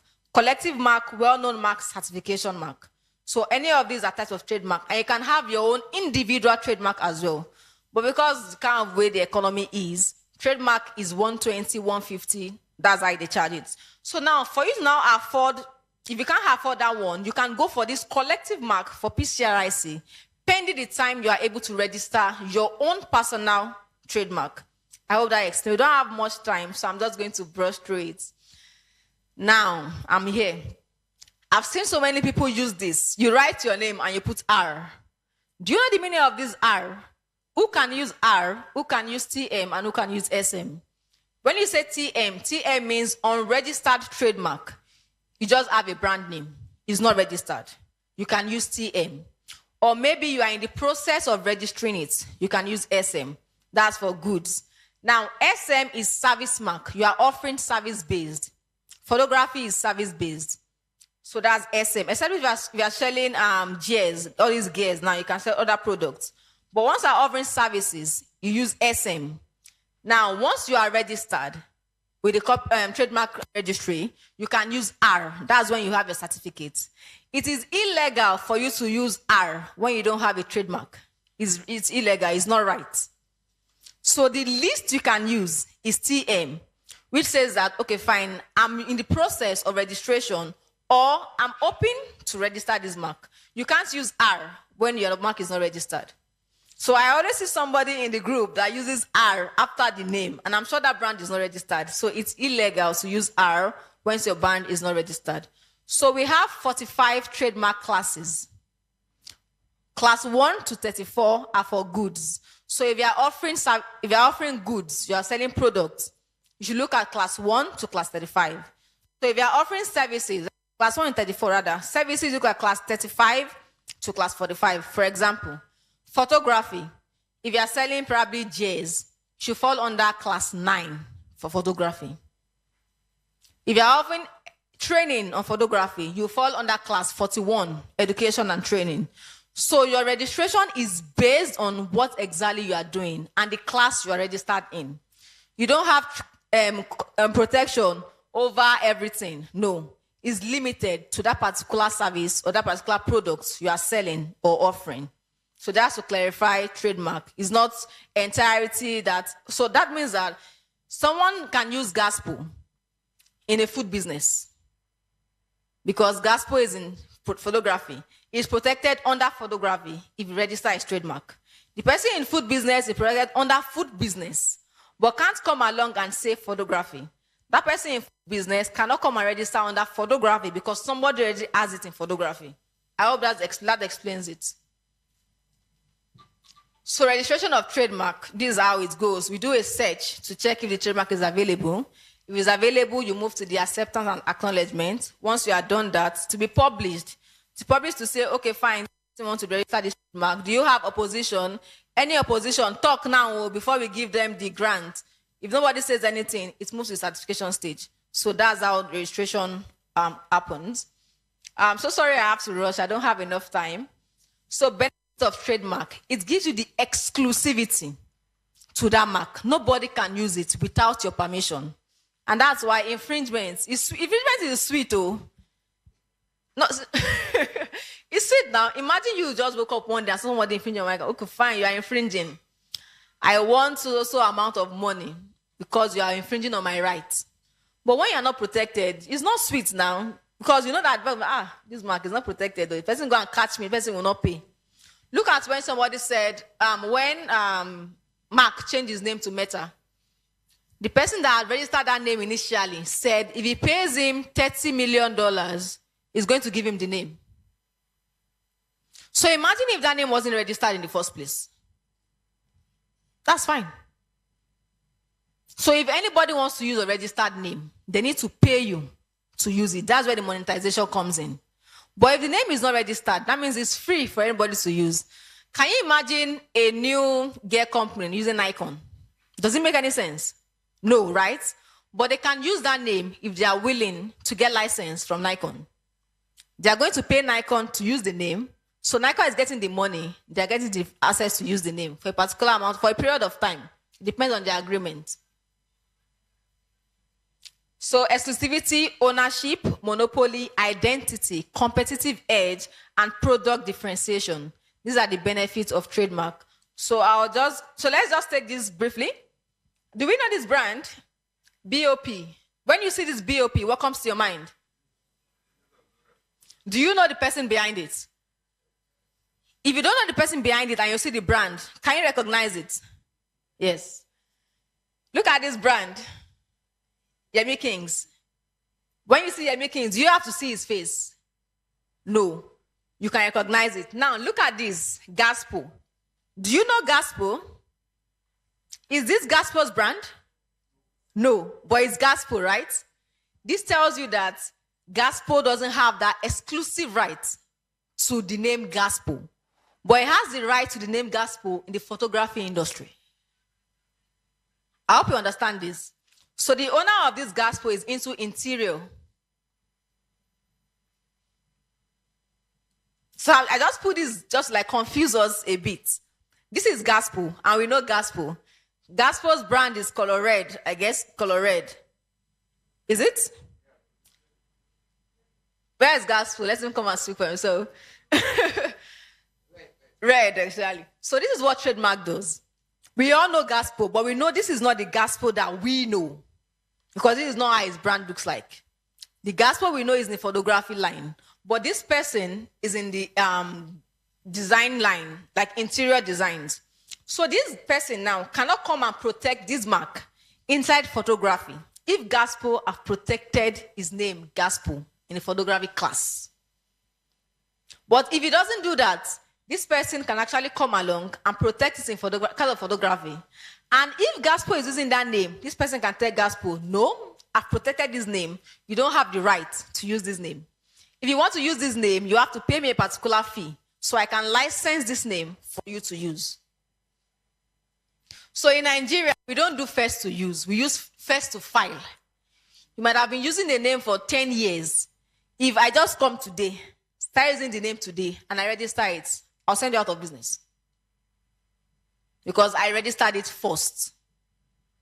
So don't look and say my business is small. There's no business is small. You don't know what will happen tomorrow. Did we see the Machala case? It was just vibes and inshallah. Machala, Machala. But before they know it, they blew. And everybody was listening to the song. And before we knew it, they took down the music. Why? Copyright infringement. First, people were saying, no, it's Wizkid. Wizkid is Machala. How would they say Machala in that song when Wizkid owns that trademark? Yes, if Wizkid wants to pursue it, you can take them to bring that the song because he owns the name, Machala. So they are meant to pay him before they can even use that slogan, Machala, in their song. So that's how they make money. Why do you think everybody wants to sue somebody? Infringement is sweet, like I said, as long as it comes with money. So you don't want to be on that side where somebody is actually suing you. So this last one, do we know it? EOP. Emmanuel looking photography. Yes. So this now Emmanuel is not here, but people can vouch for him and talk about his brand. That is what your branding and your trademark does for you. So when people see your brand, they're able to say, okay, fine, this one is this person. But even if they can define it, but you don't have it protected, what do you say when somebody else is using it? It is only when it is protected, you can fight for that name. So we should try to look at protection of our marks. So let's go to copyright. Copyright is more on literary and artistic work. So copyright is a type of intellectual property that protects original work of expression or authorship. Original, note that. Fixed in a tangible form of expression. It has to be original. And it has to be fixed, expressed. You can't protect an idea that is in your head. It has to be expressed and fixed before you can protect it. So criteria for copyright registration, it has to be original and fixed. Like I said, if it's not original, it won't work. If it's not fixed, you can't protect it. What can be copyrighted? All of these can be copyrighted. Sound recordings, books, musical works, artistic works, sculpture, cinematography, and broadcasting. They all fall under what can be protected. So we have artistic and literary works. So this sound recording falls under sound recording. The books falls under literary work. The music falls under music. The sculpture there falls under artistic work, cinematography, and broadcast. All of these are protected by copyright. So if you think that these broadcasting stations, they play music, they pay. They pay license to pay that music. You are doing color tune. You call your friend. You are listening to Buga, MTN, or whatever it is. They pay the musician a particular amount of money to use that song.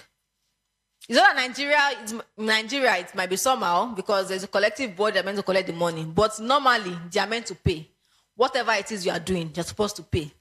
Have you ever wondered why Instagram take down some songs after you've done your TikTok video or your Instagram video? They just tell you this audio is no longer available. Why? Because the owner of that music has reached out to them and told them that they are infringing on their copyright because there was no authorization, no permission given to them to use that music.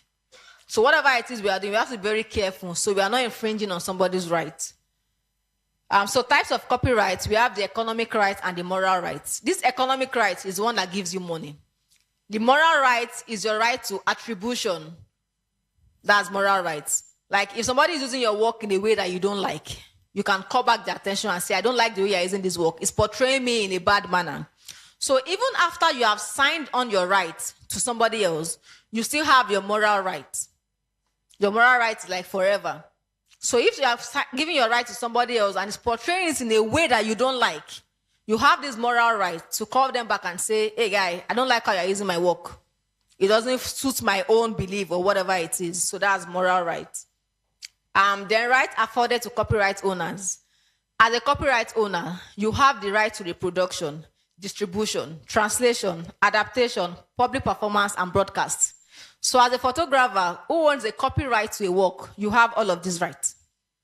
Only you and you have the right to reproduce it. You have the right to distribute it, the right to translate, adapt, public performance, and broadcast. Anybody that is doing any of this without your permission is infringing on your copyright.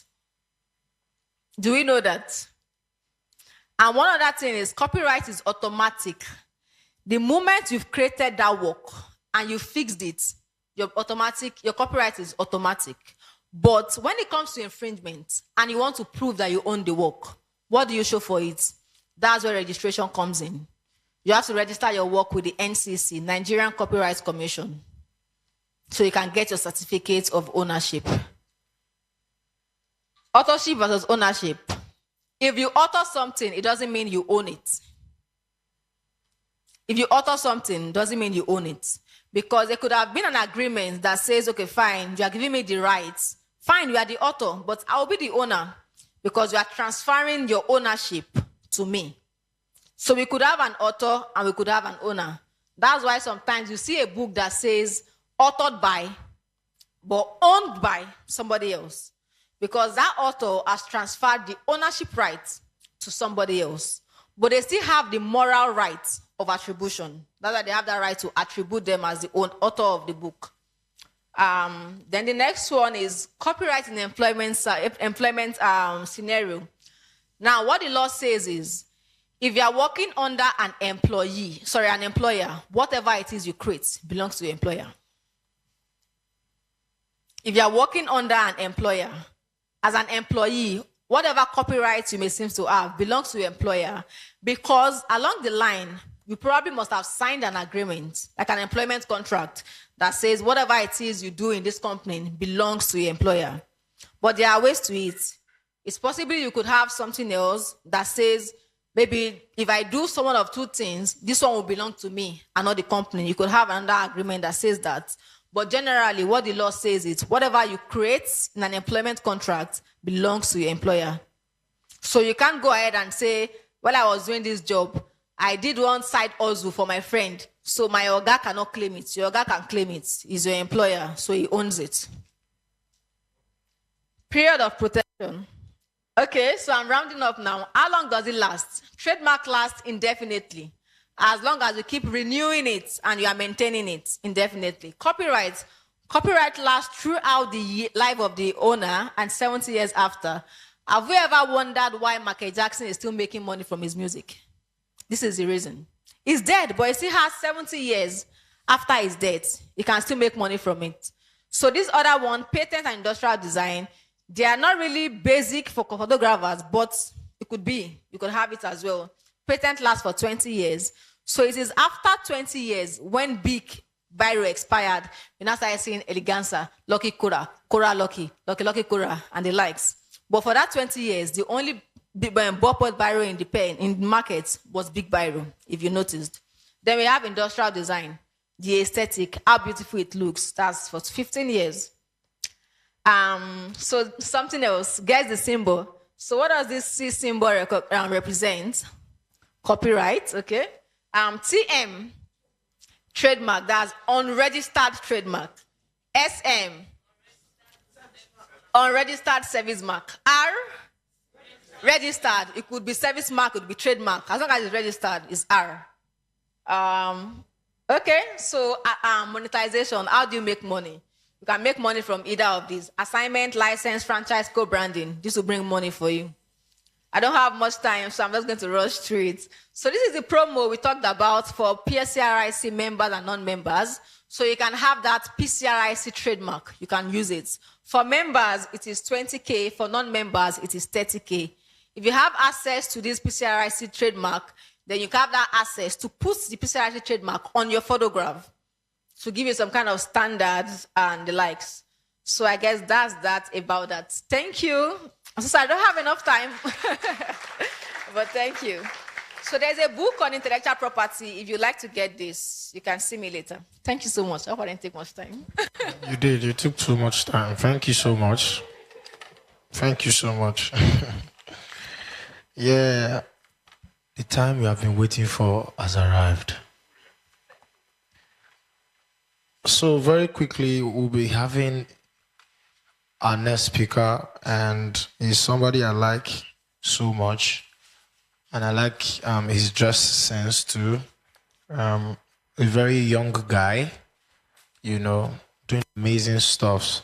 With a round of applause, let's welcome Yemi Kings. With a round of applause, he's going to be talking on Rebound. Rebound. Thank you so much. I think there's a mic there. Yeah.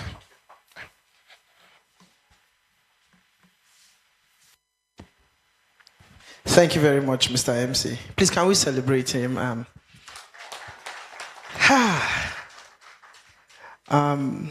Good afternoon, everybody. How are we doing? How are we doing? All right, so I've been here since morning. I've been here since the very first speaker has been here. And some of us, we've not stood up or gone to take a leak. Can we just all just stand up, just walk like 3 paces, just stretch it out. Just, you can meet someone around you, just introduce yourself to 1 or 2 persons. Hello, how are you doing? Just stretch it. Somebody's back is doing crack.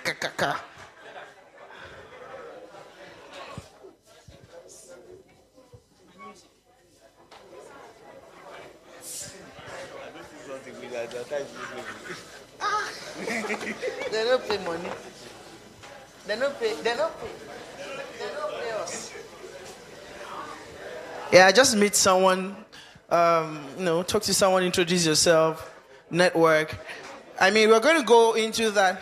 Nice meeting you. We're going to have a break very soon. At BMC, I just need people to just, nice to meet you, sir.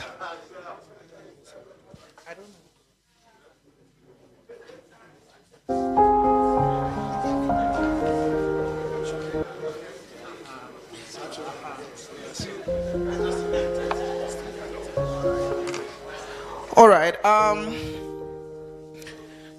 Shukra, thank you so much. That was such an amazing session. God bless you. I'd like us to have our set back now. Let's come back to our seats. We do not have the luxury of time anymore. I'll need us all to take our seats now.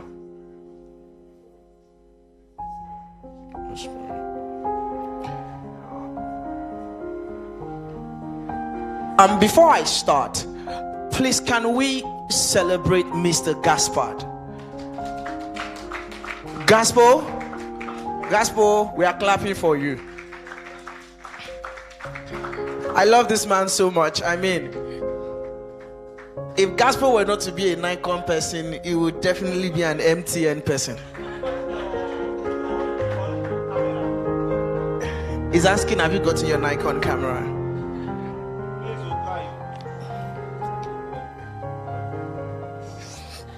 Please, can we celebrate this man? I mean, it's the brain behind all of this. And to his amazing team, thank you so much for putting all of this together.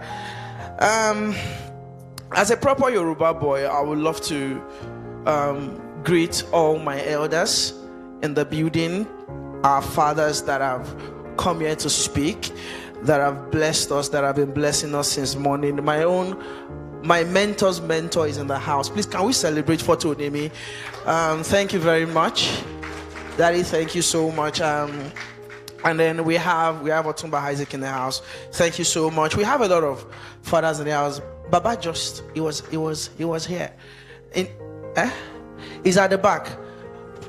See, whatever it is that we are doing as creatives, as businessmen, as artists in this generation, we rode on the shoulders of some people who paved the way for this industry. Please, can we celebrate Don Baba? I don't call him Don Baba, I call him Don Baba. This is the original Don Baba. Thank you so much. And I also love to, thank all the previous speakers that have talked before me. Thank you so much. And my own uncle is in the house. He's a very quiet person. In fact, I'm very surprised that Mr. Gaspard was able to draw him out. This man has single-handedly contributed to the photography industry, the new age photography industry, in more ways than many of us want to admit. Please, can we celebrate Camera Joint? He's a man with one of the best arts I've ever met. Very good man. All right, so my topic is rebound. And I was asking Mr. Gaspard that, what do you want me to see? And he said, Yemi, just come and share your story, tell people your post-COVID experience. I want to believe that a lot of speakers here have done justice to the business side. I mean, we've had Photonemy talk, we've had Mr. Kola Oshalusi, we've had Mr. Kim Salam talk about the business and the industry of photography. We've also had Mr. Oputa of Studio 24 talk about business. I mean, these are people that have been doing this way before I was born. So I want to believe that they've really dwelt on that topic. They've done justice to it. There's actually nothing you want to ask me now about the business of photography that these elders have not yet touched. But building on the things they've said, I'm just going to share my story and hope that it blesses someone here today. It encourages you in your journey. It helps in your rebound.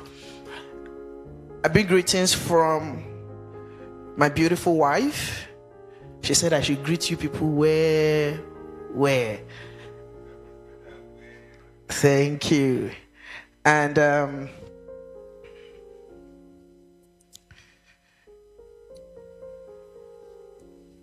what does rebound mean?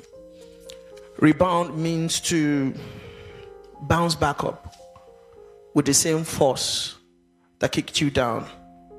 It just means bounce. Can someone say bounce? Can someone say bounce? If COVID kicked you down, bounce. And someone is like, so why is he bound, honey? Is he as easy as that? I was sharing with my Oga at the back that when it comes to photography, business principles, when it comes to 10 steps to make money, when it comes to the business thing, I don't know it. I'm just simply a man that God has helped. I'm a product of the mercies of Jesus Christ. And I love him and I serve him and he blesses my work. That's my trade secret. I don't know any marketing hack. I don't know. I've never been to any business school in my life. I don't know jack about money making, but I love photography. And I try my best daily to love my God. COVID. I was a single guy living in a 2-bedroom empty studio / house / office / boys hostel in Palm Grove. And I was planning to get married. And I came to Lagos 2017 and I interned with a few of my mentors, Mr. Shewa Kisame, Ria Sholanke. And I was just doing what I knew to do. I just finished my NYSC. And all I did was take pictures of youth coppers in the family house with my Nikon camera and one speed light. But I'd learned to work with what I know, and I've learned to work with what I have with me. And I got calls from people saying, Yemi, how do you light your pictures? How do you do this? How do you do that? And I told them I have one camera, one 35mm lens, and one speed light. And they didn't believe. And they've invited me to speak and, demonstrate to them how I actually achieve what I achieve with one light. And I said it's very simple. I mean, we're all photographers here. I bring my very large soft box close to my subject and I put my reflector this close, almost 2 or 3 inches away. Please, I need my water. Almost 2 or 3 inches away from my subject, and I reflect from underneath.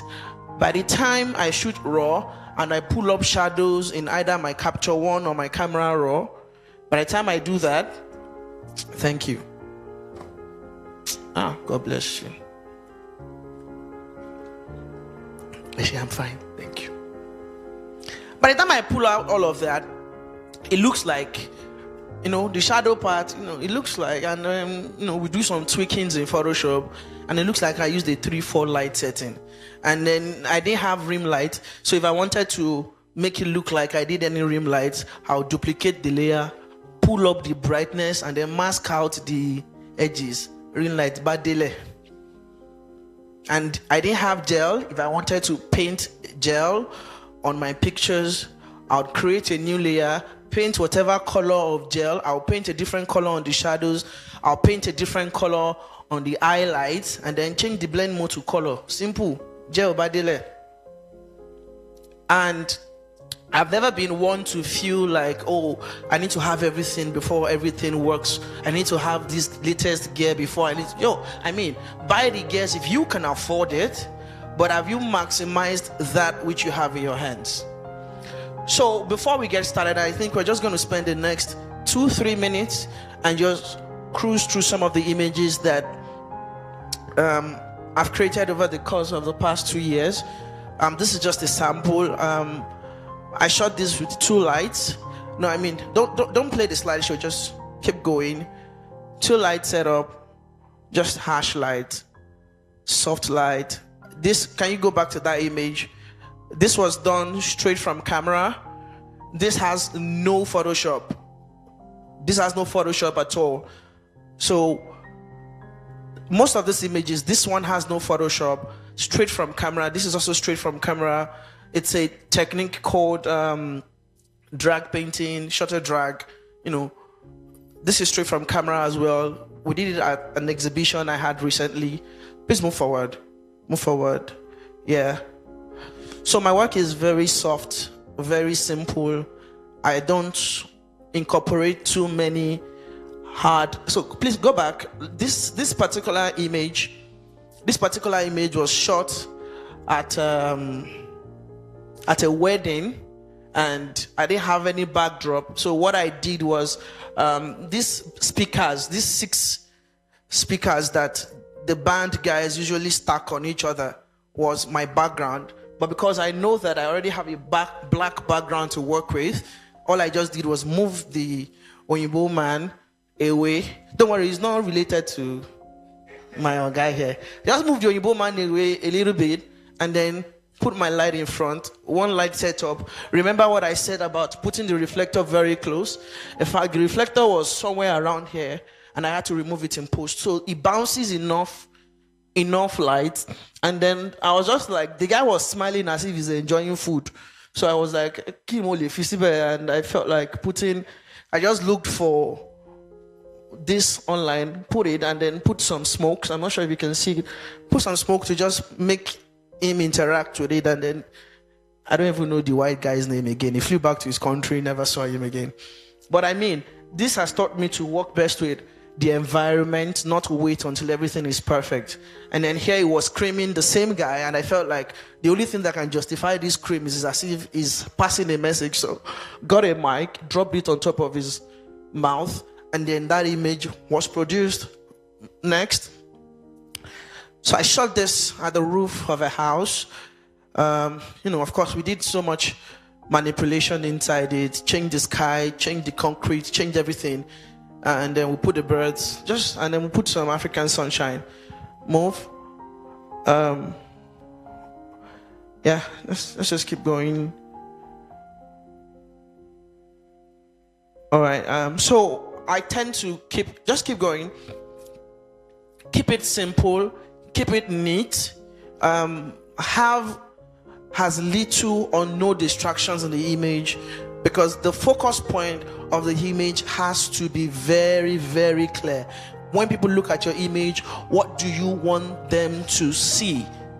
Many times we see some images and then we cannot say that, oh, this is exactly what we're looking at. Let it be very, very clear what it is that we're looking at. All right, this is the same picture as that of the bride. Keep going. Have we spent 2 minutes? Let's just keep going. Go back, go.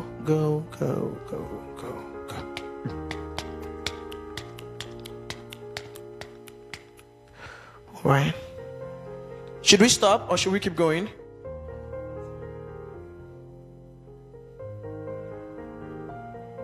Keep going. So these are like my most recent images. Keep going. Keep going.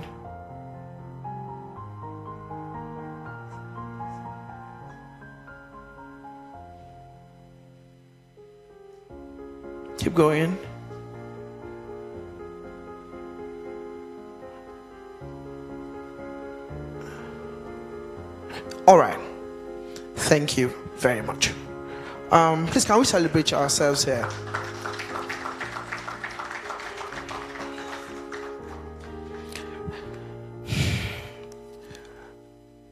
Rebound. All I've ever done is for me to keep striving for knowledge, keep growing. Whenever I see someone that knows more than me, all I try to do is humble myself at the feet of that person and learn. If you try to oppress me with what you know, and you try to rub what you know more than me in my face, I would allow you. But you will not leave that meeting without me collecting it. So the best way, one of the ways I've grown, is to let people show off around me. Do it. I'll learn. So a lot of us don't know how to feel when we are in the presence of someone who knows better or who knows more, and you start feeling small and you start feeling intimidated. You have to take that up as a challenge. So if somebody knows something more than you, how did they get there? How they chose to handle their knowledge, or the impact they chose to allow their knowledge make on you, is not your own problem. But the question you must ask yourself is, if there is any anybody that has been great, or if there is anybody that is celebrated, or if there is anybody that has made a mark in their lives or in this industry, the challenge you have to put yourself is, how did they get there? We heard Fatonemi saying he resigned as a top boss in an oil company to pursue photography. Many people would not have understood that decision. As I did, some people call you in the family that so did anybody question? I'm sure people would have questioned. And now she's the one chopping the money.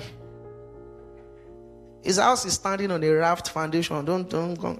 It's a big one. As I every time Lord next to care, I move me down. Hello. People go through things. A lot of us, our generation is very quick to admire people and then just say, wow, more blown, gone, utilo, kiniko. And then we don't ask the questions of, sir, what have you sacrificed to get here? I think, when Gaspar called me, I said, I don't know what I'm going to talk about, but, I sense it very, very, very strong in my spirit to just follow what the Holy Spirit would have me share with you.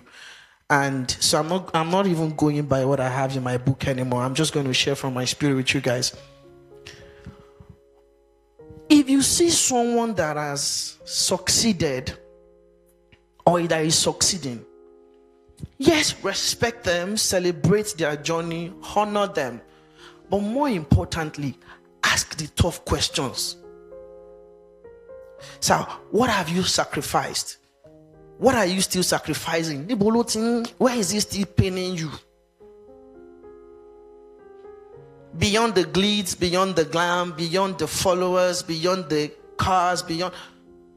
Ask the right questions.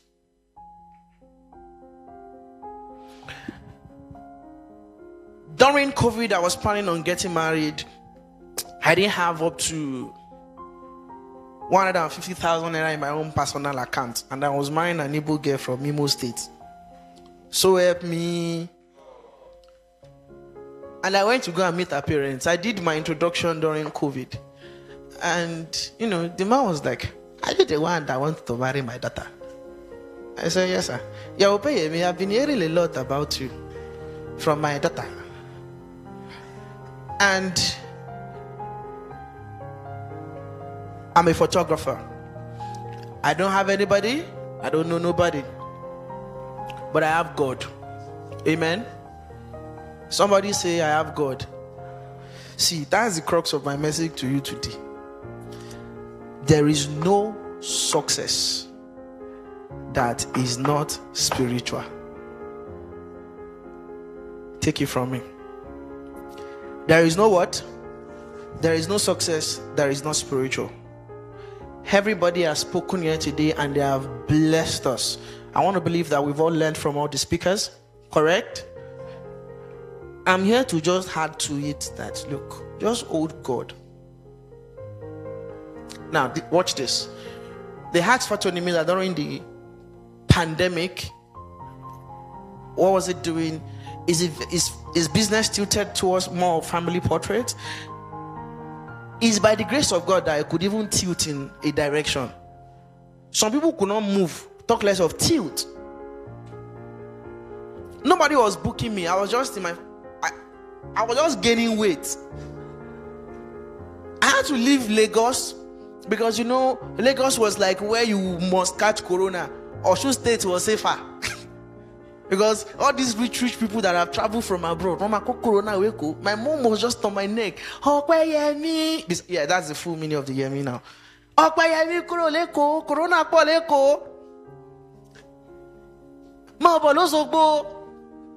So I left Lagos and I was staying with my dad and mom, and all I was just doing was waking up, eating, sleeping. They didn't even have a run to send me. So I was just at home, and then a client reached out to me and said, Yemi, my birthday is next week and I need a portrait. I said, Auntie Shewa, Lushogbo. She said, no, I'm not in Oshogbo. Auntie, where are you? She said, I'm currently in the United States of America. I said, I don't have passport. They're like, no. But I know you are very creative. Is there a way you can take my pictures and, just think about, I just want a new picture. I said, you can't come, I can't go, we can't see. So do you expect me to pull pictures out of my heart? And then I said, okay, you know what, fine. Send me 10 pictures that you have shot in the past 2 years. Send me 10 selfies. Take pictures of yourself from different angles. And, let me see what I can work with. So what I did was stitch up about 20 different photographs. And then I did digital makeup on her, fixed her hair. And then she was like, no, I don't want this brow. This brow is the one of 2000, and this one is one of 2016. There's a way they are doing it now in 2020. I said, I don't know. So what I did was go online, latest 2020 brows, went on different pages, found brows from models that are lovely, removed it, put it on her face. And then I sent the images to her. She was like, Yemi, can I have a leather coat? No problem. Went on Amazon, leather coat. Put it on it, shaded it to have a very proper realistic effect on her, and then sent it, and she loved it. She sent me 100K. I was like, eh? For this one, I was happy that I had something to do. And that's how I started during COVID-19. I started doing virtual portrait sessions. And I was doing it for many clients. I did a pregnancy shoot. I did a lot. And what I was doing was coordinating it with one camera. They were shooting with another one. I was posing. I was directing. And then they were mailing the pictures to me as documents. And I made money in doing that. The problem with a lot of us is not our village people. The problem with a lot of us is that we are not elastic enough to stretch. The only thing that we bounce, or the only thing that we rebound once it has been kicked, is something that is elastic enough to rise back up. Because elasticity, the law of elasticity demands that something that will bounce up has to work against the kinetic force that actually pushed you down. So the problem is not the heat of COVID that melted you. If you are a chocolate in nature, the heat of COVID will melt you. If you're an egg in nature, the heat of COVID will boil you. The problem is your own nature. Everybody in life, we are faced with the same challenges. Both the rich and the poor, and the people in the middle. The poor cry, the rich also cry. And believe you me, the pain is the same. The rich worry, the poor worry. The worry is the same. What causes the worry is different. But as human beings, we respond to situations of life, we feel it the same way. If you slap a poor man and you slap a rich man, they will feel the pain the same way. So what is slapping them is different, but the slap is the same. So you are worried about how to upgrade your D60 to at least a D610. And they are worried about taking their company in Nigeria to 4 other countries. The headache is the same. So don't look at somebody that you feel is successful and just believe that, oh, they got it covered, they don't have any issues. They do. Whether you're a billionaire or you are not a billionaire or you're a thousandaire, if you are married, say hello. Headache where poor man wife they give him, now in rich man wife they give him. When are we going to this place? When are we going to this place? We should go. Let's go and visit our next door neighbor. The man says, I don't have time. You never have time for me. You never have. The headache is what? The same. And the rich man's wife is saying, we have to fly to France, and then from there we have to go to Beverly Hills. And the man is saying that. So what I'm saying in essence is that it is the same. So let us first take away the boundaries of the perception of success and strip that to our own basic human nature. The problem is really not COVID. The problem is how you as an individual have trained yourself before COVID to survive. And believe you me, many COVIDs are still coming. Not COVID in a sense, but many things that might paralyze us as individuals or as a society will come. Mind you, some people are already preparing for that Armageddon. Hello, somebody. So that in the next 5 years, we are not talking about rebound part 2. Hello? So in the next 5 years, we don't come back and say, let's rebound again. Even born again is once they ask you to do it. As creatives, many of us are too busy with trying to make money that we have even forgotten to create solutions for our own problems. And we are supposed to be the problem solvers. Now our own brain supposed to walk past. But something hit you and then you just sit down there.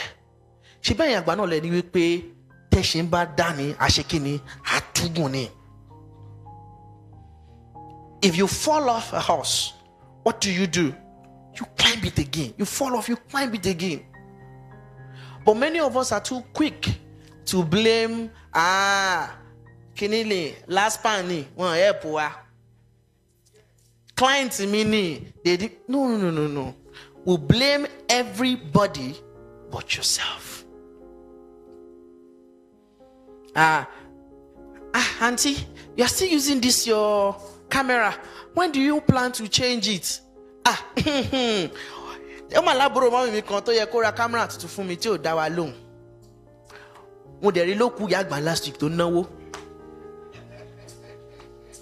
Who doesn't understand Yoruba here? You're like, why have you not changed your camera? And you're like, oh, there is one of your aunties or uncles that should have helped you, but it didn't help you. But you still saw him spraying money at a family function last week. Is it your money? One of the reasons why some of us might not be great or be greater than where we are now is because entitlement is not need. You just feel too entitled to another person's result when you were not a part of the process. How dare you? My father said something to me.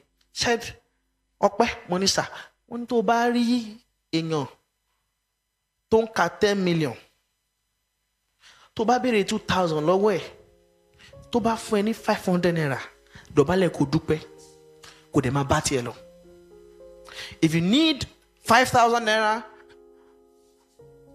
and you see someone counting 10 million, 5 million, and you tell somebody, sir, I need 5K, and the person says, oh, take 500, go.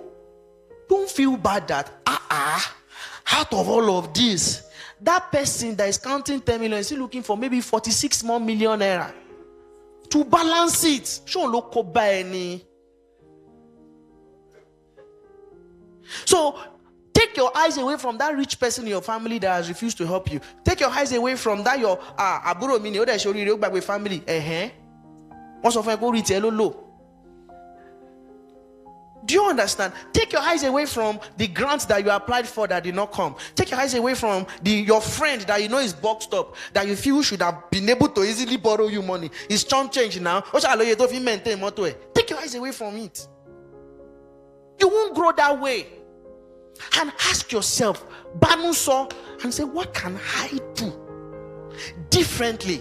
In this, whether you are in Agege or you are in Banana, what can I do differently?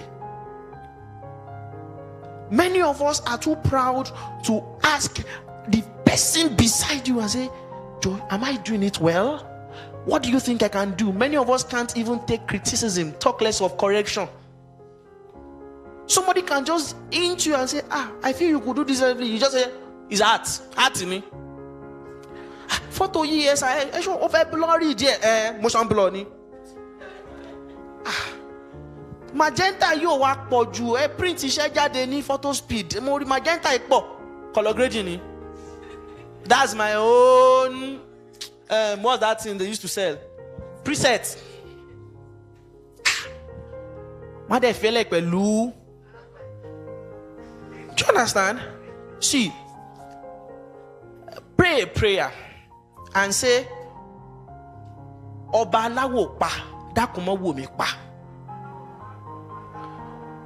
It means the God that can look at you like this and you will fall inside the Red Sea. Please don't. God can look at you like this. He can look at you like this and you will fall and he will leave you. But before he does that, he has told you severally. Yobani ajati osonu kò ní ṣe kíni. Ẹ má bínú èmi o so me ko ọmọ Ọ̀ṣun lèmi. Can I talk? If you want me to switch back to my British accent, I can do that. But can I talk? Ajati osonu kò ṣe kíni. Kò ní gbọ́ fèrè ọlọ́dẹ. Before you fail woefully, God is not that bad that will not have sent at least 1 or 2 pointers to you. But in your pride, in your stubbornness, agidi kini agidi talika na inu ni jo sorire. Kusinga kambe o. Kusinga kambe. You don't know nothing. You get to a group of creatives, they are talking photography, they are talking industry. The next thing you want to do is chook your mouth and tell them that you know. And what do you know? So quantify the knowledge that you know and convert that to 2022 and ask yourself, why not more?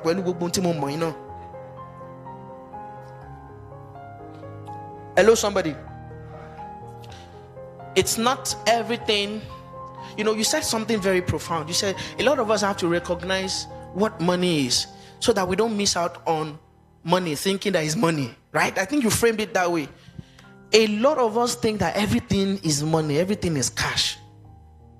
Relationships that you should service, people that you should help. Is there every photo shoot that you even do for some clients that you collect money? I've traveled to a village before to go and shoot a prophet of God. Me, if you will listen, I don't know how to do two things. I hold my God seriously. I don't joke with prophets. And when I was done photographing this man of God during COVID, I feel like praying in the spirit. Forgive me. And when I was done photographing this prophet of God, I was about to go. They wanted to find something for me. I said, me, you, me, money, God forbid. I'll be a fool to collect money from you. That's my value. I'm not imposing it on you. But I've come to understand in these my short years on earth that everything is not money. Tell the person beside you, everything is not money. Calm down. If it is money, tell the person, if it is money, you should have made it more than this.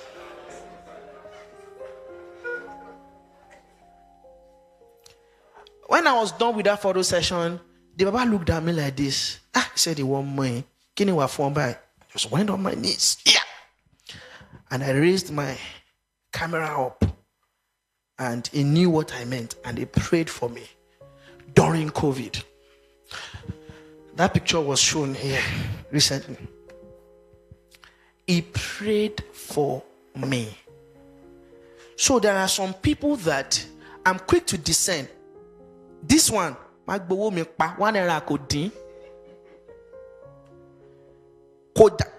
Kings are too expensive. Say moko bayini. It's not everything I also want I can afford. So I'm unapologetically expensive. I've priced jeans before in front of Ibo man. He didn't sell. I was like, he didn't sell. His rate is his rate. And he didn't feel bad. In fact, at the point when I priced the guy, I reached one point, he just leave me. Oga, stock jeans. He did. Correct one you want? He just left me as bad market because he understands the value of what he's about to give. The problem with a lot of us is not that. See, there are some problems that no workshop can solve for you. The problem is that a lot of us don't even value ourselves enough. Talk less of valuing our craft. Talk less of now valuing the money you are charging. So the problem is not price. So when people say let's discuss pricing, I can't tell you how much to charge as a creative. You are the one that will say, you yourself as your life like this, how much is your life worth? How much sponsors your life in a year? Divide it by 365 and then make your own calculations. Because it will not be fair on me to project my own overhead on you. All I can do is try and guide you and say, by these projections, living like this, at least, if you are spending 10,000 naira in a month to run your life, the minimum I would advise that you make should be 30,000 naira, so that you can spend, save, and invest. So it's now up to you. How to now make 30,000 naira in a month is your kettle of fish. Money is not everything. I've done a shoot before for a billionaire in this Lagos. I got access to him by the grace of God, and then he called me up and he said, yeah, my 50th birthday is coming up next month and I want you to take the photographs. I said, no problem, sir. Myself, my team, we were there. We were shooting this man's family for 3 days. A standard family session at Yemi King Studios should be done within 4-5 hours. We were there for 3 days. Grandfather joined. Everybody joined. We were tired. We will go back and come back. We shot for 3 days. And then when the man was like, yeah, you have not sent me my bill. I said, I will send it. Yeah, you've not sent me my invoice. I said, invoice. I will send it. Sir, turn again like this. Bring this lights like this. Yeah, and then we delivered the images. They used it to print. They printed newspaper everywhere, blah, blah, blah. And then the birthday party, gone, was not supposed to come up. They now called me again. They said, Yemi Kings, we are discussing the party something. All the vendors are here. And then, of course, you are the one that will do photography. So we are approving the budget right now in this committee meeting. You are on speakerphone. Lolo Magba. I said, should people are still collecting money for photography in Nigeria? Yeah, I don't know. So some people still collect money, photography. I don't. They say, yeah, tell us your rates now. I said, for this man, I'm not collecting money.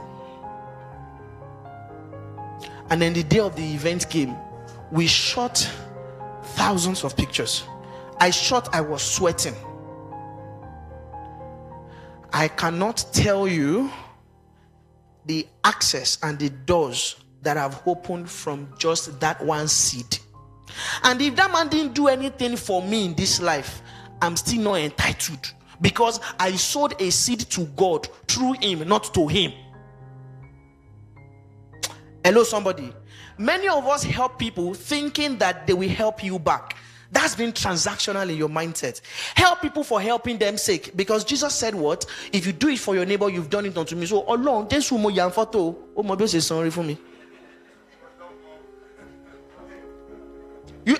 It will be pride if I give you. See, you like my work, Abby. If I give you a free photo shoot, it's not you. I did it for Jesus in your life.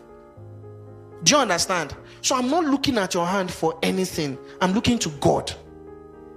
And that's how my business has grown. So what I was doing all through COVID was I was going to house, shooting prominent men of God in this country.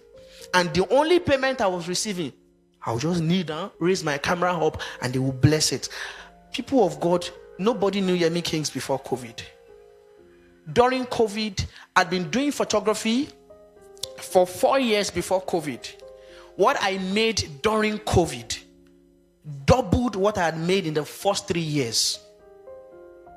During the COVID, this was not even post-COVID. It was during COVID that people now started hearing that, Yemi Kings. So I thought it's in Ife. No, it's in Lagos now. I thought it's in Osogbo. It's in Lagos now. I did, throughout COVID, I was doing free shoots. I would travel. We would say we are going here. Free shoots. I have friends that can bear witness. I was sowing seeds into the lives of men of God. Because you see, these are men that on a normal day, their schedule is tight. For the next 2 years, is booked. But during COVID, so you can't call them because you don't anybody hey, I'm at home, but you don't have anything doing. Nobody had anything doing. So, because people were caged, the farm was open for me, and all I saw was an avenue to sow seeds. I did free wedding during COVID, free shoots, because people were not making money. So I did free shoots, I did free wedding, I did free maternity, I did free portraits. I was just doing free. And I rested. And mind you, I was not married though. So I didn't have the pressure of feeding a family. I might not say the same for you. What's pinging us is different. So if you are not able to do as many free shoots as I did, please don't feel bad. But understand the spirit of the message I'm trying to pass across to you. Everything is not money. Invest in people. I have a friend that wanted to travel out of the country, and he stayed with me for like 6 months before his travel clicked. My house is not a very big house. We were uncomfortable, and he knew we were uncomfortable. Do you understand? But for somebody to stay with you knowing that you're uncomfortable, this guy stayed with me, and God created a wonderful door for him. He seized the opportunity abroad. Under 3 months, he called me, said, Yemi, I'm staying in a 3-bedroom duplex in London. He said, my home is welcome to you anytime. Invest in people. Invest in people. As I'm here now, somebody's coming to come and borrow my lens. My lens that camera joint. How much is that lens?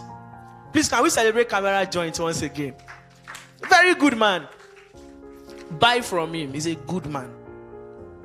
Now, sow in people. Do you understand? Just be good. See, if a month, yes, let me break it down to a month. If a month should pass, and as a photographer in this industry, nobody can tap you and say, you're a bad person. But, thank you for yesterday. Thank you for last week. Thank you. That means a whole month went by. You impacted not a soul. You should be ashamed of yourself, no matter your age. Be a blessing to people. Everything is not money.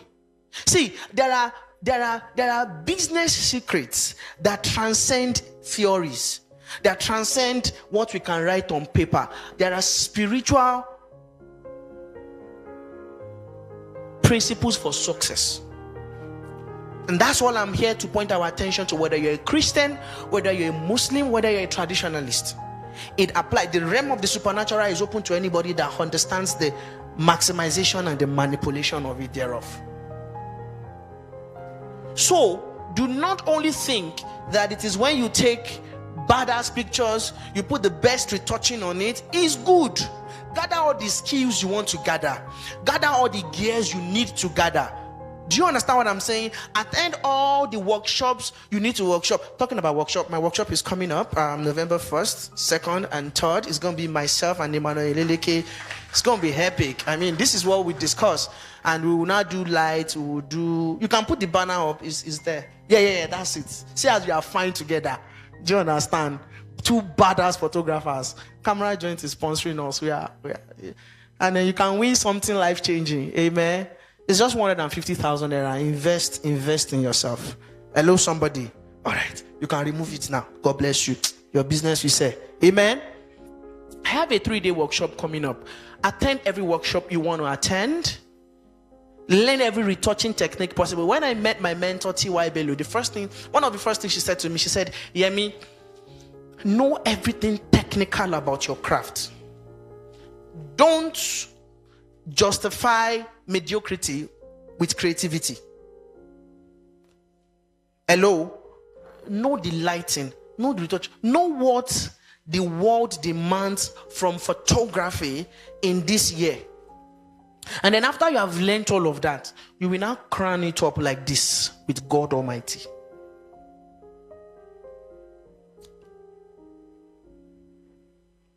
T.Y. Bello sang a song.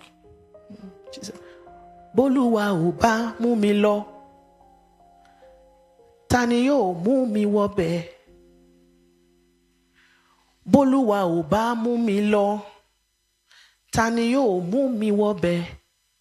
Iṣẹ́ wa mi ò já sásán torí mi ò sáré jolúwa lọ o. Kò já sásán o torí mi ò sáré jolúwa lọ. We need God. Go and ask anybody that has had this success in their industry. They will tell you. Gather all the skills that is needed. Respect people. Honor them. Be a good person. Be a firm believer of God.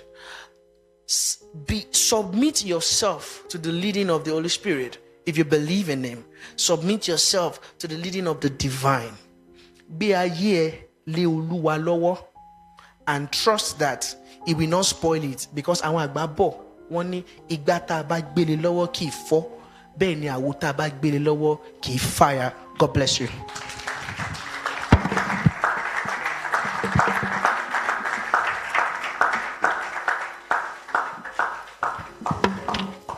That was an amazing section.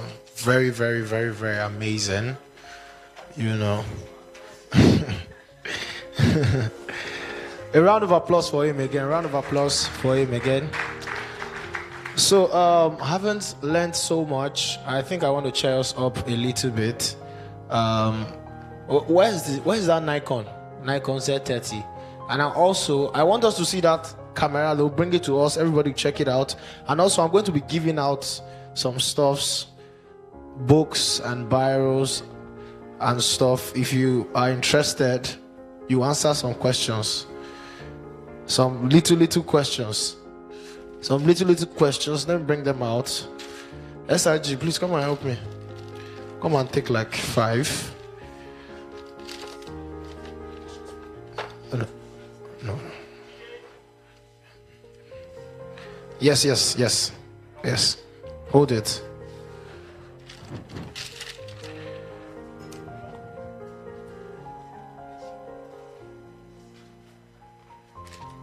Let me give it back. So some people, where's the camera? Yes, they have to. So we'll take this camera around. You tell me, anybody, you tell me if it's a crop sensor, is a mirrorless or a full frame. If it's a crop sensor, we know what crop sensor is, Abby. You know what full frame is. I know what mirrorless is. So you tell me if it's a crop sensor, you tell me if it's a mirrorless, and you tell me if it's a full frame. Who wants to go first? So this person is going to win 2 books. 2 books and 2 barrel. Please, I need Tas, you can go give that guy on black.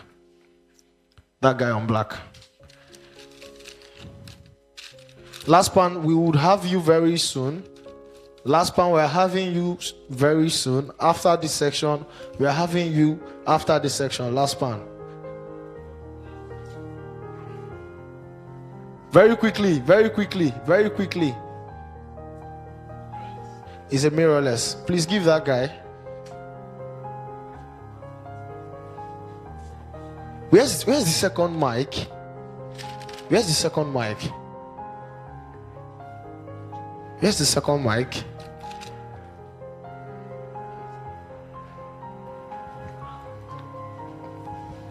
Actually searched the feature of the camera line. Okay. And, I noticed mirrorless. Okay. And most mirrorless camera just use the LCD and the flip. Oh, nice. So, SIG, give this guy 2 books. Give that guy 1 book.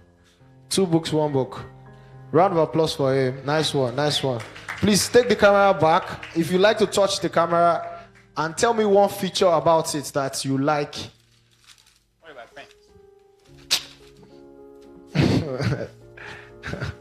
We'll give out the pens too. What do you like about it? What do you like about the camera? It's portable. It's small. You can put it in your pocket. Okay. I'll give her 1 book. Give her 1 book and 1 biro. Would you like to have that kind of camera? You like to have it? So if they give you now, you take it. What if they provide if they provide something instrumental for you? Can you buy? If they provide something instrumental, can you buy? All right. So what's the feature you like? What's the feature you like, sir? What's the feature you like? We are not just giving you the camera to look at it. What do you think about it? What do you like about it?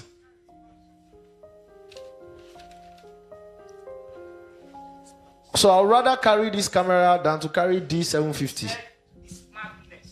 The smartness. So in what terms? What do you mean smartness?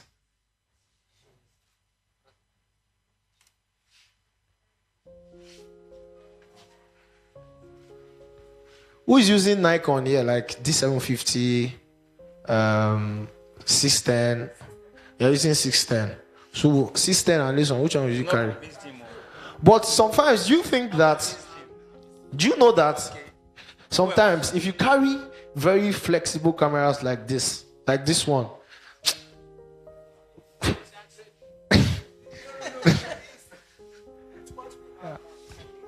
where's the mic, please? Where's the mic? Yeah, I'm feeling you, yeah. Thank you. My name is Oge Manuel, by the way. I'm a photographer. If you are having this one, this Z10, right? Z30. If you are using this one at events, you know, some people just look at you like, those who don't know, they will think it's point and shoot. So, but you that is using, you know what you are, you know, you are carrying, and it's light.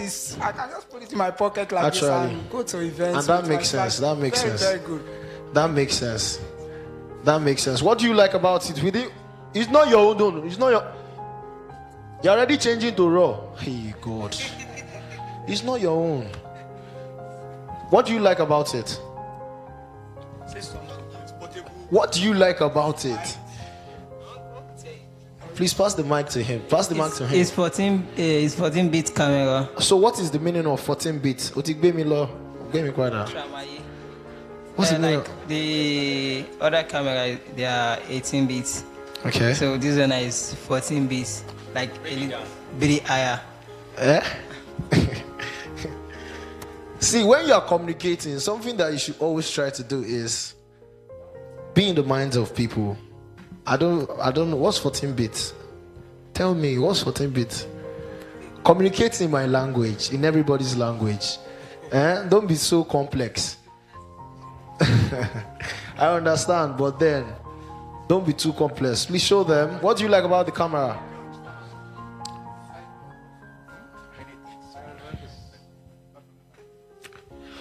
So the camera is not that expensive.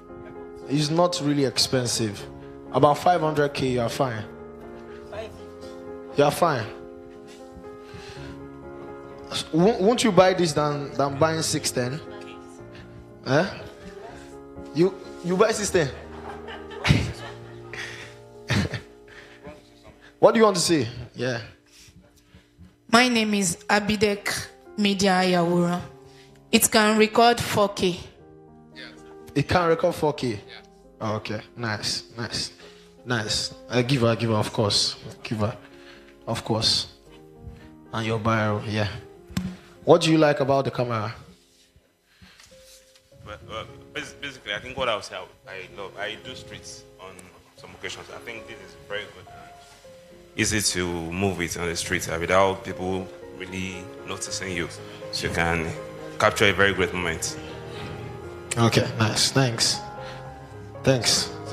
I think people on this side were being. Give this guy.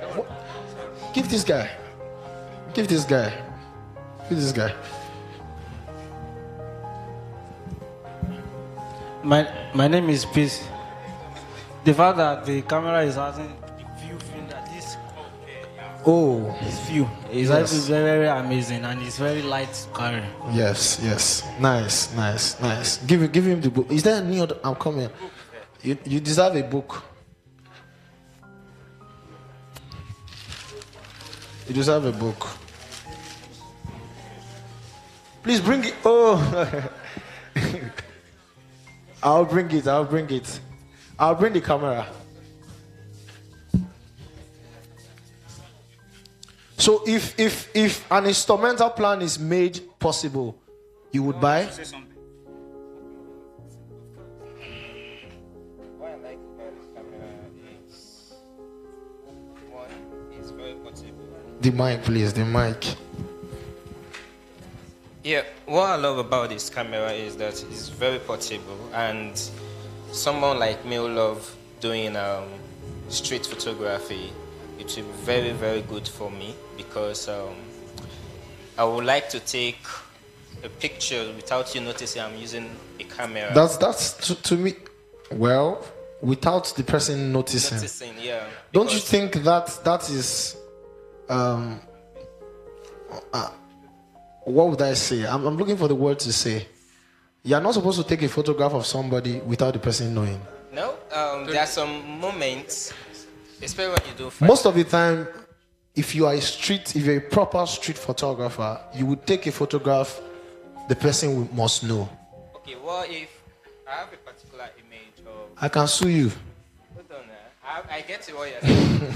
But I have a particular image of 3 guys standing in the same door, Danfo, and I was moving. Will I stop them that way? Not at all, actually. But do you want to use that photograph for a commercial purpose? You just want to save them on your phone? We don't really have time. Please give him book. We really don't have time. We'll just take one more and we're fine. Okay, please. Give him the mic. Very quick, very quick. You know, Nigeria is a place that you can't take shot anyhow. They will see you. But with this camera, people will not notice you. If you hold 750, they will identify you as a professional. But with this camera, there's so many or not people. You take a lot of shots without noticing. They will just look at it as a toy. Are you getting me? That's one of the things that really amazed me about this camera. Thank you so much. Give him a book. Yeah. So where's last part team? Hey, you want to feed the camera? It's not just feeling. We want people to buy. We want people to buy the camera. Somebody at the front they want to buy. Okay. So Philly, buy. Yes, they will. She wants to say something about the camera. Is anybody currently using Z6, Z7? Actually, the camera is portable. Okay. But we know when you are covering a social event, most of when you are buying a camera, you have to consider pictures. You consider the megapixel. Maybe when you compare the megapixel of this camera now to maybe D750. I think this has more megapixel than the D750. 24. Which has more megapixel? This one has more, Abby? No, this is 20. This is 20. Which has more megapixel? This 750. Which has more megapixel? This 750. So this 750 is better. Are you telling me this 750 is better than this? So one thing I want you to know is that first off, it being a mirrorless gives it an advantage over your full frame. So your full frame is at the back. So the camera is. You understand? So it gives it an advantage over it. It's a mirrorless. Mirrorless, okay, friendly. It has more everything. But then I think these days the Z series are taking over the market, and they are making them more cheaper these days. 21 megapixel. 21. Some is 24. Canon is 24. Okay.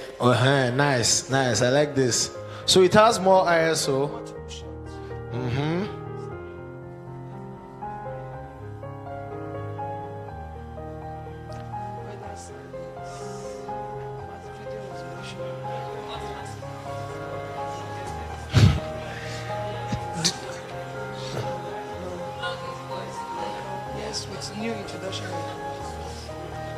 So who wants to buy camera? Who wants to buy camera? You want to buy? No, really, let's be serious. If I talk to Das, please come. So if I talk to Das, you know, to make available an installmental plan. But the thing about installment is that people will run away. Where would they run? They will not pay. That's the thing about installment. So I'm saying that if I talk to you to make an instrumental plan, we need to talk to bank. actually, that's just the thing. That's just the thing. But then we can make it. It's possible. It's very possible. Okay. But then it's a fantastic camera, Abby. It's nice.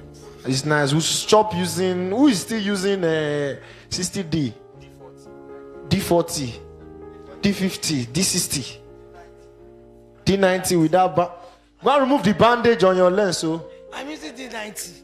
Remove the bandage on your lens. If I see it. I'm using D90. You're using D90. Yes. Where's your locality? Ikorodu. Oh, nice. I think so. Akin, do you know her? You have seen her face somewhere. He's staying in Ikorodu and he's doing very well too. But you don't network. You don't know yourselves. He doesn't come to meeting. Doesn't mean he's attending.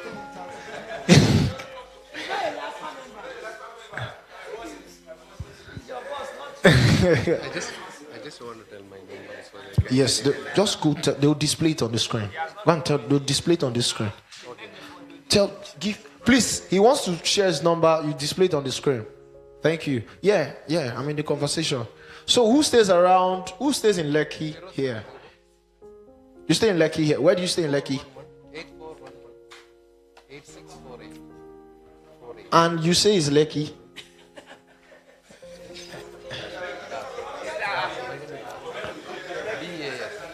Okay. No problem. Please. Feel free. Lekki phase 2 now for Abraham sir. Now Lekki now. But then do you guys relate? No Lekki, nobody saying Lekki again. So the thing about all these things I'm saying is that sometimes, guy, you need lens, you need 50mm. You need 50mm ASAP. You look for the next person to call. If you don't bond, how would you get these things? Sometimes I came to Civic Center to shoot. I didn't know I didn't carry the SD card. I left SD card almost equal that day. But because I have this group, I can say who is at this place. I was shooting in Kogi on Saturday. I'm not there. They are shooting the thing in Kogi. Because of relationship. So you guys have to bond. You have to reach out to yourself. This guy has what you don't have. Somebody, see that man? See, he's using Canon 1DX. Put it online. You see the price. Just put it online. He has these things. Imagine that you have a job that you need to go to, but then you need something very, very, very worth it. Assuming you just hit a deal of 5 million, will you take 60D along with you? No, let's assume that you use 60D personally and you just got a deal of 5 million. You want to shoot maybe the Nigerian footballers for the World Cup, whatever.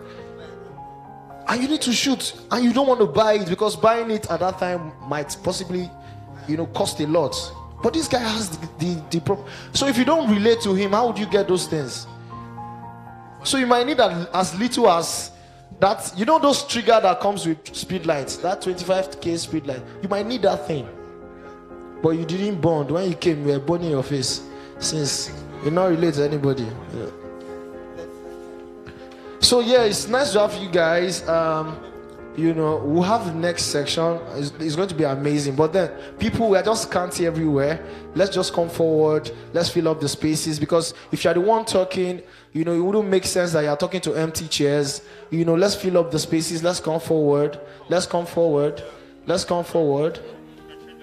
You're hungry. You want to grab something to eat? Okay, that makes sense. That makes sense for like, let me see, maybe 3-5 minutes. 3-5 minutes. Last one.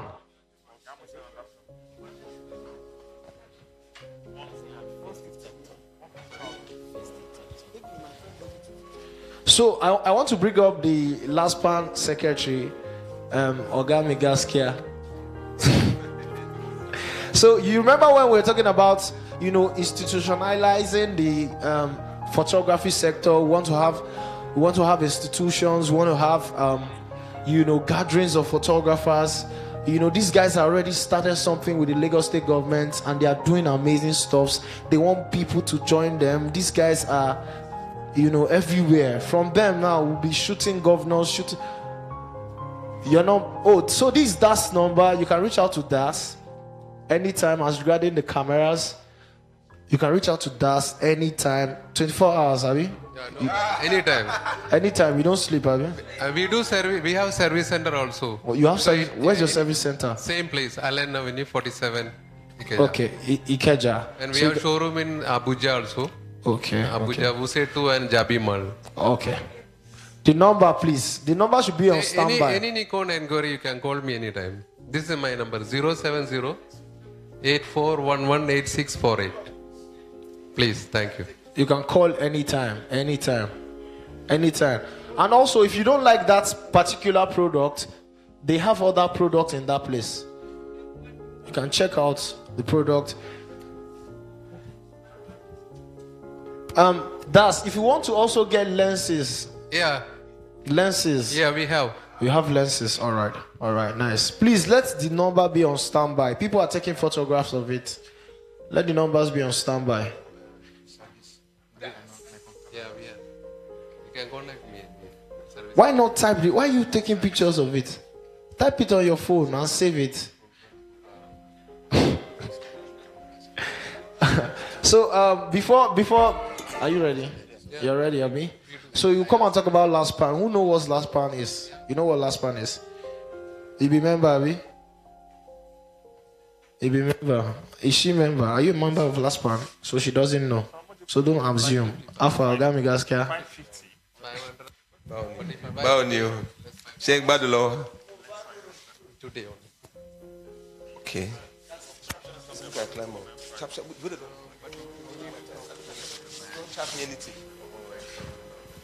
Up last pan. Up last pan. Up Lagos State. That is our slogan. So, good afternoon, everyone. My name is Yakubu D. Mohammed. I'm the General Secretary of LASPAN. LASPAN stands for Lagos State Professional Photographers Association of Nigeria. It's an organization that has been existing for the past 54 years. Today, we have branches all over Lagos State, from Ikorodu to Ekpe, from Ekpe to Badagry. I belong to Lagos Island Etiosa zone. So you are in my zone, that's where I belong to. What do we do? The primary purpose of LASPAN is to develop the art, the science, and the business of photography, so that those of us that practice photography as a profession can excel. We have been existing and we are registered with both the federal government and the Lagos State government. Every member of LASPAN is expected to have some important documents. One, you have your membership ID card. Two, you have the Lagos State government ID card, because we are registered with the ministry, formerly Ministry of Commerce and Industry, but now with the Ministry of Employment and Wealth Creation. As we speak today, most of our members are benefiting from a training going on with the Lagos State government, which at the end of the day, those people that went for those training will have grants. You understand? So we have a lot of programs that we've been running. We have different groups. For example, we have the women groups, we have the youth forum, We have a lot of our activities. Now, based on what most of you heard what the man from Kodak was saying, it is we that it was mimicking that we are, how do you call it, I shall be a professional photographer. But it doesn't know that we've gone beyond that. You understand me now? You see, in life, when LASPAN started, it started with our grandfathers. I will not say our fathers, our what? Grandfathers, because it started as far back as 1968. At that time, when they started, especially like Yorubas, you like, this Egbe thing, That's how they started it. Honestly, they started it as Egbe, where this one, maybe as a photographer, I want to do freedom for my apprentice. They will come together, do a show video, we celebrate it. But as time goes on, it comes, I think, before they know it, they're now, government has to ask for we to organize ourselves. They registered it. That was when it started changing, But still, it was more of a social thing than professional thing.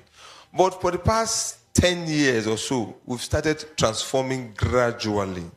We are moving from artisan to full professional association. As we speak right now, hopefully by the grace of God, by January, our academy will pick up. We are talking about academy. They don't know we are doing those work on the ground. We're talking about academy. And as we speak, we're working on 5 categories of members. They were talking of entry level. Because every profession, you have what they call entry level. We want to make sure that we want to use LASPAN as an association to institutionalize photography as a profession in Nigeria. So today, if you want to be a LASPAN member, it's very easy. We have a lot of zones. We have Lagos Island, we have Ikorodu, we have Ekpe, we have Ikeja. They're all around. So if anywhere you are living, you can become a member of that very local government. But if you want to choose any other place, maybe, because sometimes we have this, like what the young man with the cap, the MC was saying. You may have a friend in Ikorodu, you are more friendly with him, and it's a member of LASPAN there. You can join them, even you live in Ketu. You understand me now? So it's just about belonging to a body. So, and one thing about LASPAN is that we are not only there, we're also expecting, because it's a body of photographers. Hello? So each of us have something to come and contribute, not only to come and take. You may have an idea. Why is LASPAN not do this? Well, you can come in and bring your ideas, we will accept it. You understand me now? Because some people don't believe that. The biggest problem we have in Nigeria, not only in Nigeria, is that we only expect.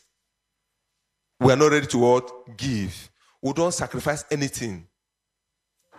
So, as I said, LASPAN, we are the only official body representing photography in Lagos State and also in Nigeria, along with the Nigerian Professional and Videographers Association, that is NPPVA. Those are the 2 associations that today represent photographers and videographers in Nigeria. We have VPAN, which also do for videos, you understand, but these are the main ones recognized. So what I want to say in the essence is that every one of you that wants to join the association, you are welcome. There are a lot of benefits. Apart from the social benefits which we socialize ourselves with, we are recognized by the government. So as a member of LASPAN, you are automatically recognized as a professional photographer. You have our documents. With our documents, you can go to anywhere with it. You'll be welcome. You want to go to America, with our letter, you'll get visa. I am assuring you that, because we have done it for a lot of members that want to travel. They came, they applied. When we got all our documents back, and I'm telling you it's true. I'm not joking about it. It's real, because we are the only body. So please, and it's good for you to belong to a body. Because if you don't belong to an association, like me now, there's no local government I will go today in Lagos State that I don't have where to stay. Because we have members everywhere. If I want to go, if I'm going to Ikorodu, I will call 1 or 2 members. I'm coming to Ikorodu. I'll be welcome. Why? Because I belong to the association. If I'm going to Ekpe today, I'll call 1 or 2 members. I'm coming to Ekpe, I'll be welcome. Even today, I want to travel out of Lagos. The same thing. Understand? Because I'm a member of MPPVA. You understand now? So, if you have any question before I leave, let me answer before I leave. Any question? Hello? Okay. MC.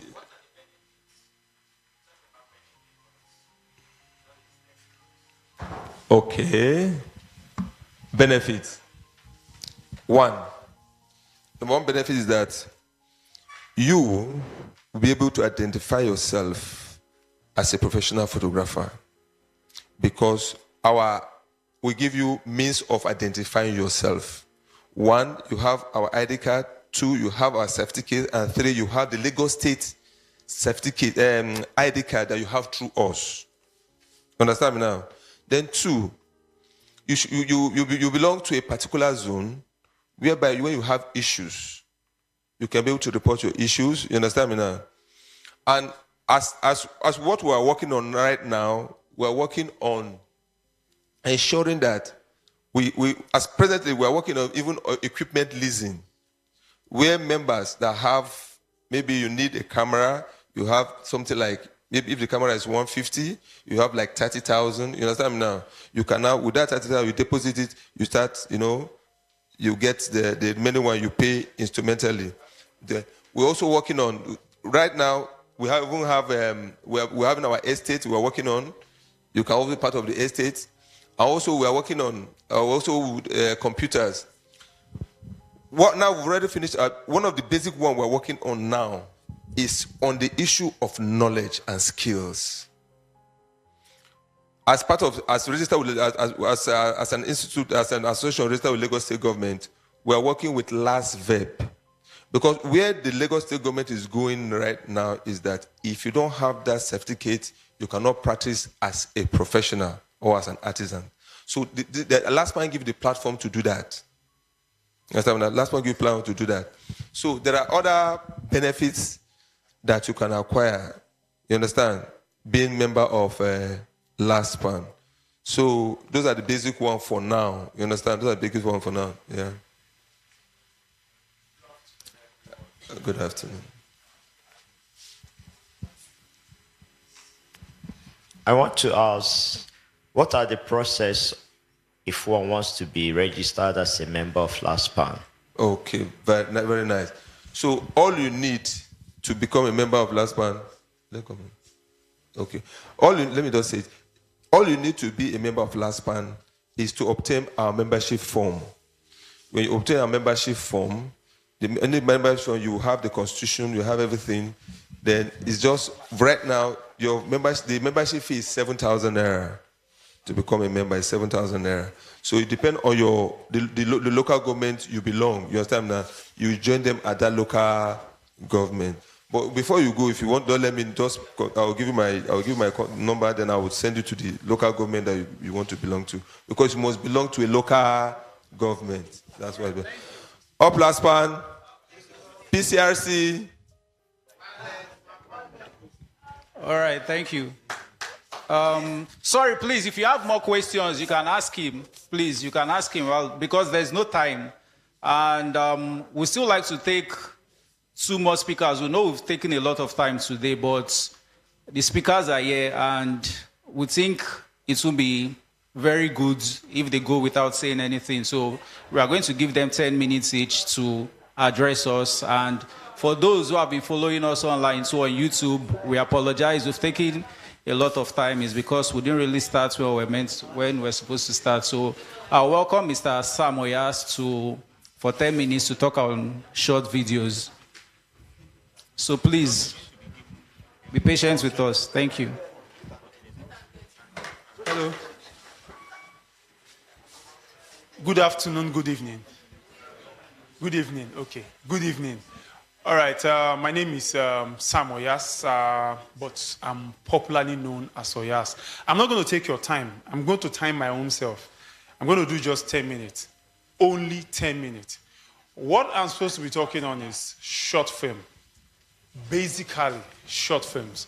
that's talking about cinematography and all that, how to accomplish a short film. That's all I'm going to talk about. But I'm going to talk about that in 10 minutes. What I want to see in 10 minutes. 1 minute has passed already in my introduction. Okay, so quick one. I'll say this before I continue. I've spoken to Gaspo. I told him that there's no way I can be able to finish short film today. What he should do for me is to create another time for those who will be interested. Because your idea is to create a short film and showcase the short film in a short film festival. That's the whole idea. We want to bring out cinematographers from videographers. Because the difference between a cinematographer and a videographer is very simple. It's just one small tiny line. A cinematographer knows all the angles and where to take all the angles from. Why a videographer might just put the camera and just record. I could carry a camera and just do this. Fine, I've recorded. But a cinematographer will come and look at it and say, let me do this. And it's more beautiful. Do you understand? It's just simple. I just want to show you the difference between these two guys. The videographer is a cinematographer, because I'm a cinematographer with Nollywood. At least I've made only this year, I think I've made more than 10 movies. So I feel that if I have that space with you guys, we can make it work. I'm just going to give something. There is a rule in cinematography. I said it last year. I'm still going to say it again. There is a rule called the 180 rule. 180-degree rule. There is a rule. And that is what I want to dwell on when we meet again in that space. Why I'm having this conversation, because I want Gospel to be able to give me and those people that space, even if it's 5 people, even if it's 10, even if it's just 2. Let us have that space. Let us create a movie out of it. I will tell you something. A short film has to do with lighting, has to do with telling a story with your pictures. They are all motion pictures. But a short film, creating a short film and make it relevant, you have to be able to tell it from a good angle. You have to be able to tell it from a good perspective.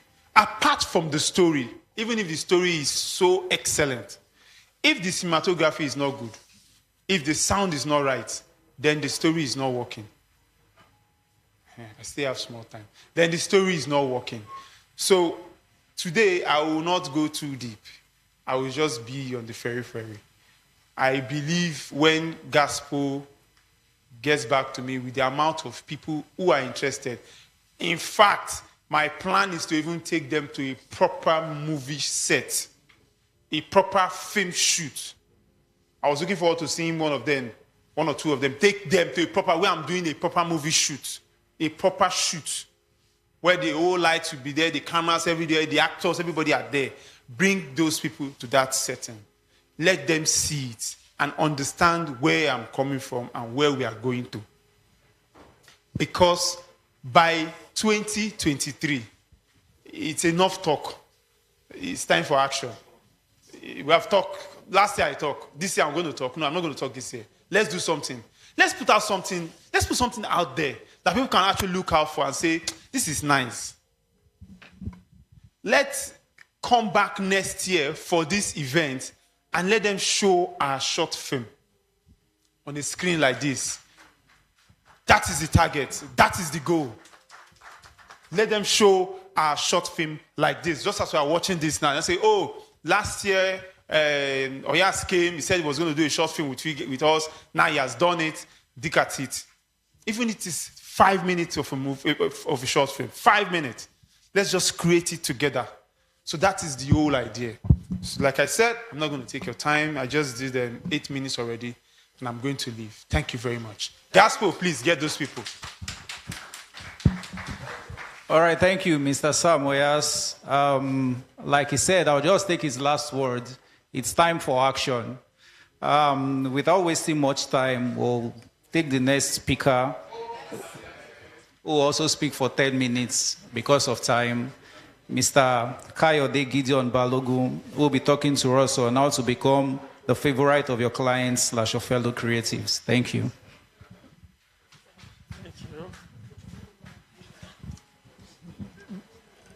Okay, good evening, everybody. I'm still glad that we still have this number of people still around at this time. I appreciate your time. I appreciate the organizers, the sponsors, everybody who is here. My name is Kayode Gideon Balogun. Although I have prepared a presentation, a PowerPoint presentation for this topic, but because of time, it's to be abridged. So I will just quickly run over it. I'm a documentary photographer, and I think the time I met Gaspo in 2015 when we went for Badagry street photography walk. And since then, I think I've met so many other good people. Everybody that I'm seeing here, I saw them then. I'm also a drone pilot, and like we have been saying from the beginning of this program today, we had to modify after COVID. I had to look for another niche in photography and cinematography, so to speak, where people are not so plenty. You know, like Mr. Chris Oputa said while we were having the panelist session, things are being democratized. That is, photography is being democratized. So you need to look for areas that people don't have full access to. People can buy drones now. Don't let me further go too much into that.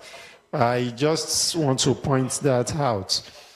What I'm to speak about is how to become the favorite of your clients and fellow creatives.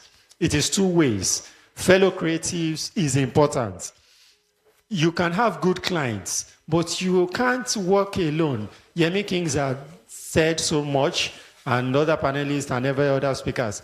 You need to invest in people. You need good working relationship with people. So it's not enough for you to have great clients paying you well. You can't be at every place at every time. You can have 2-3 jobs on a particular day, but you will need some people you need to assign those jobs or some of those jobs to help you to still get what you are supposed to get. But what we realize is that amongst us as photographers, we don't have good interpersonal relationship within us. So that's what this topic is about. Then have to have good interpersonal relationship with your clients. And I think most of those who have been speaking from the beginning of the program had said that. TOD mentioned that, Odola mentioned that, Mr. Olaiwola mentioned that, Mr. Yemi Kings also mentioned that. I will just run through the items because I was given just few minutes. The first aspect is effective communication. Mr. Olaiwola had mentioned that, and he had explained that so well. But one thing I want to point out under communication is listening. Listening. Communication is getting the words that are being said correctly. Then after listening, then having feedback, having discussion with your clients or fellow creatives, you also need to ask questions, clarifications. So many times, the problem between you and your clients, most times, when you have dispute, is because you did not ask the relevant questions. This dispute usually comes from things that were not asked or things that were not said that were not clarified. So there's importance in listening and asking in your effective communication. Problem solving, as creatives, we need always to, like Mr. Chris said, we need to be on our feet, thinking on how to solve problems. Then decision making, we should be able to make decisions fast and well. We should have teamwork and collaboration. Like we have been saying from the beginning of the program, teamwork, collaboration. You should be a good team player. I go to events and I'm shooting, and the videographer will be entering your shot, or you as a videographer, the photographer will just be entering your shot. Whenever I'm at an event, the first thing I do is, when I see a videographer, because I'm a photographer, I go to the videographer, I greet, and I say, okay, just be informing me of your movement so that I wouldn't be entering your... So when I see him carry his tripod, I take notes. Where is he facing? Then I pass through his back. So you should be a good team player. Accountability and responsibility. We need to be accountable. We need to be responsible as creatives. We need to have social awareness. I think all this stuff, if I had time, I would have elaborated and given examples and illustrations. But from all what I'm itemizing, you should be able to relate them to what other speakers have spoken about. Social awareness, you should be aware of your environment. Like Mr. Olayiwola said, you speak languages of people that you are relating with, be it fellow creatives or your clients. Self-management, manage your time as a creative. Self-motivation, motivate yourself. Don't be tired easily.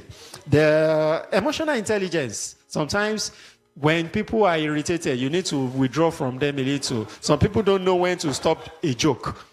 You can joke with your clients, but know that it's not every joke that is funny. I think you are following in place. You following in place? Am I having your attention? Okay, thank you. Body language. Also look at your client's body language and your fellow creatives' body language for you to be able to relate well with them and be their favorite. You yourself know that favorite second shooter. No, if you are given, you have options of second shooter as photographers, but there is a particular second shooter you will always love to work with because that person relates with you very well. Then leadership. For us as creatives, we need to be good in leadership. Lead well, take leadership. Conflict resolution. There will always be problems, but know how to resolve your conflict. And mediate. Mediate between people. You could have in your studio, you could have apprentices or you could have interns. They might have conflicts between themselves. Then you should be able to mediate between them. Even clients. Sometimes you are at a wedding, probably the bride and the bridesmaid or one person or the other are having conflicts while you are shooting, and that will affect your work. What you are supposed to mediate, you need that skill. Also, negotiation. You should be able to negotiate everything. Negotiate with your clients. Be able to negotiate with your fellow creatives for good results. Persuasion. You should be able to persuade. No, these things are interrelated. Negotiation, persuasion, influencing. You should be able to persuade a client to be able to give that job to you, though your price is higher than the person they are trying to consider. Then you should be able to influence. Influencing. When influencing is when you have the ability to turn the heart of someone. You should be able to turn the heart of your clients towards you. You should be able to turn the hearts of fellow creatives towards yourself. I have just two more. The second to the last one is creativity. That's our business. We are creatives. So we should always create. Our creativity should endear people to us. It is when you create, people are interested in you. Then not only create, but adaptability. You should be able to adapt what you are creating for the environment. You should not create something for people who do not need it. Creativity with adaptability. Then the last one is patience and empathy. You should be patient with your clients, be patient with fellow creatives, and have empathy. Do not insult, even when the situation is not convenient for the other person. Show some empathy. Somebody had told you, I came late because this had happened, and it's a terrible thing that had happened to the person.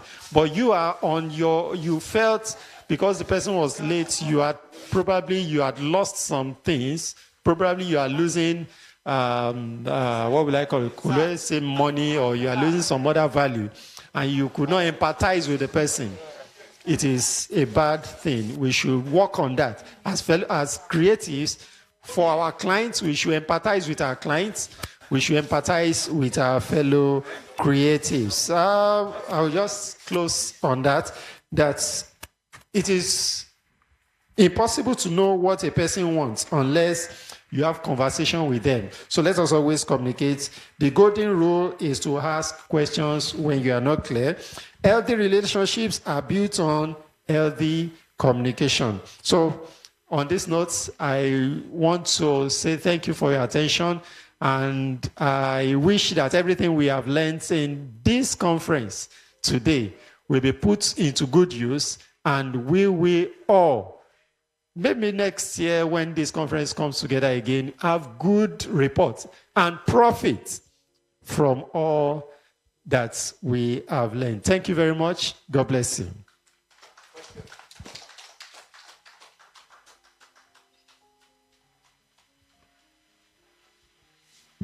Okay, thank you, Mr. Gideon. We really want to thank you for coming. Those who have been online with us since morning, we also want to thank you for staying there and for granting us your time. As you know, this event is put together by Photography Chat Room International Club. And we'd like you to follow us on Facebook, follow us on Instagram.